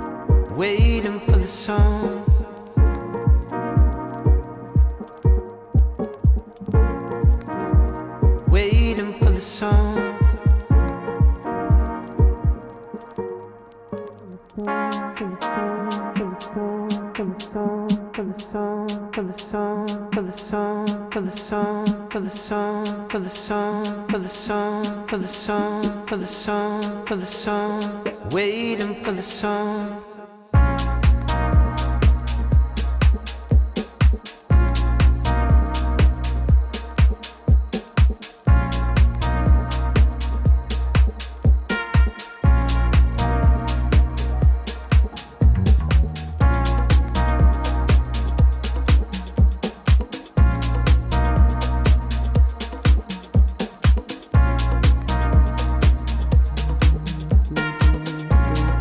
Go down,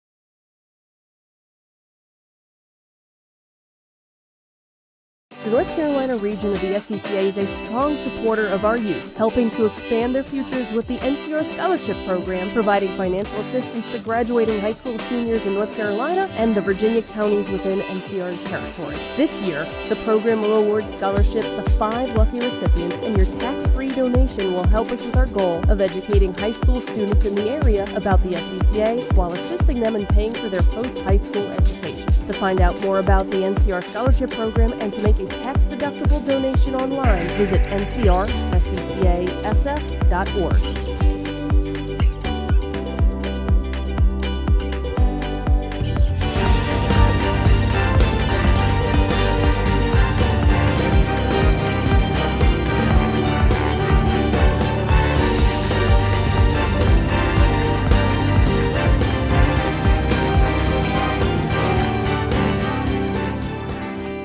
Willing and Able Racing offers top-quality spec race car rentals with full setup and repair services, including trackside support for SCCA, NASA, VRG, and other organizations' road race, time trials, and track day events. Their Spec Racer Ford specialists and each of their Gen 3 machines sports a SATA sequential transmission and a data acquisition system. Also offering Spec Miata rentals, Willing and Able is currently taking reservations for the remainder of the Mid-Atlantic Road Racing Series season. For more information, email Willing and Able at rent@WNARacing.com. See them on Instagram at WNA Racing or visit their website at WNARacing.com. Willing and Able would like to thank all the volunteers this weekend who've graciously donated their time so that we may race.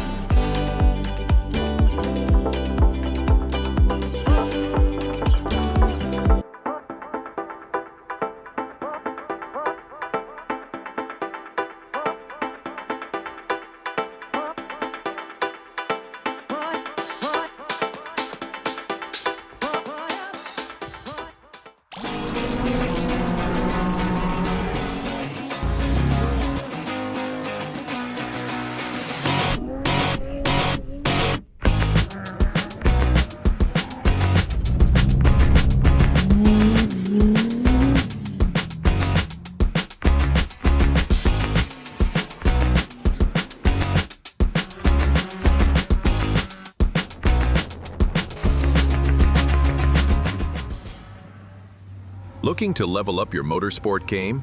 At Courage Motorsport, we've got everything you need, from high-performance parts, tires, and safety gear, to car rentals, expert driving instruction, and even our own Courage racing gear. Whether you're a beginner, a pro, or looking to kickstart your motorsport career with training in both the business of racing and securing sponsorships, we've got you covered. Check out our gear, grab a shirt, and represent your passion.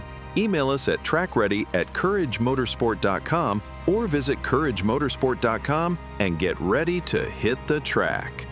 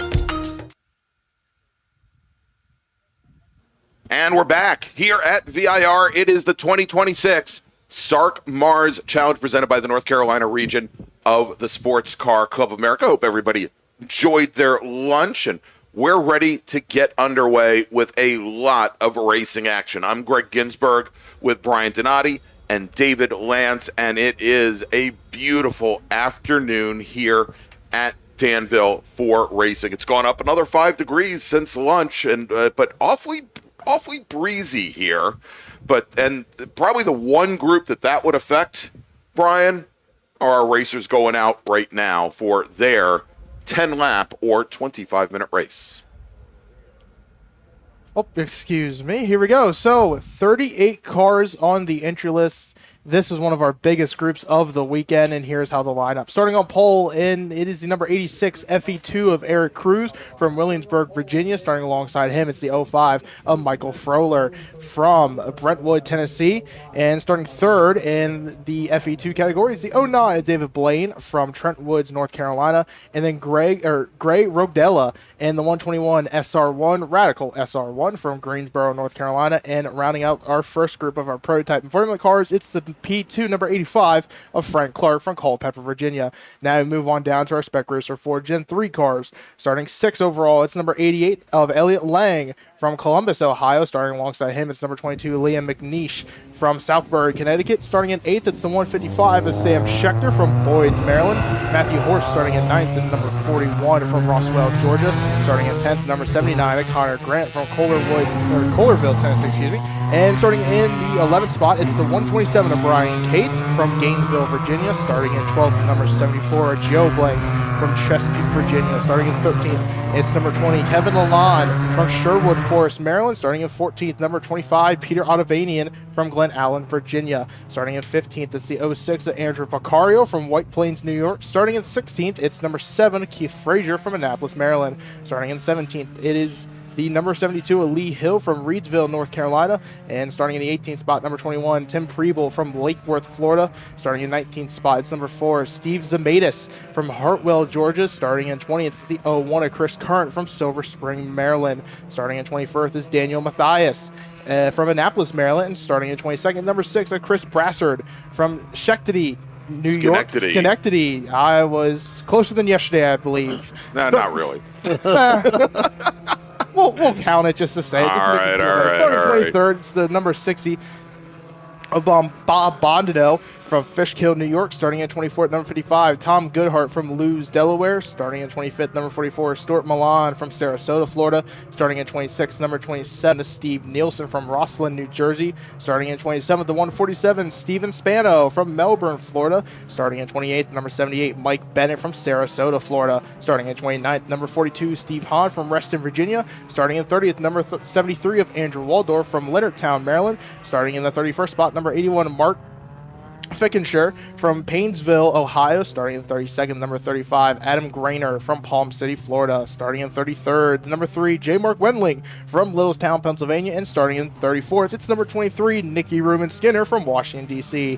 Starting in the 35th spot, the 116 of Robbie Lyons from Nicholsville, Kentucky. And starting 36th, number 33, Dave Trostel from Annapolis, Maryland. Starting in 37th, the number 49 of Herman Ratchford Jr. from Bessemer City, North Carolina. And rounding out this 38-car field, it's number 10 of James Sheldon from Sarasota, Florida. All right, there you go. A very large field, 38 cars strong. Here is there on this pace lap here at 3.27 miles, 17-turn Virginia International Raceway. I always say it's Danville, Virginia. I think technically it's Alton, but of course Danville, the last capital of the Confederacy. If there's one thing I guess you want to be famous for, there it is. And this should be a wonderful race. Now, we're watching and wondering here whether or not we are going to have a gap start, which was the plan for this race. And the number 88 car, our pole sitter in Spec Racer 4 Gen 3, Elliott Lang, he's been sitting right back behind and right with the prototype car right ahead of him, Frank Clark and the P2 Van Diemen ESR.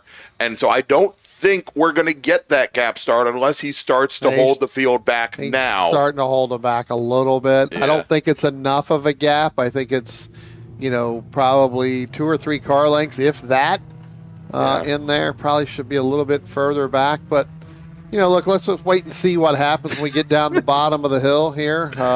Let's just hope we don't have a repeat of what we did yesterday. Our at Big several Four racers of actually did a pretty, I thought, a very good job on the Fantastic start job this morning. with that gap start with the 3 different groups here. So we'll see if the 88 car Elliott Lang out of Columbus, Ohio, can keep the Spec Racer Ford field at bay, or if that plan just goes out the window here as the pace car brings the field. Eric Cruz, Michael Froehler down the roller coaster. There is not much of a gap on the back of, or in the front of Elliott Lang and Lee McNish to the back of Frank Clark. There's a bigger gap midway back through the Spec Racer Fords. All right, regardless, pace car on the pit lane, turning things over to Eric Cruz as they come down the front straight. The starter looks over the field. We hear the engines revving up. And the starter continues watching. There you go, green flag, very late green flag for our Formula Car racers. And there you go, the Spec Racer Fords evened up right along. Our pole sitter, oddly enough, on the outside lane, not the inside, as they go down into turn 1, as is their wont. Now, Brian, Dave, over to you. I tell you what, there it looks like that is definitely going to be Michael Cruz. Froehler is going to get a good run there, but we're still going to be too wide, and it's going to be Frank Clark in that prototype.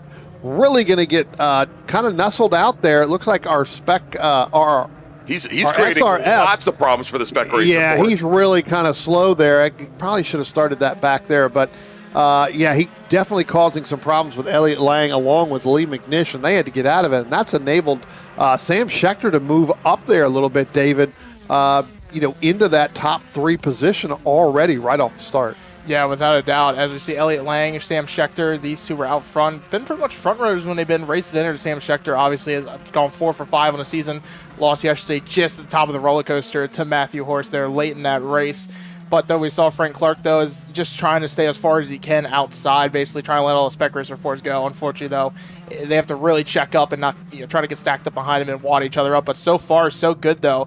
Really good start here from really clean start than we saw yesterday. A lot better. Yeah. A lot better as our all of our cars, our Formula, our FE2s, and then our Radical there. They're kind of single file, kind of spaced out a little bit, and then here comes the long trail. Here comes the long line of Elliott Lang, Sam Schechter, Lee McNish, Matthew Horst, and then Connor Grant sitting in that top 5 position as they come down Madison Avenue, up and over the top of the roller coaster here for the first time. David, this is where we saw a lot of passing done yesterday, not only at the front of the field, but in the back of the field as well. And we saw there, and he didn't get the pass made, Brian. Sam Schechter was taking a look to the outside of our pole sitter and just not able to get by him, Elliott Lang, as we go to complete the first lap. Looks like he's going to hold on to the lead in Spec Racer Ford.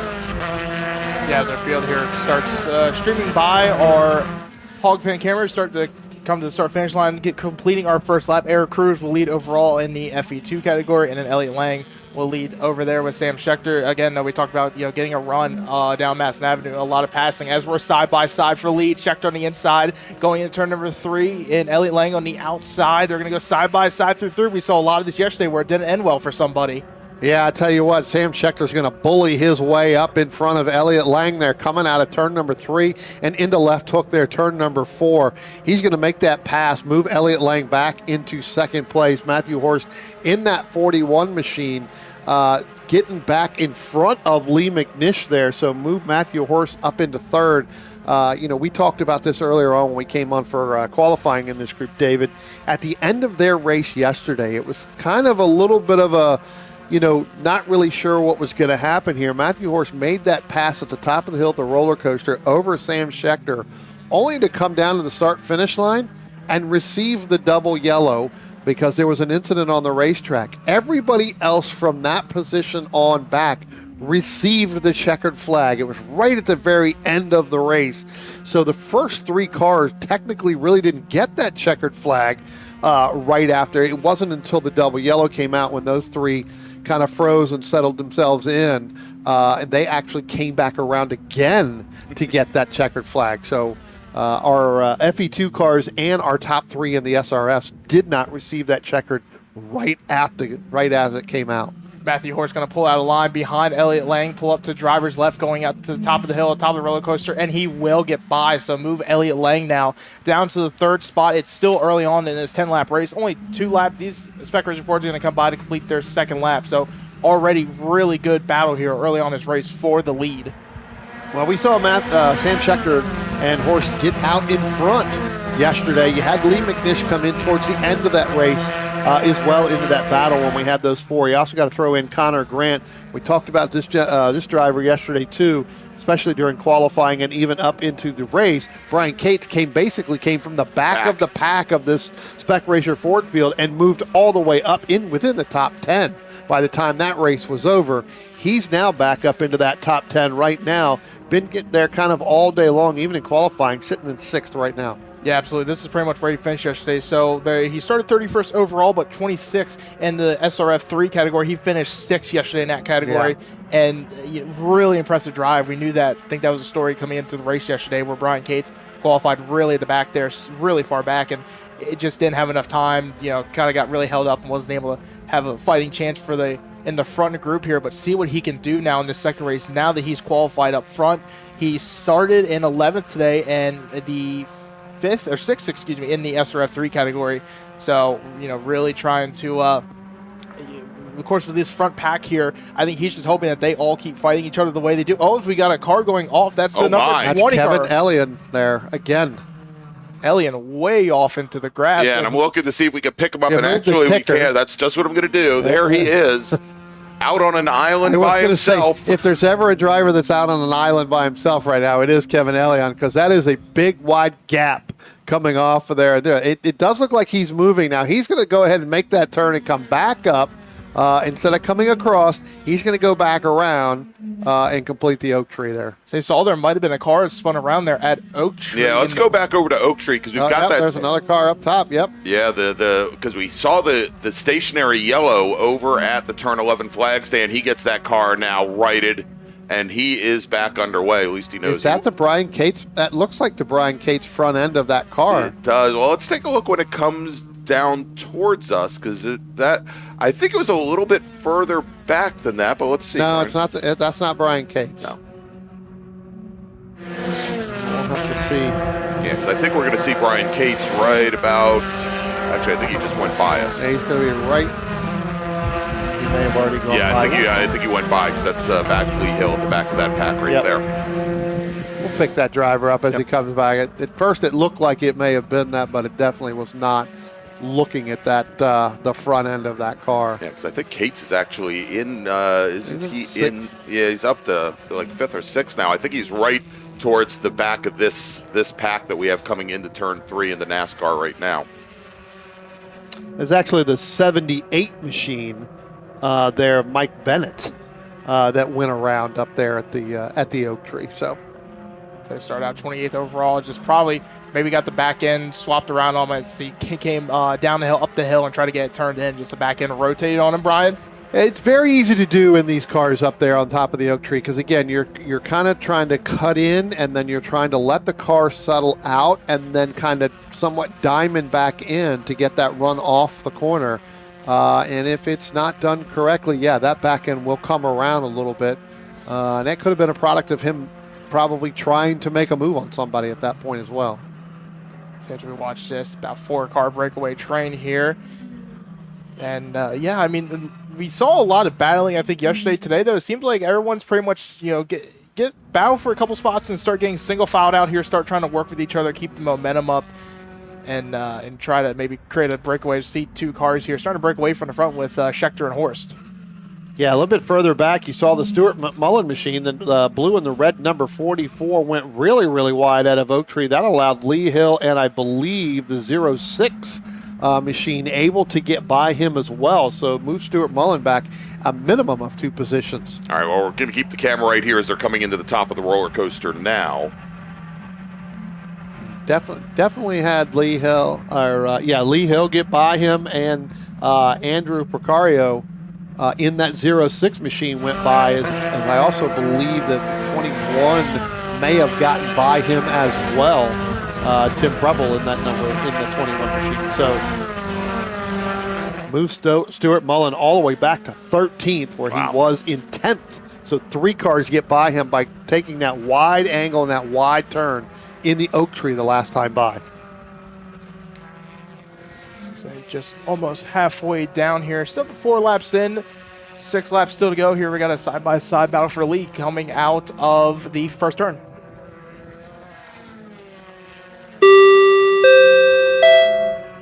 Attention in the paddock, attention in the paddock. First call to the grid for race group number 3. Spec Miata, Touring 4, and SMX. Please start heading to the grid. Race group number 3. Spec Miata, Touring 4, and SMX. This is your first call to the grid. You know, David, one of the things you're seeing here with this in this Lee Hill, this is a battle for 10th, 11th, 12th, all the way back to 14th there with Steve Nelson in the number 27, is certain cars just not able to get up to where the draft is really going to be, helpful in terms of a push. They're still feeling the draft. They're still feeling the pull. It's just not enough to reel in Brian Cates. I believe that's Brian Cates in the 127 machine. That's Brian Cates right there. So actually, it'd be a little bit further because you got Joe Blanks, then you got Keith Frazier, so Peter Outavarian. So Lee Hill not able to catch Outavarian in that number 25 machine because there's just not enough pull to catch up to that. Yeah, we saw where Schechter and Horst here at this front pack were starting to get a little bit of a breakaway. Now everyone's got to come back together. Brian Cates still kind of on the man on his own here as this train starts to kind of get away further. He's pretty much kept the same distance, but he hasn't made much gain on them as I think he might have here with the Schechter, Horst, Lang, Grant, and McNeish battle. This is basically the 1st through 5th all together right under a blanket as we're halfway down, halfway still to go. As side by side. Well, I would say we'll go there because we've got a car off up at the top of the roller coaster, and I believe that is one of our Formula cars. We'll get the number on it in just a moment here. That's a very precarious position to be in because you can't see cars coming at you. It's not a Formula car. It is definitely one of our SRF3s. So we'll see which one that maybe. That's a 01. That's Chris Current. In the 01 machine. So again, a little there. What I was going to say is right when you were talking about that pass going down into 1 or that attempt to make that pass, I believe Elliott Lang was trying to get 2 for 1 there. You talk about Brian Cates. What he's really hoping for is he's really hoping that front 5 start really mixing it up because that is going to bring him back up into that fold. And Lee McNish has got to be a little bit careful as well because Lee is starting to fall back away from the Schechter, Horst, Lang, and Grant. They're starting to pull away a little bit more. So they're heading up into the oak tree right now. Be coming through. We'll see. Yeah, so you can see McNish is just a little bit further out, but there you go. See, there's Brian Cates. He was able to make up some room or some of that that he lost with those front because they started to battle now as you've got a new leader here and Elliott Lang in that 88 coming out of Oak Tree down Madison Avenue, David. Say that, and Sam Schechter right behind him. Looks like Matthew Horst going to pop out of the draft behind Schechter and pull up right beside him and get to the top of the hill. This is probably one of the best passing opportunities you can with that deep braking zone. Schechter is going to be able to hold off Horst on the outside as they go down the roller coaster. So Sam Schechter now keep him in the 2nd spot, but he's got a heavy charge here from Matthew Horst. I tell you what, that's a position it's kind of tough to be in is in that 2nd position. You want to catch Elliott Lang and try to make that pass, but you also got to defend hard with Matthew Horst in that 44 because if he gets out in front, that's going to leave you back even another. But Matthew just trying to make every move he can with Sam Schechter defending as much as he can. And they are going to go 3 wide, looks like into turn number 1. Going to be side by side still. Schechter on the outside now. Elliott Lang going to file right in behind. Really close battling there as he's going to pop to the inside. Think about it, though. We'll file back in line. So, again, Sam Schechter, move him back to the top spot. Now, this is, it feels like we're changing battle for lead almost every couple corners. And that's what this class is really all about. It is, everything is pretty much even. It is spec.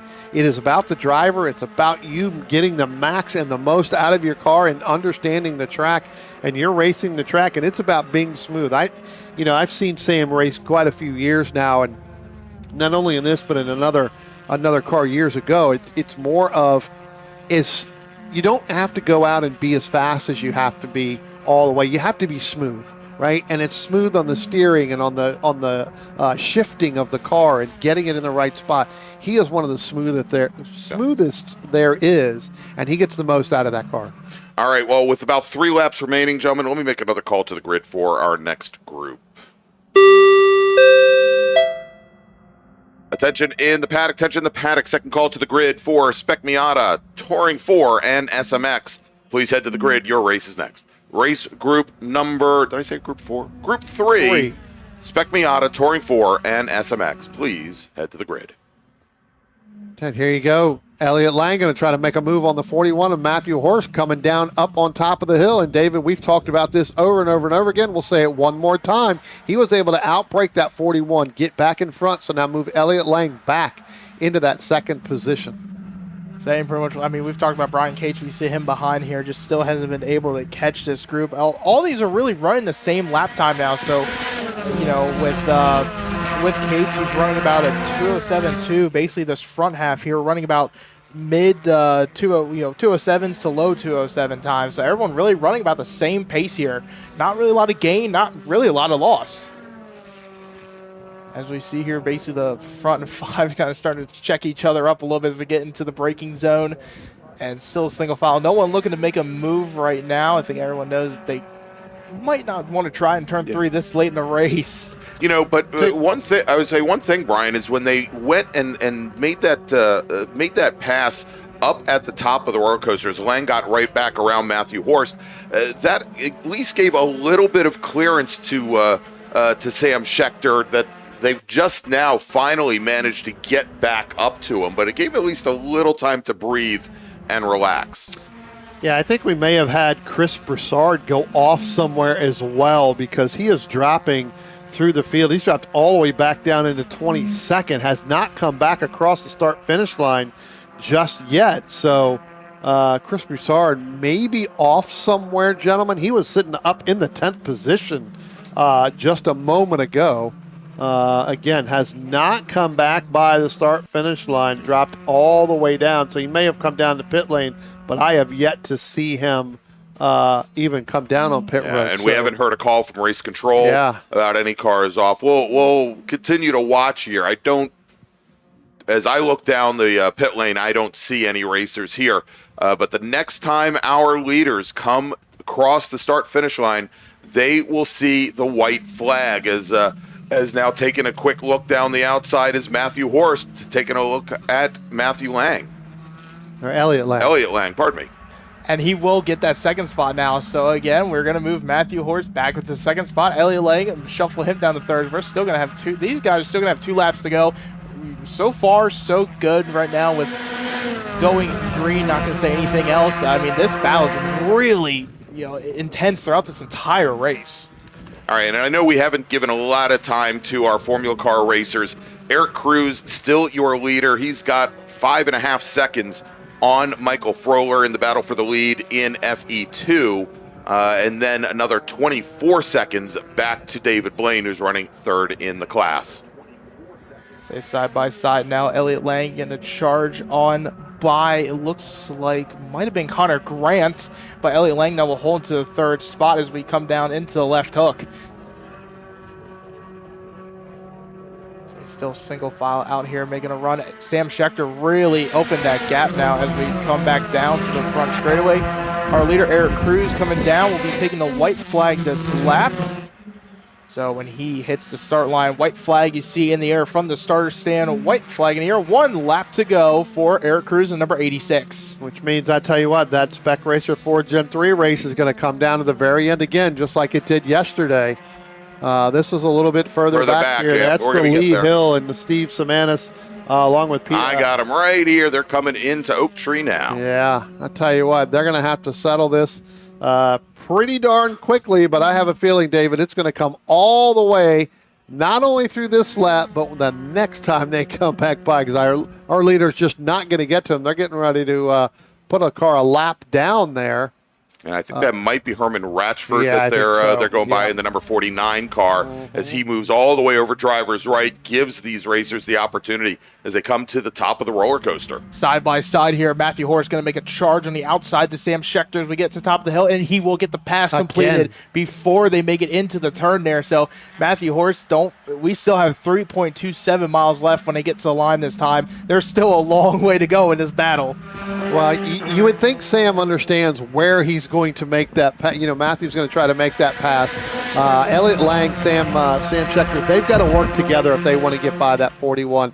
That 41 is going to be the widest car for a Spec Racer 4 in a long time. And Brian, it might be the widest car, but that was probably the best strategy that Schechter could have, is to not necessarily let him, but let the pass happen with 1 lap to go, because that will put him in position to do the exact same thing as they make the run to the checkered flag. Well, they just did that going down into turn number 1. David and I were just sitting here pointing at the screen. Sam Schechter much stronger getting down into turn number 1 than the 41 and the 88. Now you've got a little bit of side-by-side action there. I believe that was going to be Connor Grant. And we've got 2 cars Elliott Lang and Connor Grant right there. I told you, Connor Grant tried to make that move on Elliott Lang going in and wasn't able to make that stick, and a little bit of contact with the 88 as well. That's going to take Sam Schechter, and that's going to be Matthew Horst. They're going to take off. Now it's a two-horse race. All right, and with the checkered flag out for Eric Cruz, he takes the win in FE2 with Michael Froehler second. David Blaine will come home in third, as we've got our leaders at Spec Racer 4 coming into Oak Tree for the last time, Brian. Tell you what, Sam Schechter should know right now where Matthew Horst is going to make that move. It's going to be at the top of the hill. He's going to try to outbreak that 155. David, is that they're the only two with a big, huge gap now all the way back to Brian Cates in that, or Lee McNish is right there, so that's going to be third. So big gap all the way back to Lee McNish. And Sam Schechter going to hold that car to the inside. He's going to make Matthew Horst go the long way around, as Matthew Horst basically up to the front bumper, almost completely clearing the Schechter machine, and he does when he gets to the top of the hill. So move Matthew Horst with the same spot he won the race yesterday. He takes the lead here on the final lap, but he's still got to hold off Schechter on this front straightaway. I tell you what, that car is fast at the top of the hill and getting through it as they come down out of Hog Pen. They're going to get ready to come down the front stretch. We're going to see whether or not Schechter's going to be able to run him down and make a pass. It doesn't look like it may happen, and it isn't going to happen. It is going to be the 41 of Matthew Horst, who is going to sweep the weekend here in our Spec Racer 4 Gen 3 race. Again, the same identical pass, David, as he made at the top of the horseshoe, or at the top of the roller coaster yesterday. Winning margin 0.3 of a second. Really good battle. Really good that we went green the entire race. And just, again, a fantastic product of what Spec Racer 4 Gen 3 is. All right, well, David, why don't you give us the top 10 in Spec Racer 4 Gen 3, and then we'll run down our other classes. Absolutely. So Matthew Horst will take the win and is number 41. Sam Schechter will be coming in second. Lee McNish will be coming in third and is number 22. Brian Cates, move him up to the fourth spot there after he's had a really good weekend for him. Joe Blanks into the fifth spot. Connor Grant in the sixth spot. Elliott Lang, after the spin arrow, speed moved down to seventh. He'll be moved down to seventh there. And number 88, Keith Frazier in ninth, and then Steve Zamatis will be finishing out the top 10 in his number 4. All right, and as we said, taking the win in FE2 is Eric Cruz, Michael Froehler second, David Blaine will finish in third, and of course we've got our Spec Radical Gary Rahulia, the only driver in the class, and then Frank Clark, our sole Prototype 2 driver. All right, let's make a final call to the grid for our next run group. Race group number 3, Spec Miata, T4 and SMX is your final call to the grid. Spec Miata, T4 and SMX, the 5-minute warning's already been given on the grid. You should be there now. And because of that, we're going to take a break. We'll be back here in just a few moments with more racing action from VIR. The North Carolina region of the SCCA is a strong supporter of our youth, helping to expand their futures with the NCR Scholarship Program, providing financial assistance to graduating high school seniors in North Carolina and the Virginia counties within NCR's territory. This year, the program will award scholarships to 5 lucky recipients, and your tax-free donation will help us with our goal of educating high school students in the area about the SCCA while assisting them in paying for their post-high school education. To find out more about the NCR Scholarship Program and to make a tax-deductible donation online. Visit ncrsccasf.org.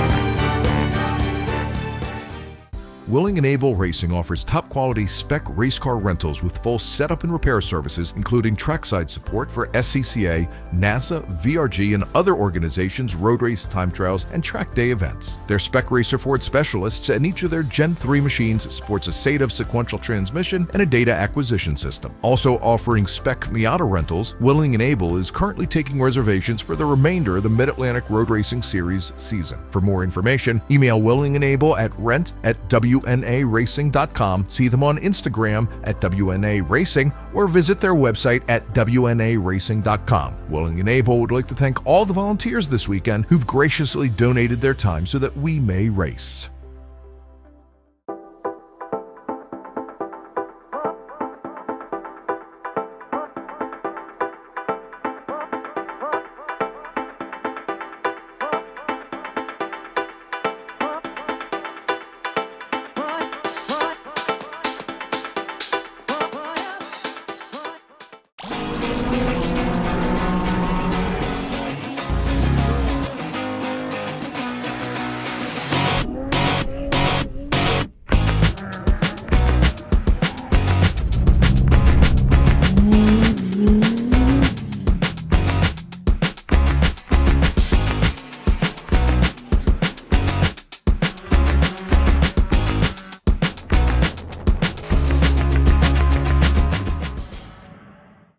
Looking to level up your motorsport game? At Courage Motorsport, we've got everything you need, from high-performance parts, tires, and safety gear, to car rentals, expert driving instruction, and even our own Courage racing gear. Whether you're a beginner, a pro, or looking to kickstart your motorsport career with training in both the business of racing and securing sponsorships, we've got you covered. Check out our gear, grab a shirt, and represent your passion. Email us at trackready@couragemotorsport.com or visit couragemotorsport.com and get ready to hit the track.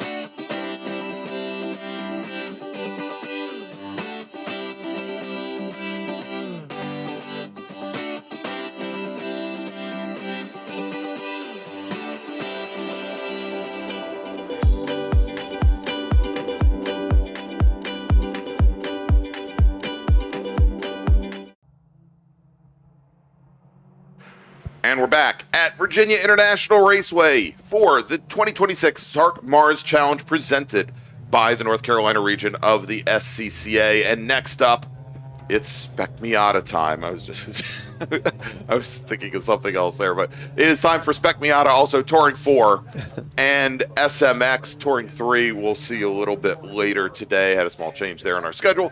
But this should be, if it's anything like yesterday, either a giant disaster or probably the best race of the day, Brian. Well, I tell you what, we're going to use 2 pace cars.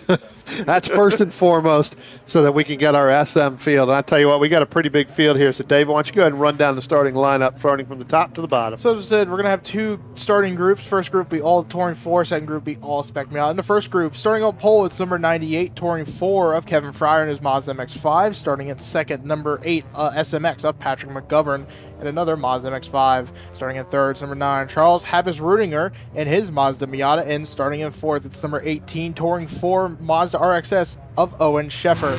Starting at fifth, the 131, Matthew Milford and his Honda Civic. Starting at sixth, it's number 29, Touring 4 Neil Harrison and his Mazda RX-8 from Winston-Salem, North Carolina. And starting seventh, number 29 of John McClendon from Southport, North Carolina. Starting in eighth, it's the 186 of Jennifer Romes and her Scion FRS from Fredericksburg, Virginia. Now we move on to the Spec Miata category. Starting on pole, it's ninth overall, it's number 61 is Skip Brock Jr. from Birmingham, Alabama. Starting in 10th, number 60, Bob Mueller Jr. from Mooresville, North Carolina. Starting in 11th, it is the 149, Sebastian Landy from Ashburn, Virginia, and his brother. Starting at 12th, number 94, Forrest Landy from Ashburn, Virginia. Starting in the 13th spot, the 121, Eric Gerchak from Statesville, North Carolina. Starting at 14th, number 84, the 1 of 5, Scott Witzness race. It's Scott Witt from Monetta, Virginia. Starting at 15th, another Witt. In the 85, it's Dylan Witt from Roanoke, Virginia. No witless people here.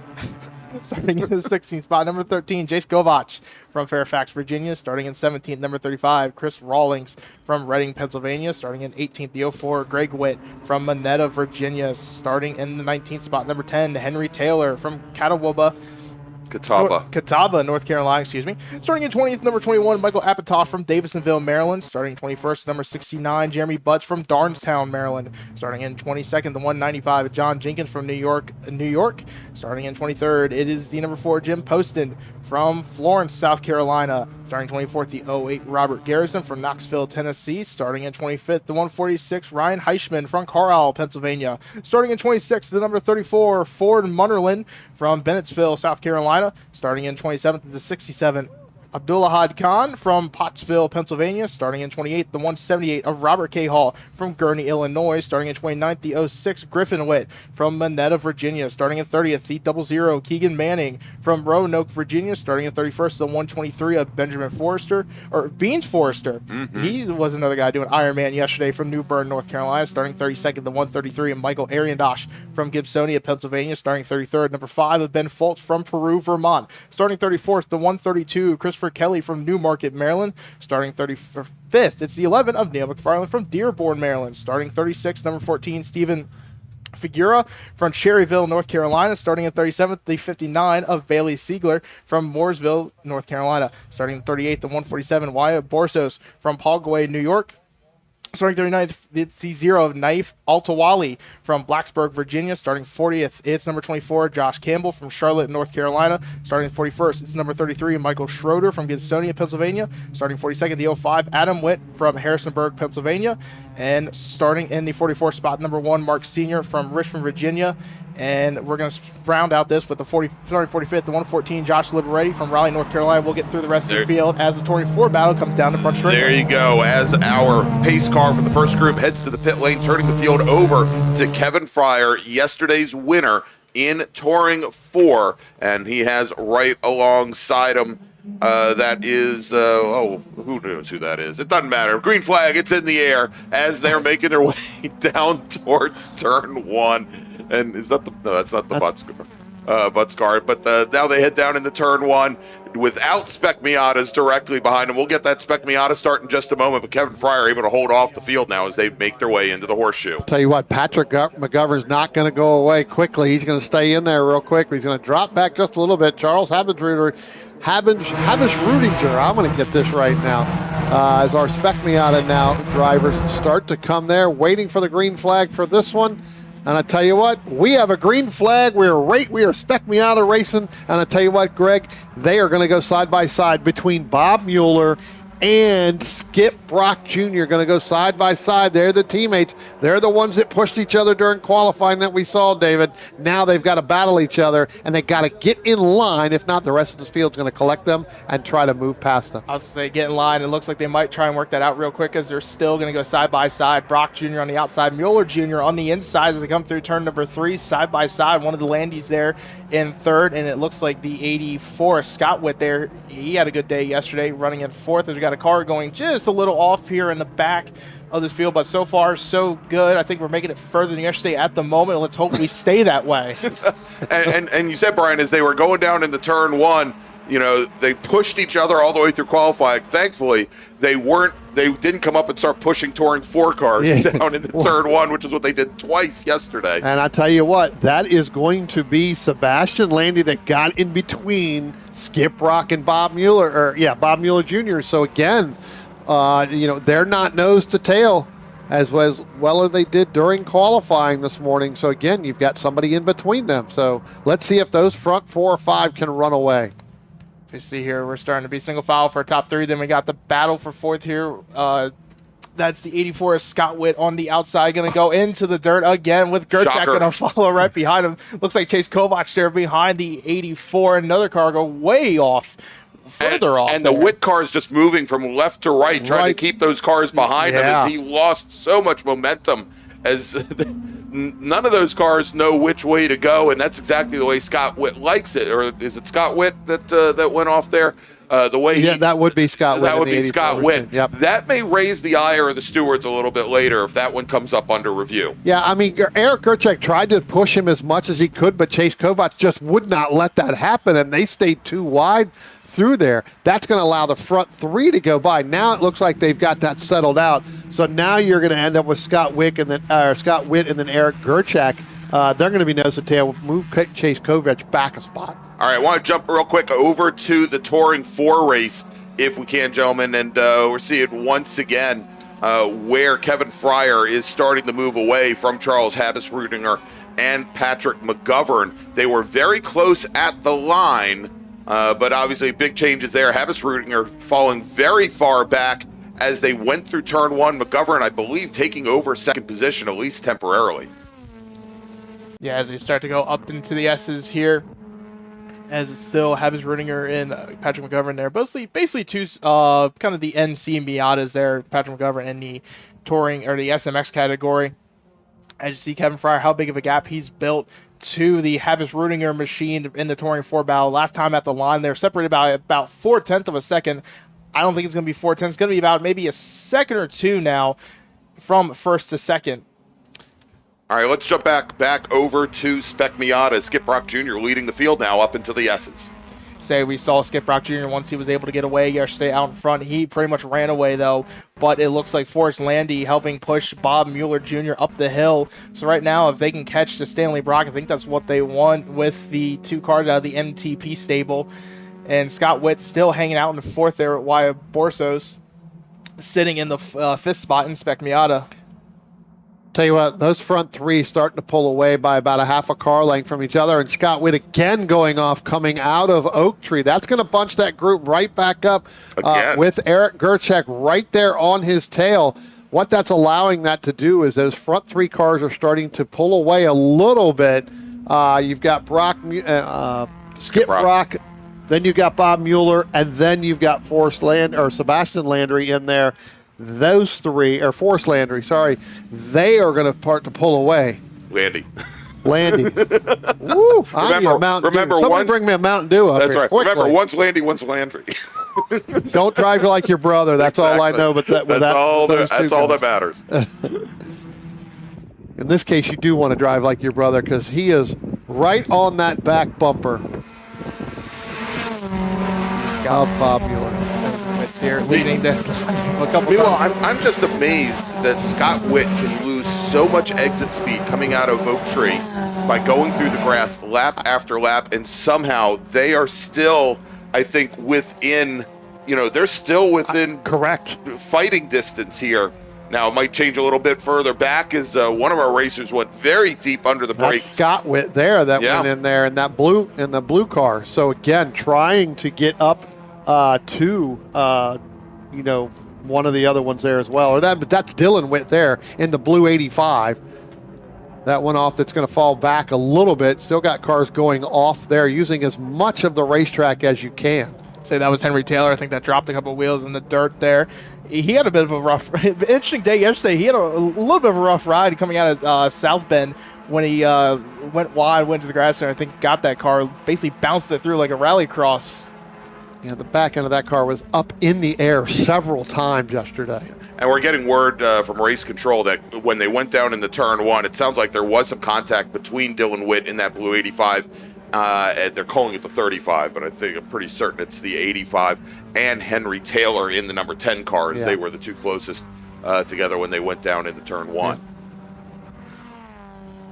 Side by side, just a little bit up the S's. They pretty much started out there in the middle of the field. We've seen this has pretty much been action area side by side. Two cars try to go in the same spot. As again, another car drops some wheels in the dirt there, kicks up the dirt a good amount. Who don't know who that was, unfortunately, right now. But Skip Brock Jr. already about a couple car length gap ahead of Bob Mueller, and still Forrest Landry pushing him. And Scott Landy. Now I'm doing it. Thanks, Brian, for getting that to my head. Well, what's amazing here, gentlemen, is that Skip Brock Jr. is able to pull away from Bob Mueller Jr. And Forrest Landy. And they're nose to tail, and he is able to pull away from them that far out, and then a little bit further back in the 84 of Scott Witt. Well, I guess maybe I shouldn't be breaking out the, one's a national level driver and one isn't, but I think that's part of it as well. That a lot of it, Brian, I think comes out of how much exit speed he has out of Oak Tree, that he's able to open up that much of a gap on the back straight. Yeah, just clearly able to even stretch it out even more coming down here into turn one. Now you've got Scott Witt getting back, pulling back up to Forrest Landy in that number 94 machine. So, yeah, last time at the line, basically first to second with Skip Brock Jr. Bob Mueller was 1.8 seconds, almost 2 seconds ahead. Skip Brock Jr. pulled out away from this field. Looks like now this second, third, fourth place car, they've kind of moved, separated a little bit. See Henry Taylor going for an interesting ride here. He's going to lose the spot to Eric Gerchak. Got a little, I don't think he took the right line there through 4 and 5. Went a little wide, had to cut back way to the inside, as he's going to have the other Landy brother, Sebastian Landy, right up behind him. Yeah, I tell you what, good battle there going on. And again, Henry Taylor trying to get as much as he could out of that corner, which allowed Gerchak, as you just mentioned, to go by him. Another good battle a little bit further back, and these two have had a lot of battles on the racetrack. John Jenkins and Jeremy Butts. Jenkins got a little bit ahead of Jeremy Butts last time through, but Jeremy Butts, I believe, has made that pass of Jenkins as they went down into turn one. So move Jeremy Butts ahead of John Jenkins, move Jeremy Butts up to the 11th position. Say trouble here at Oak Tree on the exit. It looks like it is a white car. It might be one of the Witts, the 04, maybe. Eric Gerchak was involved in it, but the white car back here, we'll see. Looks like they've got some right front damage on that car. We'll see when it comes by. I'm not sure if that is Scott Witt in there. And I do believe that is. That is the 8-4 of Scott Witt. So again, Scott Witt having all kinds of trouble up at the Oak Tree, and that forced Eric Gerchak way off, and we'll have to see whether or not Scott comes down pit road big. I do believe I saw a little bit of right front damage there. Looks like he's tucked back in somewhere. How much, and again, as you said, that's going to really affect him in this draft here with that front end damage. This car really, like you said, draft relying a lot. It's a lot better to work with each other. Oh, we got a car spinning off here at the final turn, going way off. And almost to the Dan River. Almost to North Carolina. That's it. Maybe he could drive me home today. All right, we'll see if he gets that car back underway, but it's a long way back uphill to get to this track. That's one of the worst things about going off of VIR. There's not a lot to hit, but when you leave the race service, it is almost always downhill, and it is a very tough slog to make it back up onto the track surface. So I believe that was 123 of Bean Forrester. I think Bean's going down in North Carolina, Greg. Oh, we got another car spinning around here That was one of the front runners there. I'm not sure if that's. Well, it's not going to be Scott Witt any longer because I think No. Witt's in this group right here coming through. Well, actually, the car that spun up at the Oak Tree is actually the 04, so that was not Scott Witt. Again, 12% of our field, it's a Witt. That was actually Greg Witt that spun up there, I believe, early on. All right, well, we'll see that car just now. Let's go back to him. Just now getting back underway, saving us from a full course caution. Say we look back, look how much of a lead now Skip Brock has up to second place of Forrest Landy. It's like we saw yesterday. As soon as Skip Brock got out in front, he pretty much ran away from the field uncontested. As then behind him, we got a 2-car breakaway, then 4 cars, and another car taking a rough ride there through the dirt coming out of Oak Tree. Looks like it might have been in one of the it was a yellow car, might have been one of the MTP cars. And that, well, you know what? The car that went around at turn 5, it was Scott Witt. It was the number 84 car that spun, as we just get the word from race control. So it was like the car that went off there at Oak Tree was the 4 of Jim Poston there, and that's Zaxby's sponsored machine. We are halfway down, halfway to go in this race. We haven't talked much about the Touring 4 battle.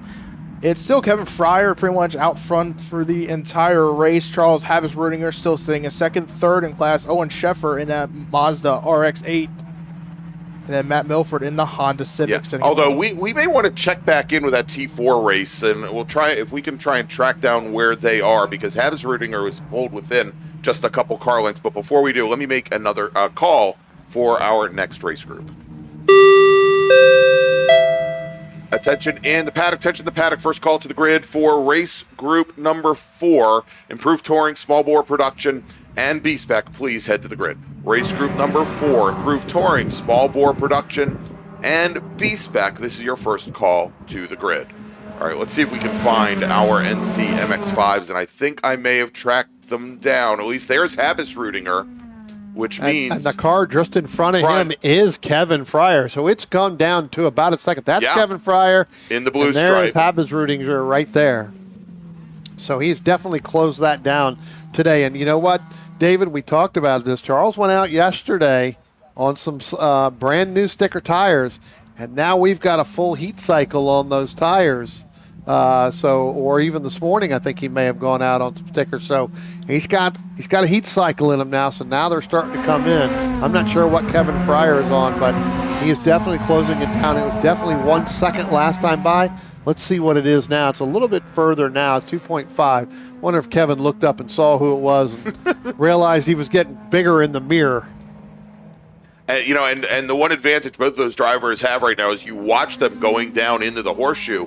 Is they don't have any slower traffic anywhere near them. So, you know, if Fryer is just trying to manage the pace and manage the equipment to get through the race, that's great. But Habis-Rudinger, if he is, you know, hoping that Fryer's going to hit some traffic and bring that car back to him, it doesn't look like it's going to happen for a number of laps. And with only 4 laps to go, I don't think it may happen until the checkered flag comes out. Yeah, no, absolutely.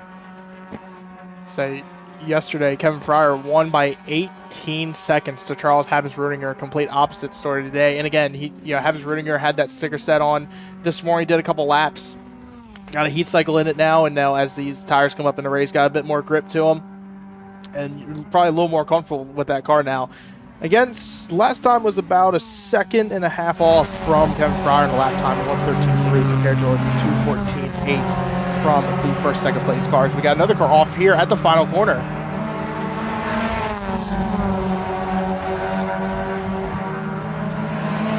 It looks like is that the 10? Yeah, that is the 10. That is Henry Taylor. So again, another driver having some problems coming out of that last turn. I will tell you that Bob Mueller Jr. and Forrest Landy, they were side by side last time by, and if those guys continue to keep driving side by side, that's allowing Chris Rawlings in the 35 along with Dylan Witt in the 85 to close the gap on those two. There's about a 2-second difference between them, but with Rollins and Dylan Witt staying nose to tail, they're reeling in that second and third place. You can see them right there coming up through the going up into the S's right now. So again, we'll have to see whether or not they're able to close that gap on those two if they continue to go side by side. Yeah, it looks like they're going to stay nose to tail right now, try to work with each other as much as you can. Skip Brock Jr. right now, again, that huge lead that he has, but the battle for between these front two groups for second and fourth really starting to heat up now. I'm hoping we see a good battle happen here. It's a little spread out as they get in through the oak tree, but then they close back up together on that back straightaway due to that draft. And as we were just talking a few moments ago about Kevin Fryer maybe managing the pace, managing his race, I think he might have gotten the feeling that maybe Habsrudinger was getting a little too close because he is now opened up another 3 seconds on Charles Habsrudinger just in another lap. So the gap now 4 seconds between our leader and our second place runner. And then another 17 seconds back to Owen Sheffer running third and touring 4. Things actually do appear closer than they are when you look at well, only for a short period of time, apparently, for Kevin Fryer. Yep. Again, a little bit further back, we were talking about Eric Gerchak having that problem going off up there as well. Out of the oak tree, he's fallen back into the clutches now of Jeremy Butts along with John Jenkins. So that's a three-horse battle, and throws Sebastian Landy in there as well. So that's 6th, 7th, 8th, and 9th. They just went by the start-finish line heading down into turn 1. So a pretty good battle there as well. There just in front of it, you see that's the Bob Mueller Jr. and the Forrest Landy. And then shortly a little bit further back from that, you've got Chris Rollins and Dylan Witt trying to stay nose to tail to try to reel in those top 2 and 3 in this Spec Miata class. Saying they probably got to do a little bit better job as they were separated by a little bit, not really nose to tail as you would try to maybe expect. They close that gap up just a little bit as they come out of turn number 5. But yeah, I mean, at this point, you pretty much need to be hooked up nose to tail, going down every straightaway, pushing and shoving each other as much as you can to gain as much momentum. No. We went to the drifting course over here because that car really that was a lot of pressure on that left rear tire. Yes, it was. That's definitely going to kill that momentum. Kind of getting up the hill, up into the S's. He's going to fall back into the clutches. Well, there you go. You can see the two cars catching right back up to him there after he was probably got, 0 exit speed coming through Snake. Let's just check back in. Take a look at the lead now that Skip Brock Jr. has opened up on the rest of the Spec Miata field. When they crossed the finish line on the previous lap, Skip Brock had opened things up to 10 full seconds here on his teammate Bob Mueller Jr. Yeah, I mean, just incredible. Yesterday, we had Skip Brock Jr. led by, I mean, it was a little closer battle. It was about 3 seconds yesterday to Scott Witt, who finished in second. But just today, though, Skip Brock Jr. driving a phenomenal race. Really, just rare you see a 10-second lead from first to second. Just shows you how much, really keeping his own momentum up and keeping the pace and rhythm up. That's kind of what it's about, too. If you're on your own, that's all you could pretty much do. Just keep running your race, keep running consistent laps times, and try to be as fast and smooth as possible. Attention in the paddock, attention in the paddock. Second call to the grid for race group number 4, Small Bore Production, Improved Touring, and B-Spec. Please head to the grid. Small Bore Production, Improved Touring, and B-Spec. Race group number 4, this is your second call to the grid. Next time our Touring 4 leader, Kevin Fryer, comes to the start-finish line, he will see the white flag, 1 lap to go, and he just left our frame. He's now getting to some Spec Miata traffic here. And Habsrudinger, I think, also having to deal with that traffic as Fryer coming into the top of the roller coaster right now.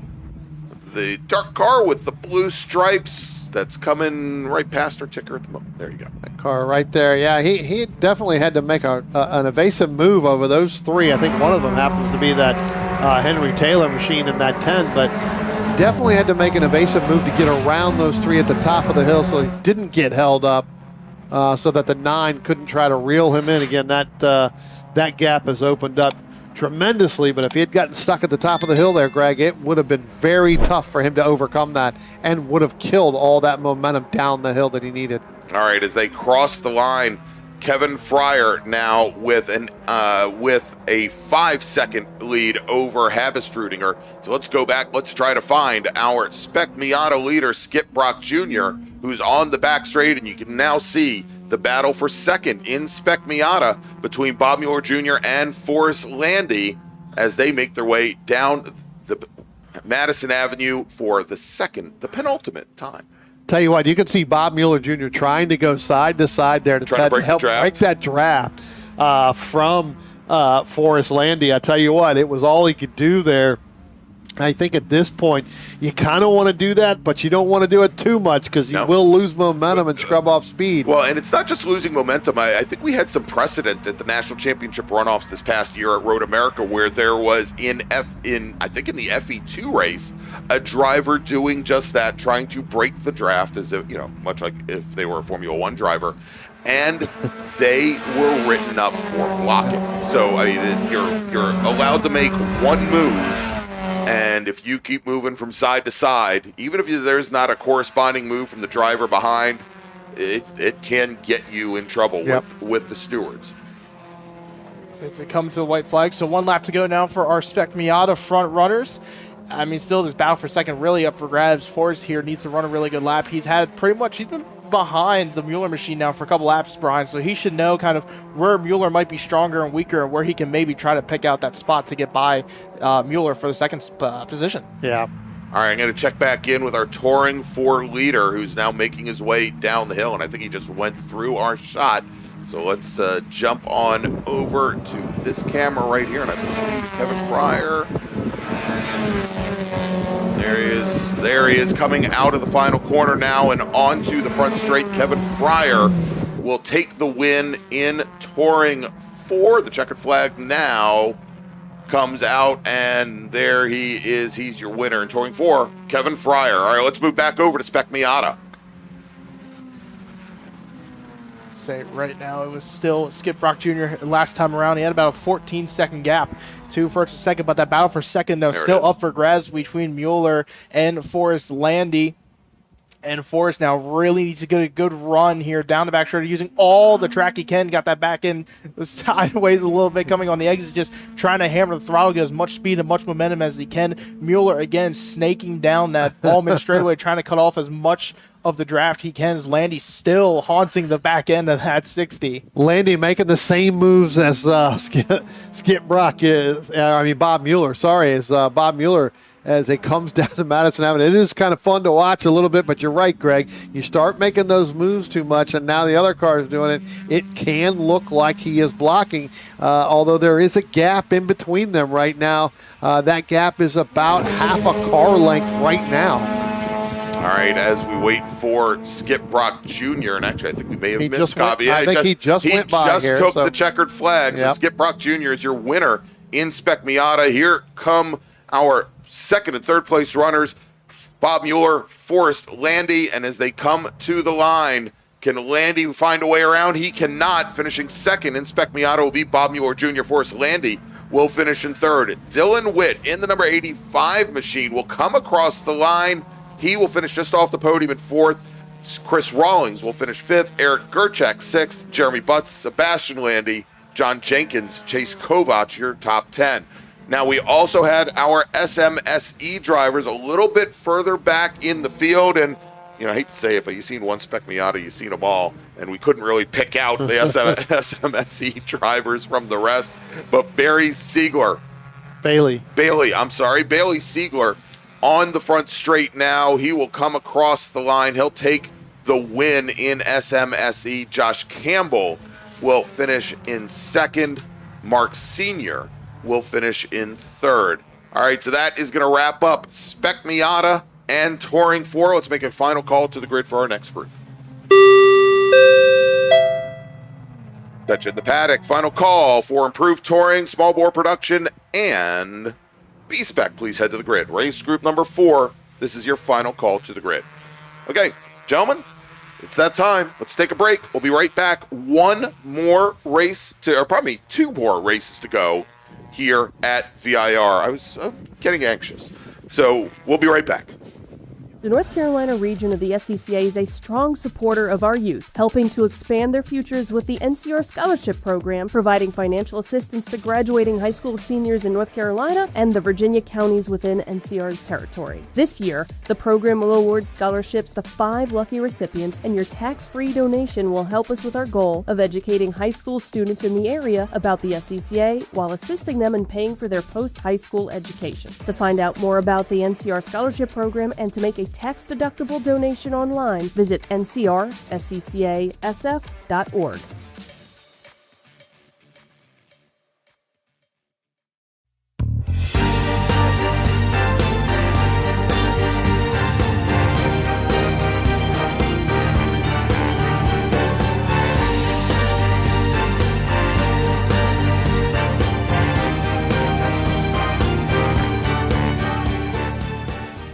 Willing and Able Racing offers top-quality spec race car rentals with full setup and repair services, including trackside support for SCCA, NASA, VRG, and other organizations' road race, time trials, and track day events. Their Spec Racer Ford specialists and each of their Gen 3 machines sports a SATAV sequential transmission and a data acquisition system. Also offering Spec Miata rentals, Willing and Able is currently taking reservations for the remainder of the Mid-Atlantic Road Racing Series season. For more information, email Willing and Able at rent@WNARacing.com, see them on Instagram at WNA Racing, or visit their website at WNARacing.com. Willing and Able would like to thank all the volunteers this weekend who've graciously donated their time so that we may race.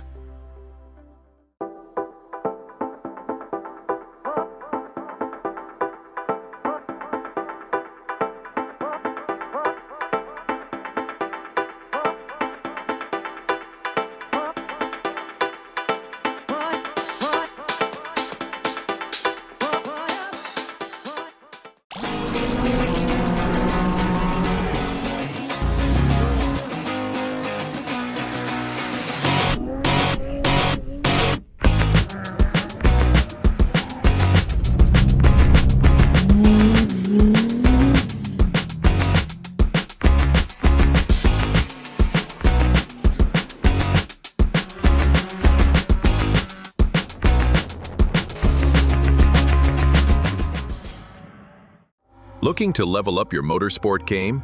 At Courage Motorsport, we've got everything you need, from high-performance parts, tires, and safety gear, to car rentals, expert driving instruction, and even our own Courage racing gear. Whether you're a beginner, a pro, or looking to kickstart your motorsport career with training in both the business of racing and securing sponsorships, we've got you covered. Check out our gear, grab a shirt, and represent your passion. Email us at trackready@couragemotorsport.com or visit couragemotorsport.com and get ready to hit the track.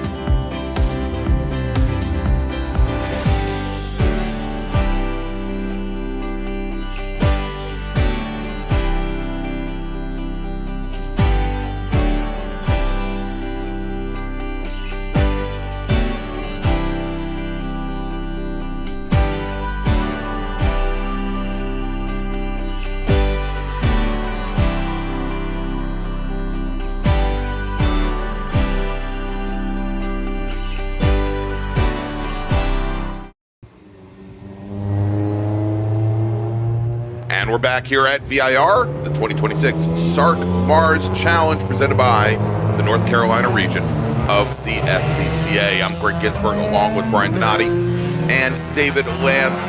And next up, it's improved touring. It's small bore production with a bunch of little things. Great to see the number 9 machine make it back out. So we've got a 2-car Legends car field. Glad to see that. And also B-Spec here this afternoon. David, why don't you run down the starting order? 43 cars were on the entry list, and we'll see how many make the call to the grid. Chris Schooler was going to be on pole, number 139 in bracket from Washington, D.C. Starting in second, the 133 of Steve Rose in the ITEZ. BMW E90 from Mebane, North Carolina. Starting in third, number 98 Brian McCrae and his Scion FRS from Mechanicsburg, Virginia.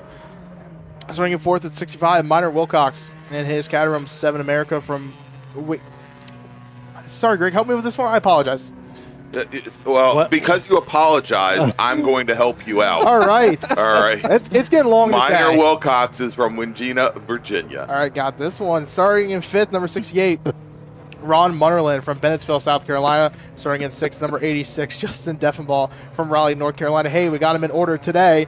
Starting in seventh, number 13, ITA of Stephen Clark from Salem, Virginia. Starting in the 8th spot, the 177 Legend of Tyler Reynolds from Warrington, Virginia. Starting in 9th, it's number 8 Patrick McGovern and his F Production, Richmond, Kentucky.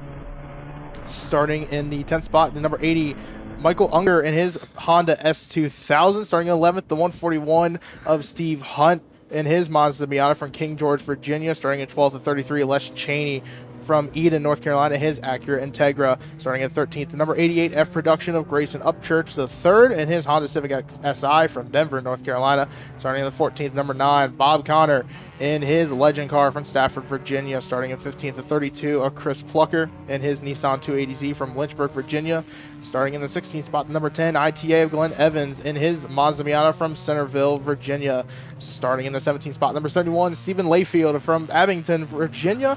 And starting in the 18th spot, number 61 Richard Ura in his F Production Fairfax, Virginia from Fairfax. And starting in 19th, the 00 ITA of Gregory Gale from Reston, Virginia. Starting in the 20th, it's the 131 Ben Gloka from Greensboro, North Carolina, and his Acura Integra. Starting in 21st, number 31 ITA Joel Gambino and his Mazda Miata from Harpers Ferry, West Virginia. Starting in 22nd spot, it's the 08 ITA of Paul Spencer and his Mazda Miata from Raleigh, North Carolina. Starting in 23rd, 38 F Production Raymond Heath from Mechanicsville, Virginia. Starting in 24th, the 40 ITS of Jason Witt and his Porsche 944 2.5 from Roanoke, Virginia. Starting in 25th is 35 F Production George Spike Benning from Vienna, Virginia, and his Mazda Miata. Starting in 26 on pole in B-Specs, number 19 Josh Schmidt and his Chevy Sonic from Kannapolis, North Carolina. Starting in 27th, the 36 B-Spec of Brian Price and his Mazda 2 from Strasburg, Virginia. Starting in the 28th spot, number 60 ITA and Mike Spencer and his Mazda Miata from Raleigh, North Carolina. Starting 29th, the 151 B-Spec of Rod Wilmoth and his Honda Fit from Apex, North Carolina. Starting at 30th, the 63 Greg Plush in the H Production Nissan 510 from Reston, Virginia. Starting in the 31st spot, the number 52 of Steve Grizzle in his Mazda Miata from Bristol, Virginia. Starting in the 32nd spot, number 75 H Production, it's Tyler McBain, his Honda Fit from Ashburn, Virginia. Starting in the 33rd spot, number 83 B-Spec of Nick Shively in his Honda Fit. Starting in 34th, it's the 03 ITR Ralph Gunderson, his BMW 325i. Starting in 35th, the 07 B-Spec of Jacob New in his Mini hatchback. Starting in 36th, it's the number 3 B-Spec of John Barry in his Mini Cooper. Starting 37th, number 28 IT7 Robert Mitchell in his Mazda RX-7. Starting 38th, the number 69 H Production of John Fine, his Honda Civic.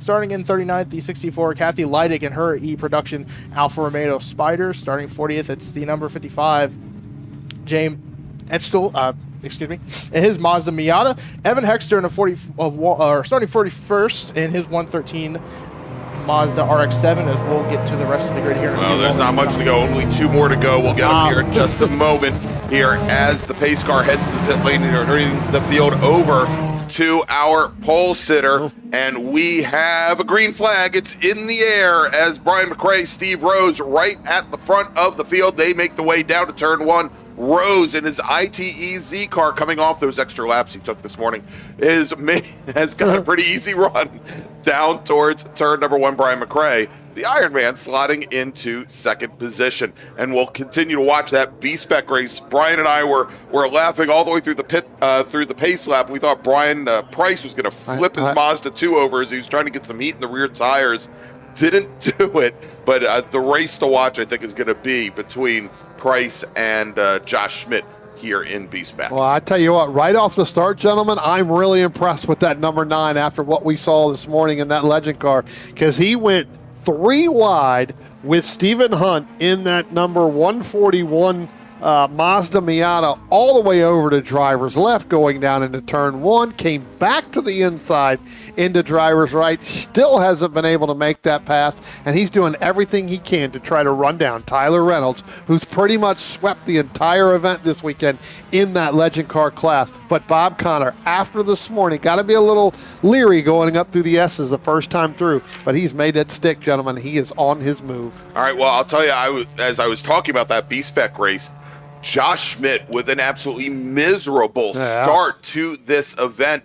And I think he has fallen back behind Rob Wilmoth into third in B-Spec as Rowdy Price just almost straight-lined his way through the uphill S's and made up and got around, I think, 3 different cars now. So a good run for him as we look a little bit further up the field. And there's the Bob Connor Legends car. Guy, it looks like he's got a different roof panel on the car. It's like a light blue. That isn't normal, is it, Brian? Well, I don't know if it was light blue. I think the only thing he really had damage to was the rear, and it's just fiberglass. It's just probably, put some duct tape on it, let's go, right? I mean, that's what those are. I tell you what, the car that I'm looking at there, again, another Legend car, is that Tyler Reynolds. He's right on the back of Justin Deffenbaugh. Justin doesn't even know he's there. Right. Because he's behind him, and he can look over top of the whole entire car looking at that rear view mirror.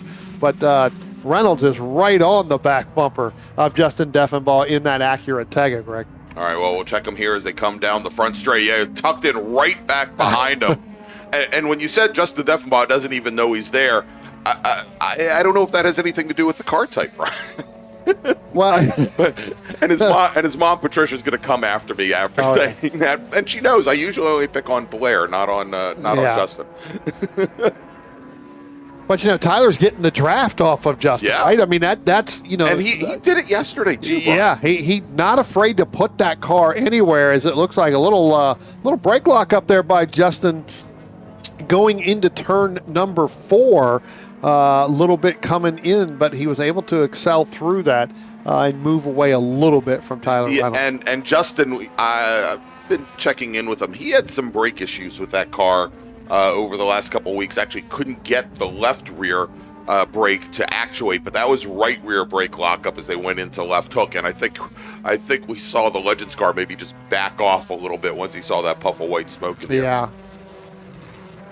Ben Gloca getting passed by one of our ITA racers, Joel Gambino, going up through the S's. Gloca in that probably second gen Acura Integra.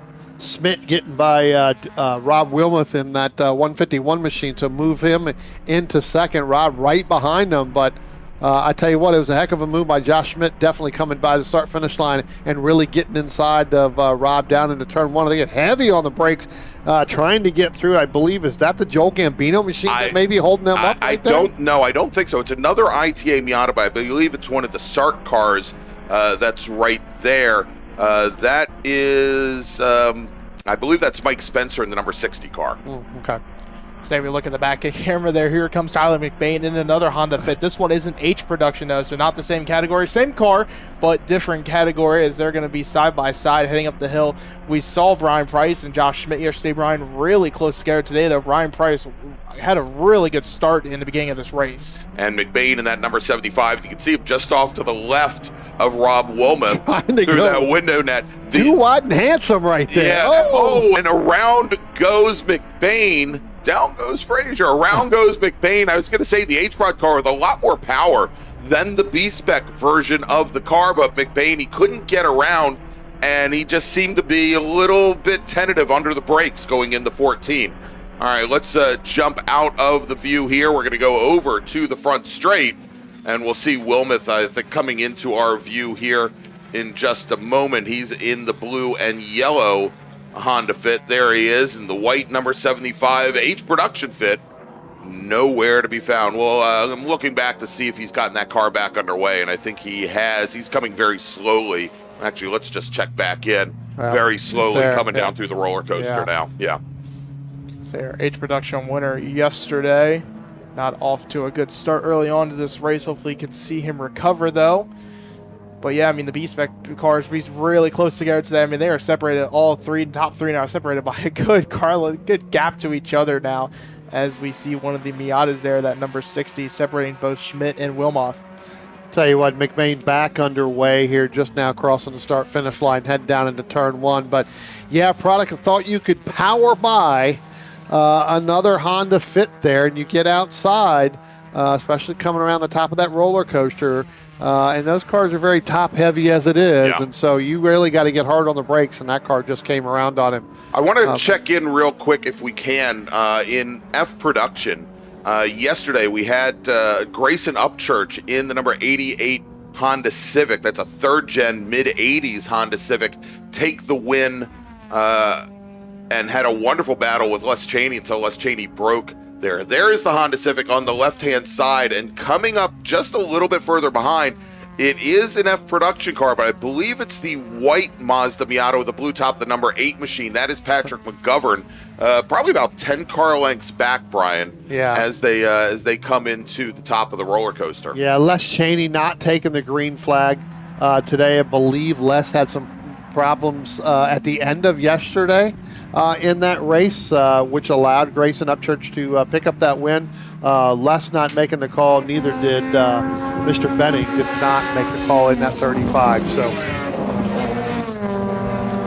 again, 2 cars in that F production class. And now Patrick McGovern, the last time by, Greg, he's going to move around Grayson Upchurch. Yeah, he did. Was able to draft his way down and buy him down into turn number 1. I'm sure right about now he was able to get by Honda. And it looks like he was able to get around Stephen Clark's ITA leading Mazda Miata as well. So great lap there for the F production Mazda Miata driver, as now Upchurch having his challenges with Bob Connor in the Legends car. Yeah.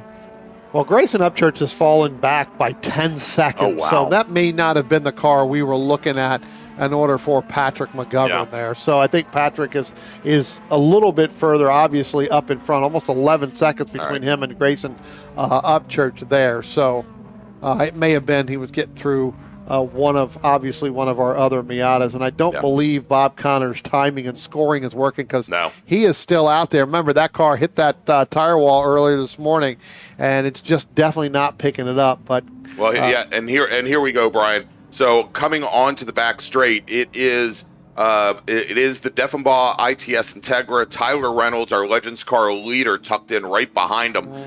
Then we've got Patrick McGovern. He's in the dark bluish black number 8 Mazda. And then Stephen Clark, our ITA leader, he is in the white number 13 Miata directly behind him. Yep.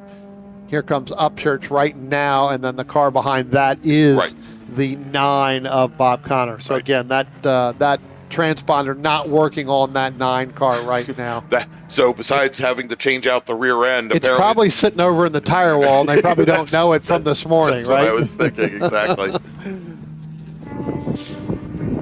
Yesterday we saw the F production battle, McGovern Upchurch. McGovern was really a bit of a factor in that battle. I know him and Les Cheney were having some good battles there in the top 3. Now we take over this top spot. Grayson Upchurch just not having the races, not having probably the races he won yesterday. I know he want to be out in front, but Patrick McGovern way better start, moves up into 5th here. Some of the class leaders that we have overall, Brian McRae right now on leading the second overall, and he's as up the front end bracket with the 210. Ralph Gunderson, ITR. Evan Hexter in the IT7 category, he will lead it. Steve Rose leads ITEZ. E-Production, Steve Grizzle in the number 52. That's a Mazda Miata. Justin Deffenbaugh leads ITS. Stephen Clark leads ITA. Kyler Rounds, as you said, leads the Legend Car battle. F Production, Patrick McGovern, Brian Price still ahead by about 6.5 seconds over Josh Schmidt for the B-Spec battle, and Greg Plush leads the H Production battle. All right, watching right now, coming down through the roller coaster, a little bit further back in that B-Spec field. This is just off the podium, or for just off the podium, Nick Shively in his Honda Fit, and Jacob New in the light blue 07 Mini Cooper. They have been separated by about 2 to 3 tenths the majority of this race. Of course, with B-Spec, much like we see in Spec Miata or SSM, drafting plays such a big, important part because, well, you've got these big, tall, narrow boxes, and they all put a huge hole in the air, very easy to draft off of, as now Jacob New is able to go past the Honda Fit. Interesting there is the Fit's going to try to power around the outside. The Mini is the only car in the B-Spec class with an independent rear suspension, as we had a driver, it looks like, go into the dirt there, Brian? Yeah, I'm not sure. Well, we're going to see this car right here. That car is coming up slow, so we're going to get that call right now. Is going to come through as to who went off down there.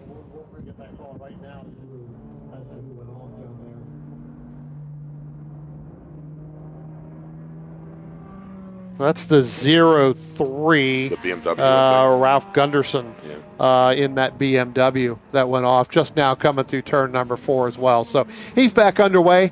Lost a little bit of momentum. He was in that battle just a little bit further ahead on the racetrack with, I believe that's Greg Plush and John Barry that were there going down into turn 1. So back on board with Rob Wilmoth now as he heads down to Madison Avenue. Currently in B-Spec, he still sits in third, about 4 seconds behind Josh Schmidt there, number 19. He's got that 60 Miata right up behind him.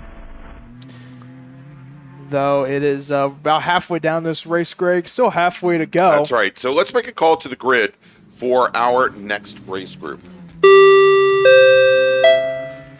Attention in the paddock, attention in the paddock. First call to the grid for race group number 5, SSM, STL, STU, and Touring 3. Please head to the grid. Race group number 5, our final race of the day, SSM, STL, and STU. Please head to the grid. Your race is next.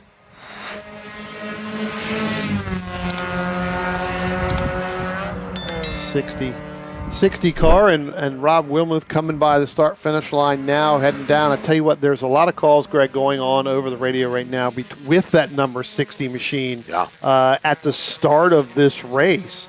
Some potential contact with several drivers trying to get that ironed out, and one of them happens to be with our B-Spec leader in Brian Price. So again, as everybody collectively came down into turn 1, a lot of side-by-side contact with several cars, but Mike Spencer and Brian Price having some contact early on. So we'll let them decide how they're going to do with that, but that's the call coming over the radio, that they're trying to get everything they can with this entire group.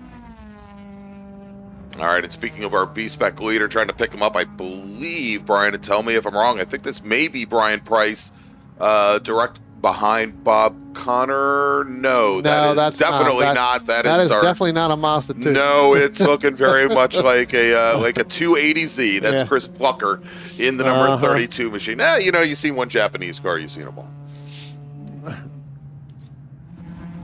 All right, we'll try to pick up and see where he is on track. I believe as I go through, I think he's got Ray Siebert Heath in the F Production Mazda Miata and Josh Schmidt right past him. Bob Connor going off. Sorry, Greg. Bob Connor going off at the top of the head, kind of coming towards the bottom of the hill there as he came down through. So that car really a handful for that 9.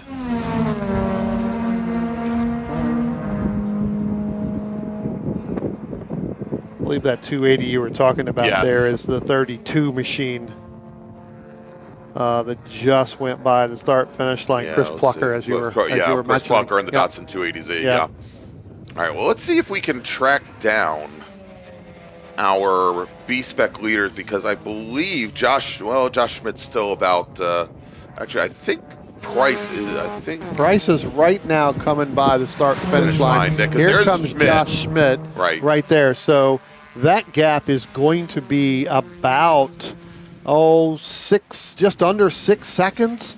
But Josh Schmidt did his fastest lap of the race with a 2:26.821 was almost a second faster than Brian Price was. And I think I mentioned yesterday morning during qualifying where Josh Schmidt put this car on pole for the B-Spec National Championship last year at Road America without the help of a draft. He did it all by himself. Yeah. And so he has absolutely amazing pace, and this is his home track.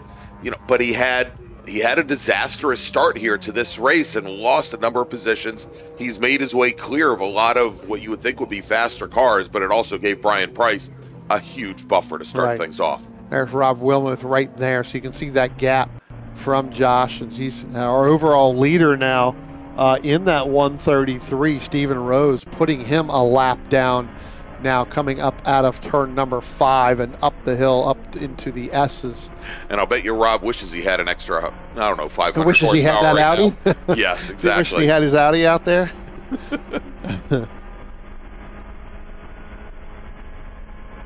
All right, let's jump back to some of the other action here on course. Pretty good battle, and it's not for a battle in class, but it is a battle that is on the racetrack, and that is the Patrick McGovern, who is our F production leader, and Stephen Clark. And Greg, you mentioned this earlier. They're just now going down into turn number 1. Those two have been nose to tail basically the entire race. Yes. That is the black car right there, and then the white car just behind the black car being Patrick McGovern in that number 8 machine, and Stephen Clark.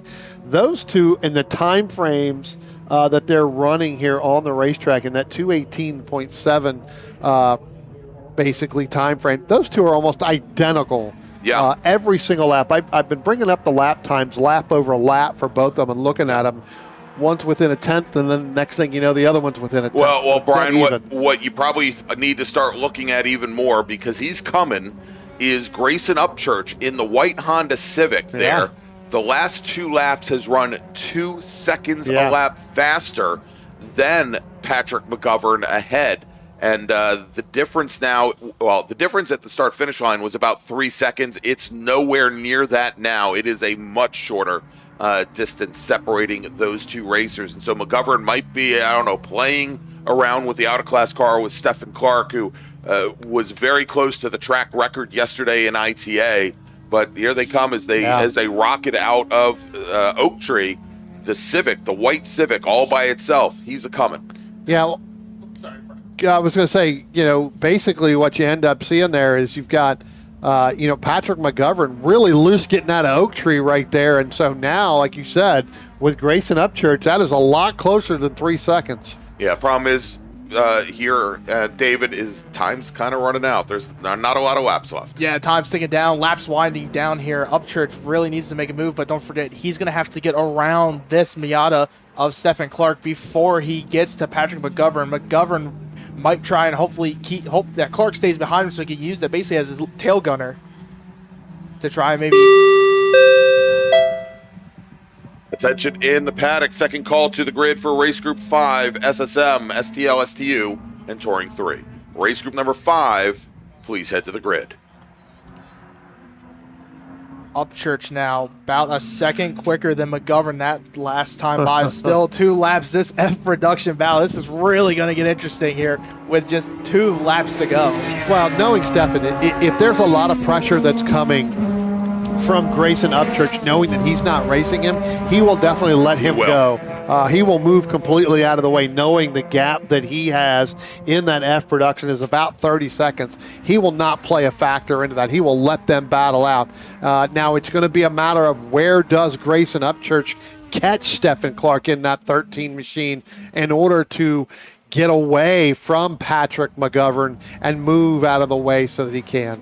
All right, jumping over now to the front straight, because our overall leader now coming down, Steve Rose, is going to come right to the line. 1 lap remaining here at VIR for our improved touring and production and B-Spec racers. He's aware it's 1 flag. It's 1 lap to go, right?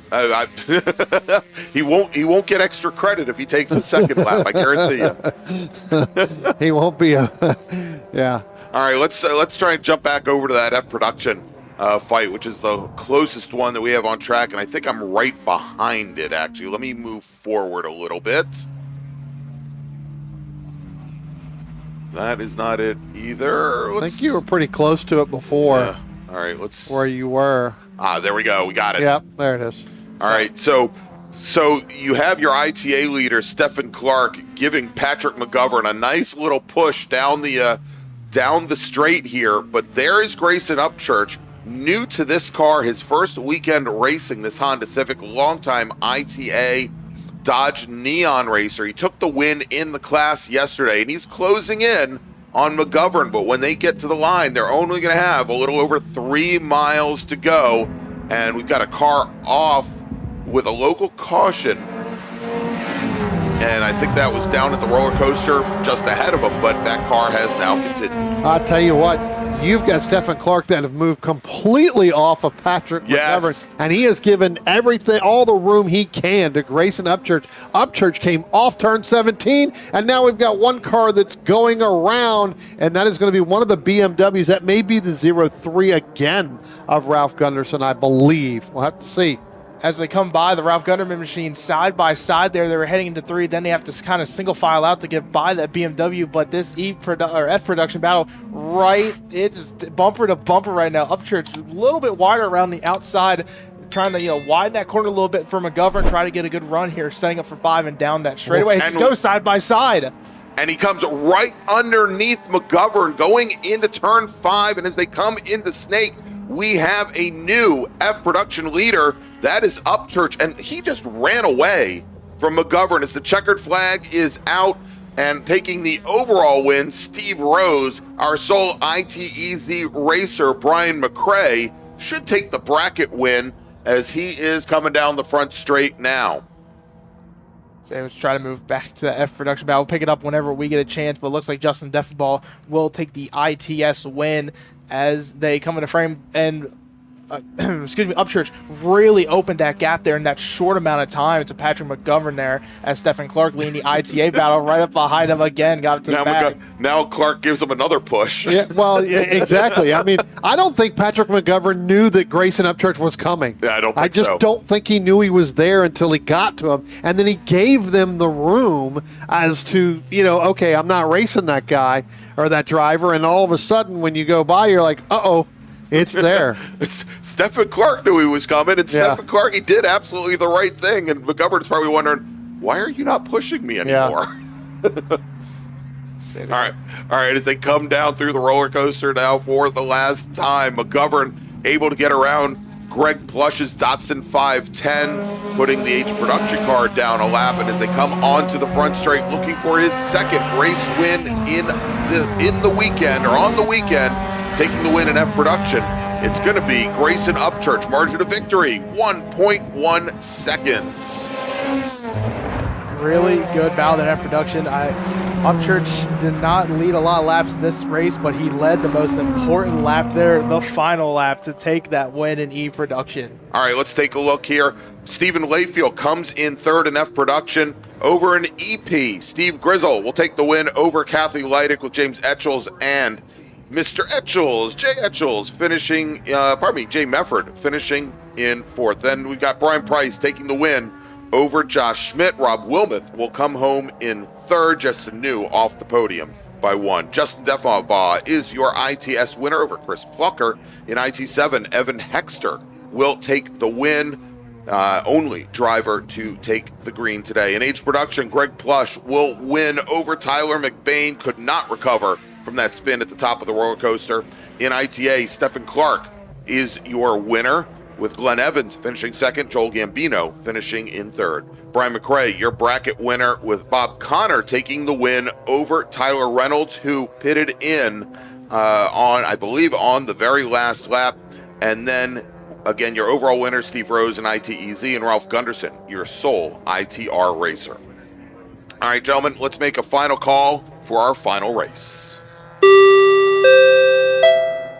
Race Group 5, SSM, STL, STU, and T3, please head to the grid. Race Group number 5, this is your final call to the grid. Well, gentlemen, it's time It's time to take a break. Get some water, and we'll come back with one more SARRC MARRS race scheduled to start in just about 5 minutes. Stay with us. The North Carolina region of the SCCA is a strong supporter of our youth, helping to expand their futures with the NCR Scholarship Program, providing financial assistance to graduating high school seniors in North Carolina and the Virginia counties within NCR's territory. This year, the program will award scholarships to 5 lucky recipients, and your tax-free donation will help us with our goal of educating high school students in the area about the SCCA while assisting them in paying for their post-high school education. To find out more about the NCR Scholarship Program and to make a tax-deductible donation online, visit ncrsccasf.org.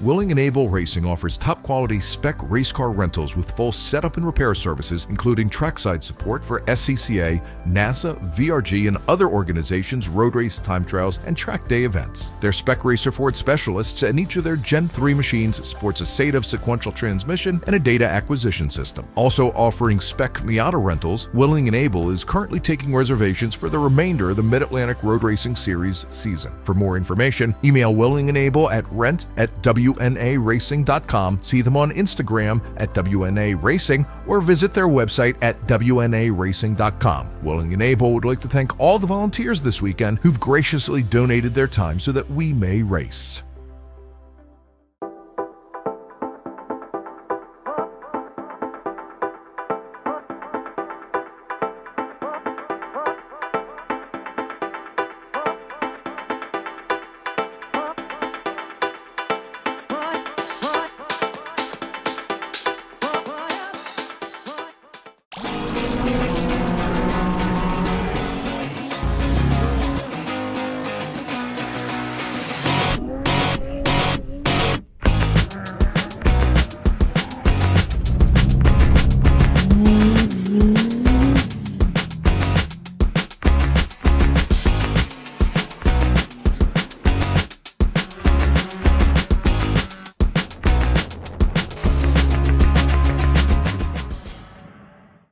Looking to level up your motorsport game?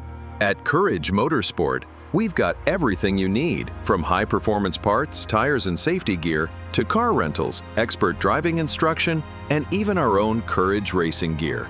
Whether you're a beginner, a pro, or looking to kickstart your motorsport career with training in both the business of racing and securing sponsorships, we've got you covered. Check out our gear, grab a shirt, and represent your passion. Email us at trackready@couragemotorsport.com or visit couragemotorsport.com and get ready to hit the track.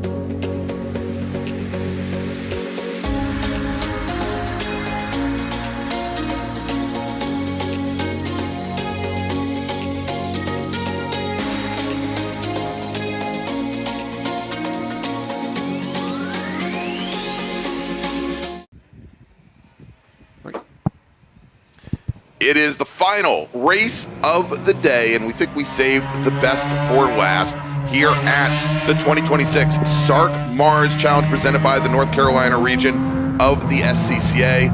I'm Greg along with Brian and along with David, and 25 minutes or 10 laps, whichever comes first, for SSM Showroom Spec Miata, Super Touring Light, and Super Touring Under. David, you've got the rundown. Let's hear it. So we're going to have two starting groups in this one. Basically, everybody but SSM is going to be the first group. Second group will be the SSM cars, and here's how we line up. Starting on pole, it's going to be the number 57 STL, Chuck Hines, and his Mazda Miata from Cameron, North Carolina. Starting in second, it's going to be the 106 STU of Mark Bradley and his BMW 325 IS from Wake Forest, North Carolina. Starting in third, the 146 Ryan Heischman and his Mazda MX-5 from Carlisle, Pennsylvania, in the STL machine. And alongside him, it's the number 69 at Jeremy Butts and his Mazda MX-5 from Darnestown, Maryland. He's in the STL category. Starting in fifth, it's the 09 David Blaine and his Touring 3 Mazda MX-5 Cup car from Trent Woods, North Carolina. Starting in the sixth spot, the 155 Timothy Yates and his BMW 328 CI from Forest, Virginia.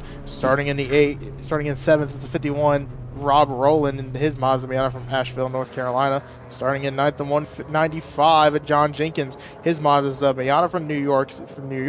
Starting at 10th, the 08 of Robert Garrison and his STL Mazda Miata from Knoxville, Tennessee. Starting at 11th, the 144 STU of Max King and his Porsche 944 Turbo from Richmond, Virginia. Starting in the 12th spot, the 178 STL of Robert Cahall and his Mazda Miata from Gurnee, Illinois. Starting in the 12th spot, the 133 of Michael Ariandosh and the Mazda Miata from Gibsonia, Pennsylvania. Starting in 14th, the 02 Vance James in his Mazda Miata from Hickory, North Carolina, and the STL car. Starting in 14th, number 5 STL Ben Folt and his Mazda Miata from Peru, Vermont.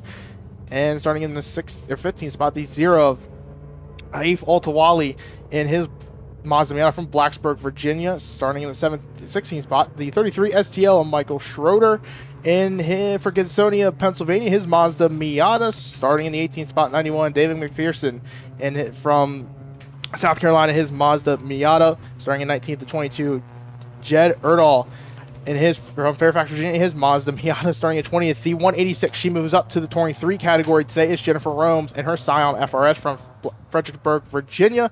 Starting 21st, the 141 Kevin Conlon from Westminster, Maryland, in a Mazda Miata. Starting 21st in his 159, it's Mark Anthony from Elmira, New York, and his Mazda Miata. And then starting in the 22nd position, it's number 3 STL Sean G from Rockville, Maryland. And then in the SSM category, starting 23rd overall, it's number 8 of Jordy Fuhrman from Wrightsville, Pennsylvania. Starting 25th, the 98 of Arif Kazem from Silver Spring, Maryland. Christopher Kelly will line up in the 25th spot, in the 132 from Newmarket, Maryland. Starting in the 26th spot, the 35 of Stephen Rollo from St. Thomas, Vermont.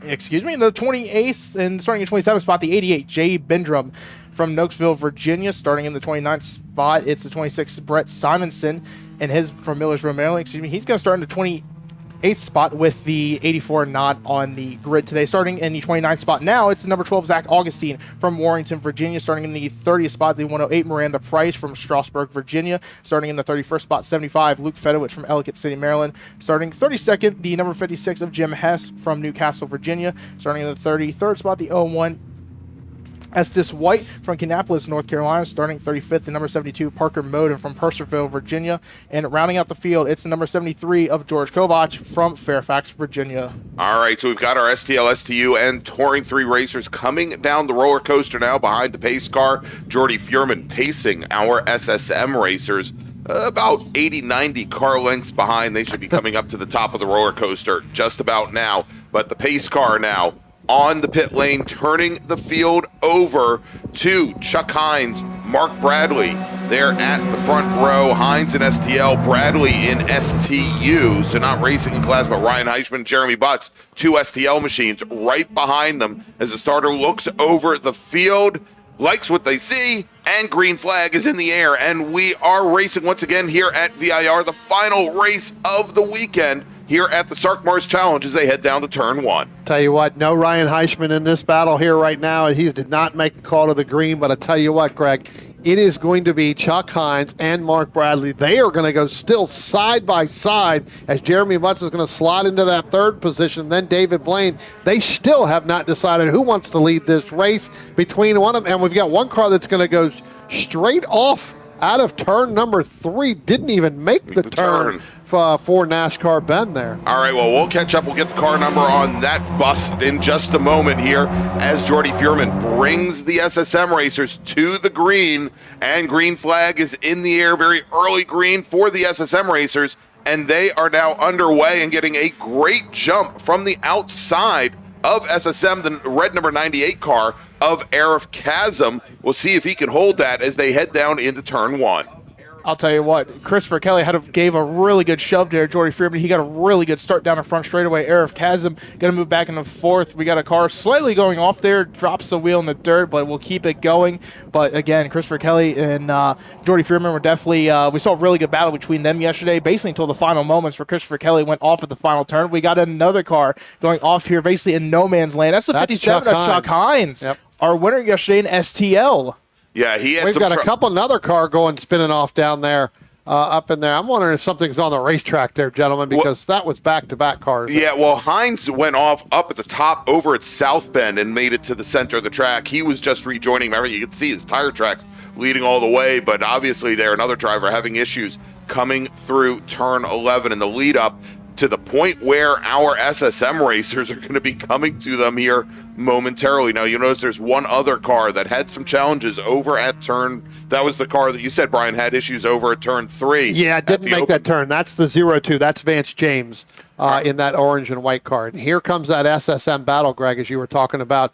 They're going to run up onto the back end of Vance James at some point. He may be able to stay away and pull a little bit front, but I'll tell you what, is Christopher Kelly along with Jordy Fuhrman starting to pull away a little bit. Arif Kazem trying to get out there as well. I do believe that is going to be Jay Bindram in that blue 88 as well. So they're going to go side by side. Arif Kazem going to move back in that 3rd spot over Jay Bindram. Behind them, Zach Augustine had a really good run. Went from 13th to 6th in the SSM class yesterday. He's had some really good starts. First time seeing VIR, I believe, ever here in person for Zach Augustine. Made his debut about a month ago at the MARRS event. Had really good runs, top 10 both days. Yeah, I'll tell you what. One of the things that'll make you laugh, keep an eye on that Bob Cahall 178 machine, gentlemen, because I think once he's done, he may just take that Mazda Miata, Greg, and just drive it straight to the airport, because he's got a 5:30 flight to get back into Chicago. He may just drive this thing straight back to the airport, right out to Raleigh-Durham. Tell Big John, pick it up at the airport. I'm dropping it off at the rental agency. All right, so we're hearing word now from the corner station where we had, I believe it was the number 3 that went off on the outside of turn 11, Brian, or turn 10, Brian, and they're saying that it might have been affected a bit by Chuck Hines rejoining and having the green number 57 come out right in front. So again, that's not for us to decide. Obviously, our cameras are a little bit too far away to pick that up. We'll let the steward and crew figure that one out. Christopher Kelly going off there a little bit too wide. Going there, so he's going to drop back a little bit from Jordy Fuhrman, and then you've got Arif Kazem there. Then you got Jay Bindram. He's going to lead the rest of the cars there. I believe that is the 30. Is that going to be Zach Augustine in the 12? Then Parker Modem in that 72 car is going to move right up on the back bumper of that 12 machine. Here it is. We're on board with Parker Modem right now. Again, he is kind of first time here at VIR, I almost said Summit Point, first time at VIR. We saw him during qualifying on board. He was trying to get those cars lined up to try to get that faster time, but definitely out there giving it everything he's got in that RP Performance number 72. And Brian, notice that he isn't ripping the gear lever from gear to gear like he did this morning in qualifying when he took the car off track here. So we'll check back in with Parker here maybe in just a little bit. I'm going to jump over back to STL here. Yeah. Should be getting ready to come up the hill. There, this is our SSM battle here, the last of it, coming down the hill. there are STL battles probably going to be up in turn number three. Or turn number 4 now. Yeah, getting ready to go up in there. Yeah, indeed. Well, so let's stay with SSM here, as Jordy Fuhrman and Chris Kelly are starting to come up on some of the drivers that had issues on the opening lap. And David, as we look at this, we talked this morning during qualifying. Chris Kelly and Jordy Fuhrman had a great, very competitive race yesterday. And Kelly, I think, had better pace than Jordy Fuhrman, but he made a couple of very large mistakes that he had to work his way back multiple times, with 2 laps to go, going off, spinning the car, coming through Hogpen. Yeah, when we saw that, they were basically on a rope because both drivers were pretty much getting held up by some slower traffic. Jordy Fuhrman, he would run away for a little bit, get caught up in traffic. Chris Kelly would then catch up behind him. Kelly would get caught up in lap traffic. Jordy Fuhrman run away, and so they just kept going back and forth with each other. Though Kelly definitely looks like he had really close to the back bumper, about a car length or 2 away from Fuhrman going down turn number 1. It separates by a little bit here as the rest of the SSM field, but it's pretty much all on their own at the moment. We focus back to the STL. Towards the front side of it, we saw Chuck Hines go by. David Blaine, he's sitting in 3rd overall right now. Chuck Hines actually going to take over that 3rd spot, I believe, as David Blaine's will be 4th, 5th is Robert Rowland.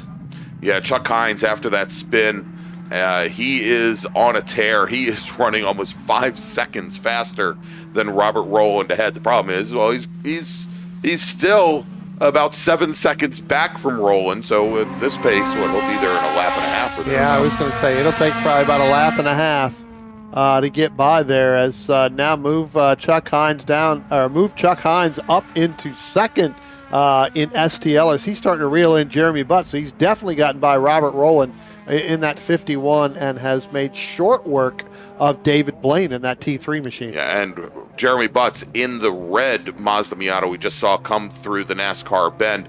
Coca-Cola liveried Mazda there as they go in the left hook. I'll tell you what, Jeremy Butts is right on the back bumper of Mark Bradley. He was 0.4 of a second faster.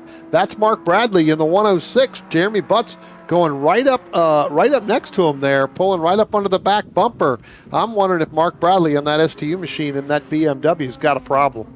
Yeah, because they both ran about similar lap times, lap around with 2:15.9 from Bradley, a 2:15.5 there from Jeremy Butts, so just about a half a second quicker though. 3rd overall, Chuck Hines set the fastest lap of the race early on with a 2:13.993. He is really on a charge now, trying to catch up to Jeremy Butts with only 3 laps in. This is going to be an interesting battle to see how this unfolds, and Mark Bradley might let Jeremy Butts by. I don't think that'll happen though, because this is a fight for the overall win, but it's not a fight though for a class position. Not in this one here, but Jeremy's got to do everything he can, because here comes Chuck Hines, as Chuck's now been able to get through Oak Tree one more time. He is starting to reel in that 69 machine. So again, Jeremy's got to stay as close as he can to Mark Bradley, hopefully use some of that aero and some of that draft. You can see the difference in that STU machine for that STL down Madison Avenue, coming up the top of the roller coaster. This is where Jeremy's going to have to utilize that car and try to get in front of him to throw that little bit of a block so that Mark Bradley can hold off Chuck Hines as well. Yeah, no doubt about it. As the rest of the field, David Blaine, we saw come up the hill. Here comes Chuck Hines coming down the roller coaster. We'll see what the lap times look like, though. David Blaine, Touring 3 battle, has a racing partner today, basically Jennifer Rhodes, as she moved up from the Touring 4 yesterday, moved up to Touring 3 today. She's sitting 8th overall, 2nd in that battle, so, there's still about a couple cars separating that. I think it's about a couple second difference, but still, it's just a fun little, we talked about David Blaine controlling the weekend, taking the automatic win there. He's got a little bit of competition. All right, real quick. As we've got our time trials drivers coming out for their afternoon session as soon as this race is over, something we're not going to cover here this afternoon, let's make a first call to the grid for them. Yep. Attention in the paddock. Time trials drivers, time attack drivers. You can start heading to the grid. Your 80-minute session is next. Time attack drivers, Group 1, please start heading to the grid. Tell you what, if we can, Greg, let's go back. Let's find out our SSM battle. There's some of the SSMs there. You can see, I believe that's Jay Bendrum leading that in that blue. That is actually 5th. Then you've got Zach Augenstein, and then another good run here. We talked about him a couple minutes ago, but a very good run for Parker Modem. He's definitely battling with Brett Simonson again this time as they go by and down out of the start-finish line. There's your leaders there. That's Jordy Freerman along with Christopher Kelly. We've seen those two kind of back and forth all weekend long coming through there. And as Kelly using the draft to get right back up to the back of Furman under braking, but Furman able to power through it. Let's jump back on board with Parker Moden as he's now coming down into turn 1, and he has directly in front of him.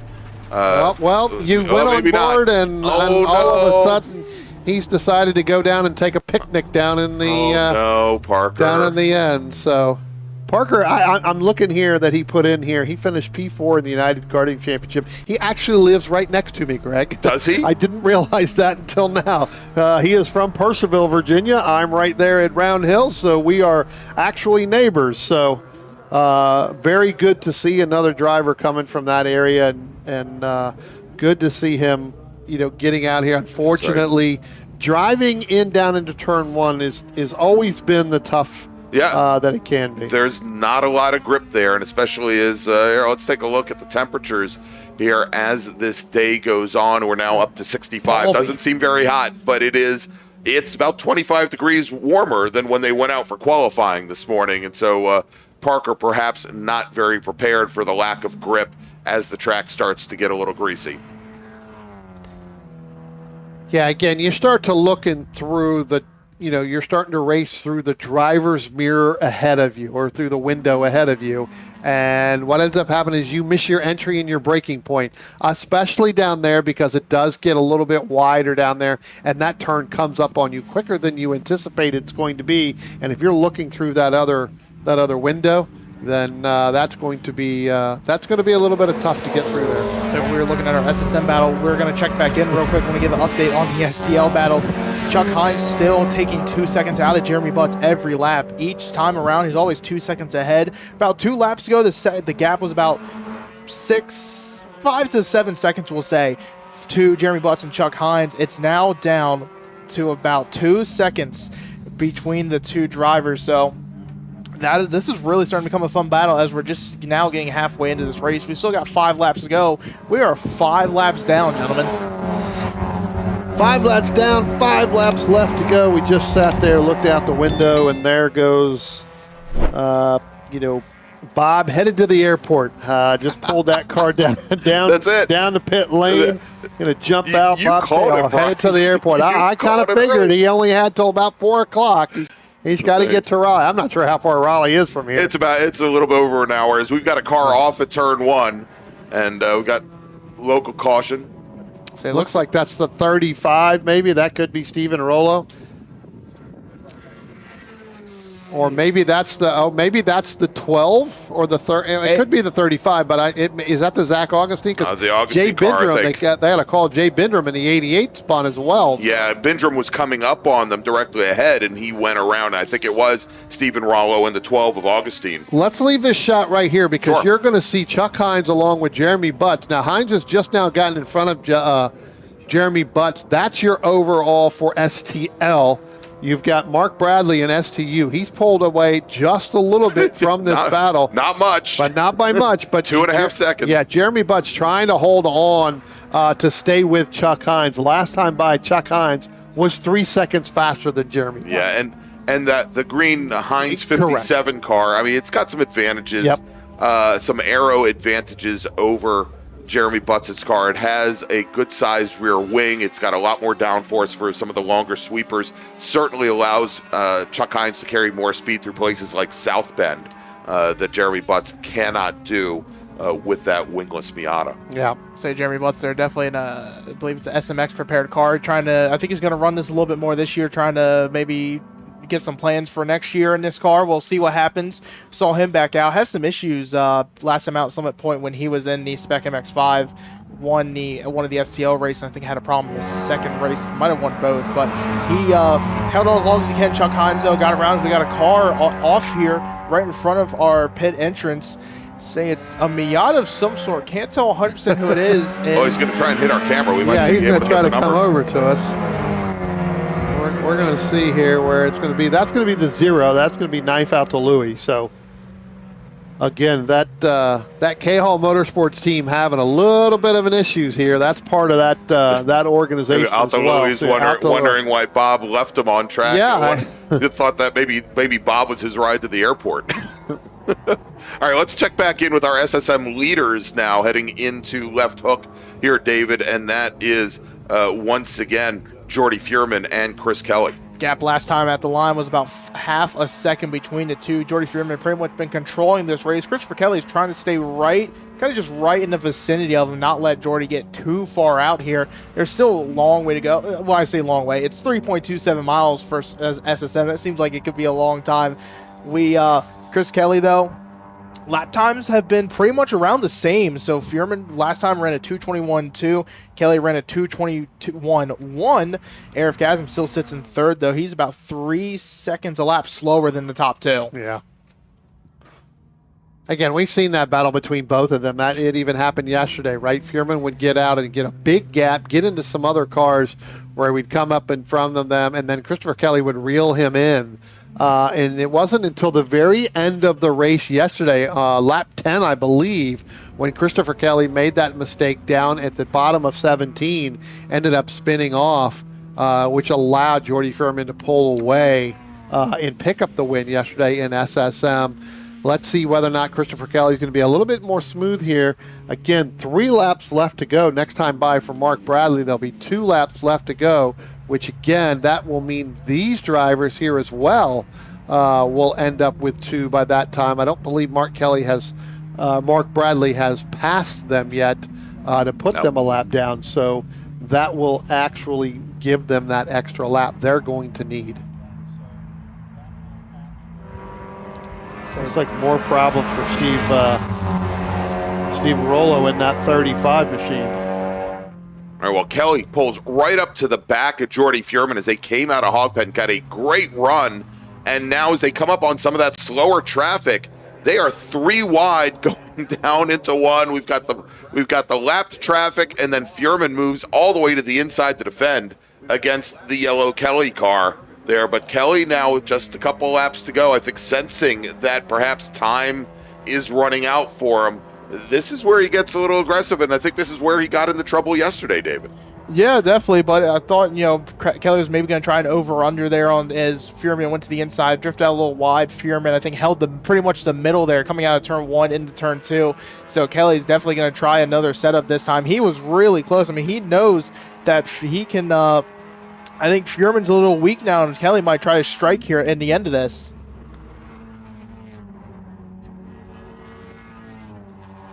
Tell you what, you guys are keeping an eye on that. I'm keeping an eye out here at the window in this STL battle. Chuck Hines, he went a second slower than Jeremy Butts, and so Jeremy Butts is reeling him in. So while you guys are watching that real quick, I'm watching that STL battle. Jeremy Butts not going away, should just now be going through turn 1. There's Jeremy Butts there. Chuck Hines just out of the picture there.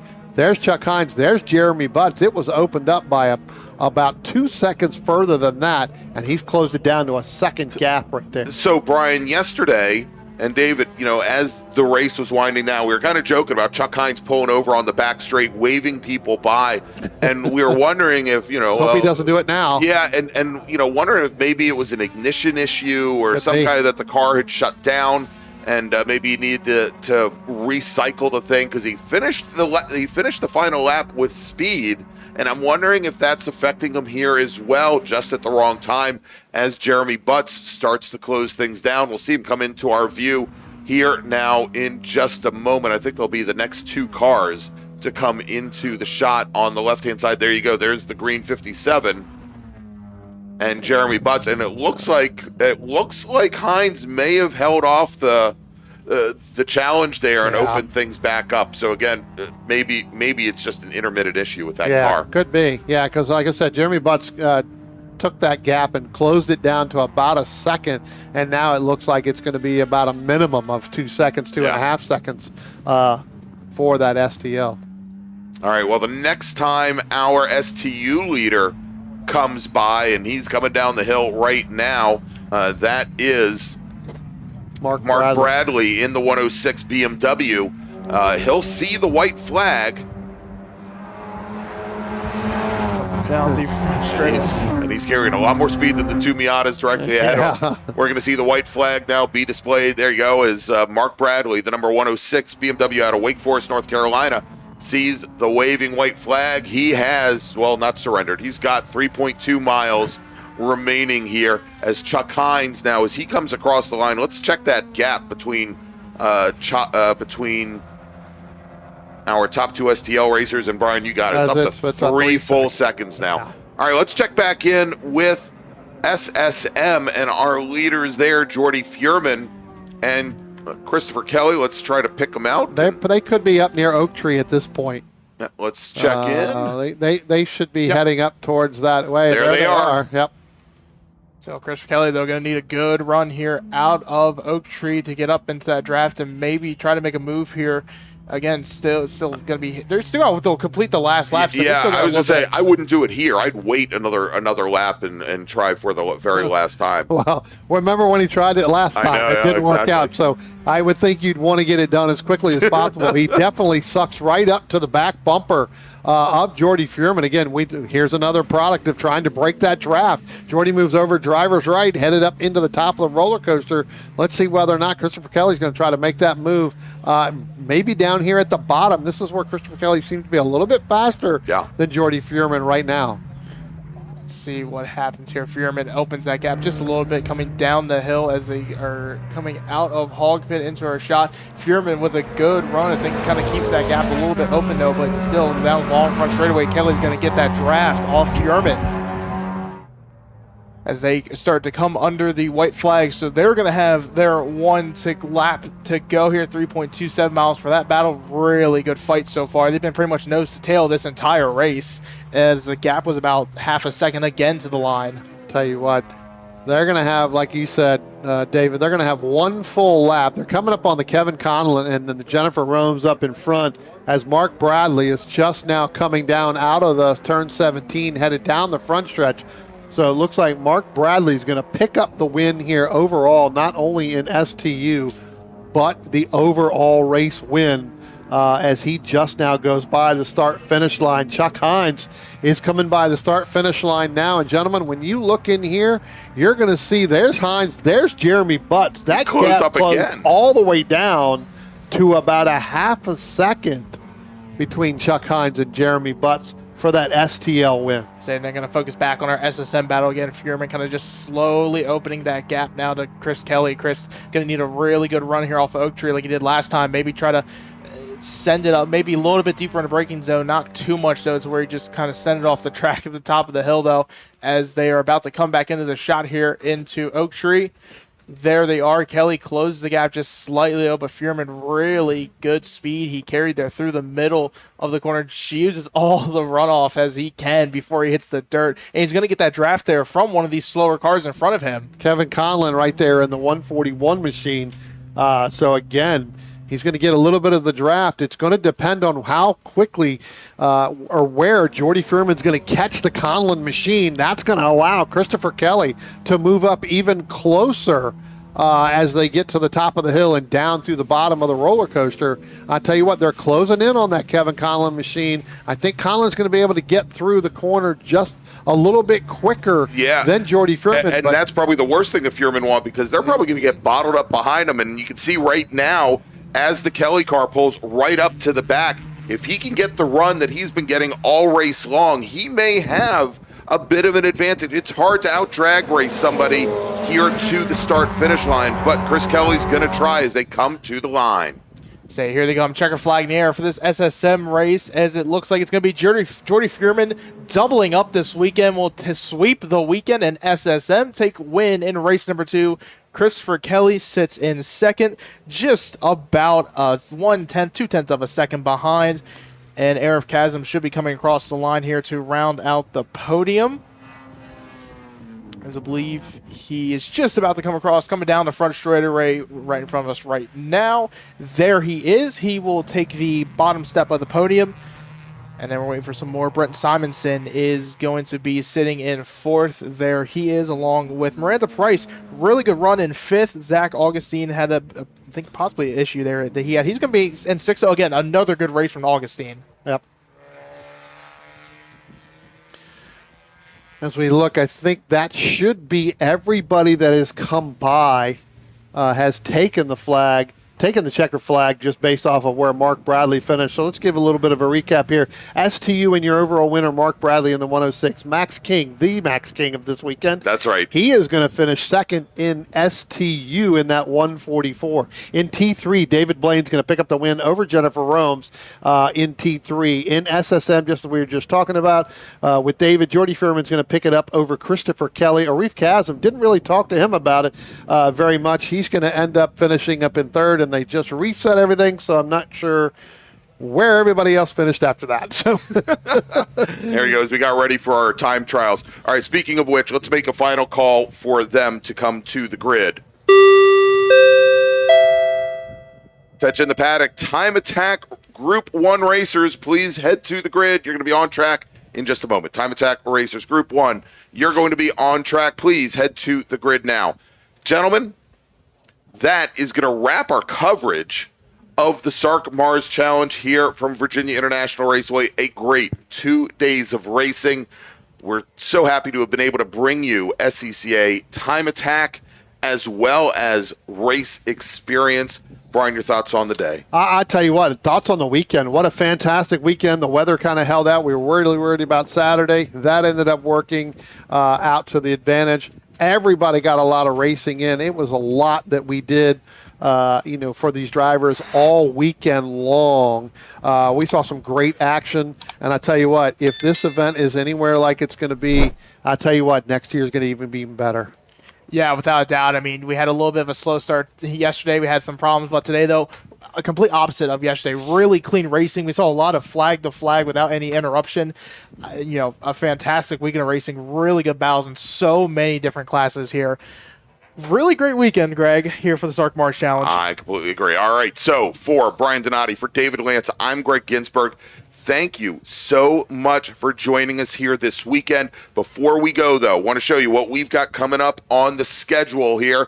You're going to be able to catch us next time, June 13th and 14th from Summit Point Raceway for the Mid-Atlantic Road Racing Series. And if you like what you saw today, go ahead, give us a big thumbs up, hit that subscribe button, click the notification bell so you know every time that we go live. So thank you much for joining us, and we'll see you from Summit Point next month. The North Carolina region of the SCCA is a strong supporter of our youth, helping to expand their futures with the NCR Scholarship Program, providing financial assistance to graduating high school seniors in North Carolina and the Virginia counties within NCR's territory. This year, the program will award scholarships to 5 lucky recipients, and your tax-free donation will help us with our goal of educating high school students in the area about the SCCA while assisting them in paying for their post-high school education. To find out more about the NCR Scholarship Program and to make a tax-deductible donation online, visit ncrsccasf.org.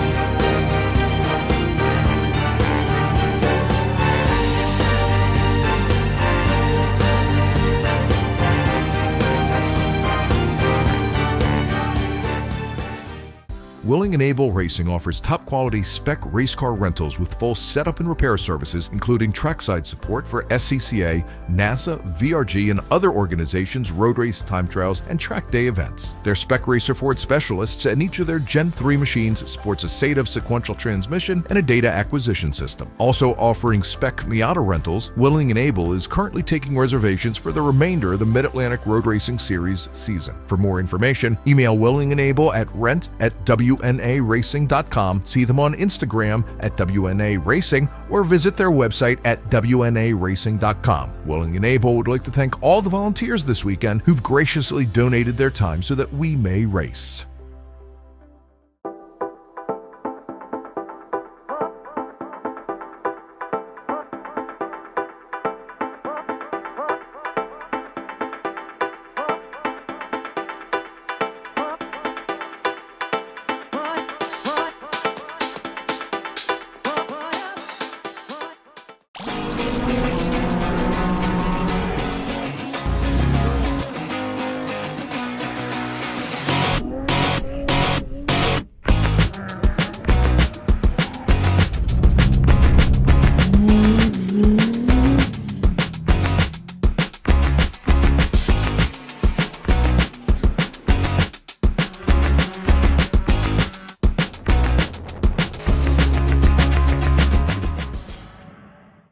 Looking to level up your motorsport game? At Courage Motorsport, we've got everything you need, from high-performance parts, tires, and safety gear, to car rentals, expert driving instruction, and even our own Courage racing gear. Whether you're a beginner, a pro, or looking to kickstart your motorsport career with training in both the business of racing and securing sponsorships, we've got you covered. Check out our gear, grab a shirt, and represent your passion. Email us at trackready@couragemotorsport.com or visit couragemotorsport.com and get ready to hit the track.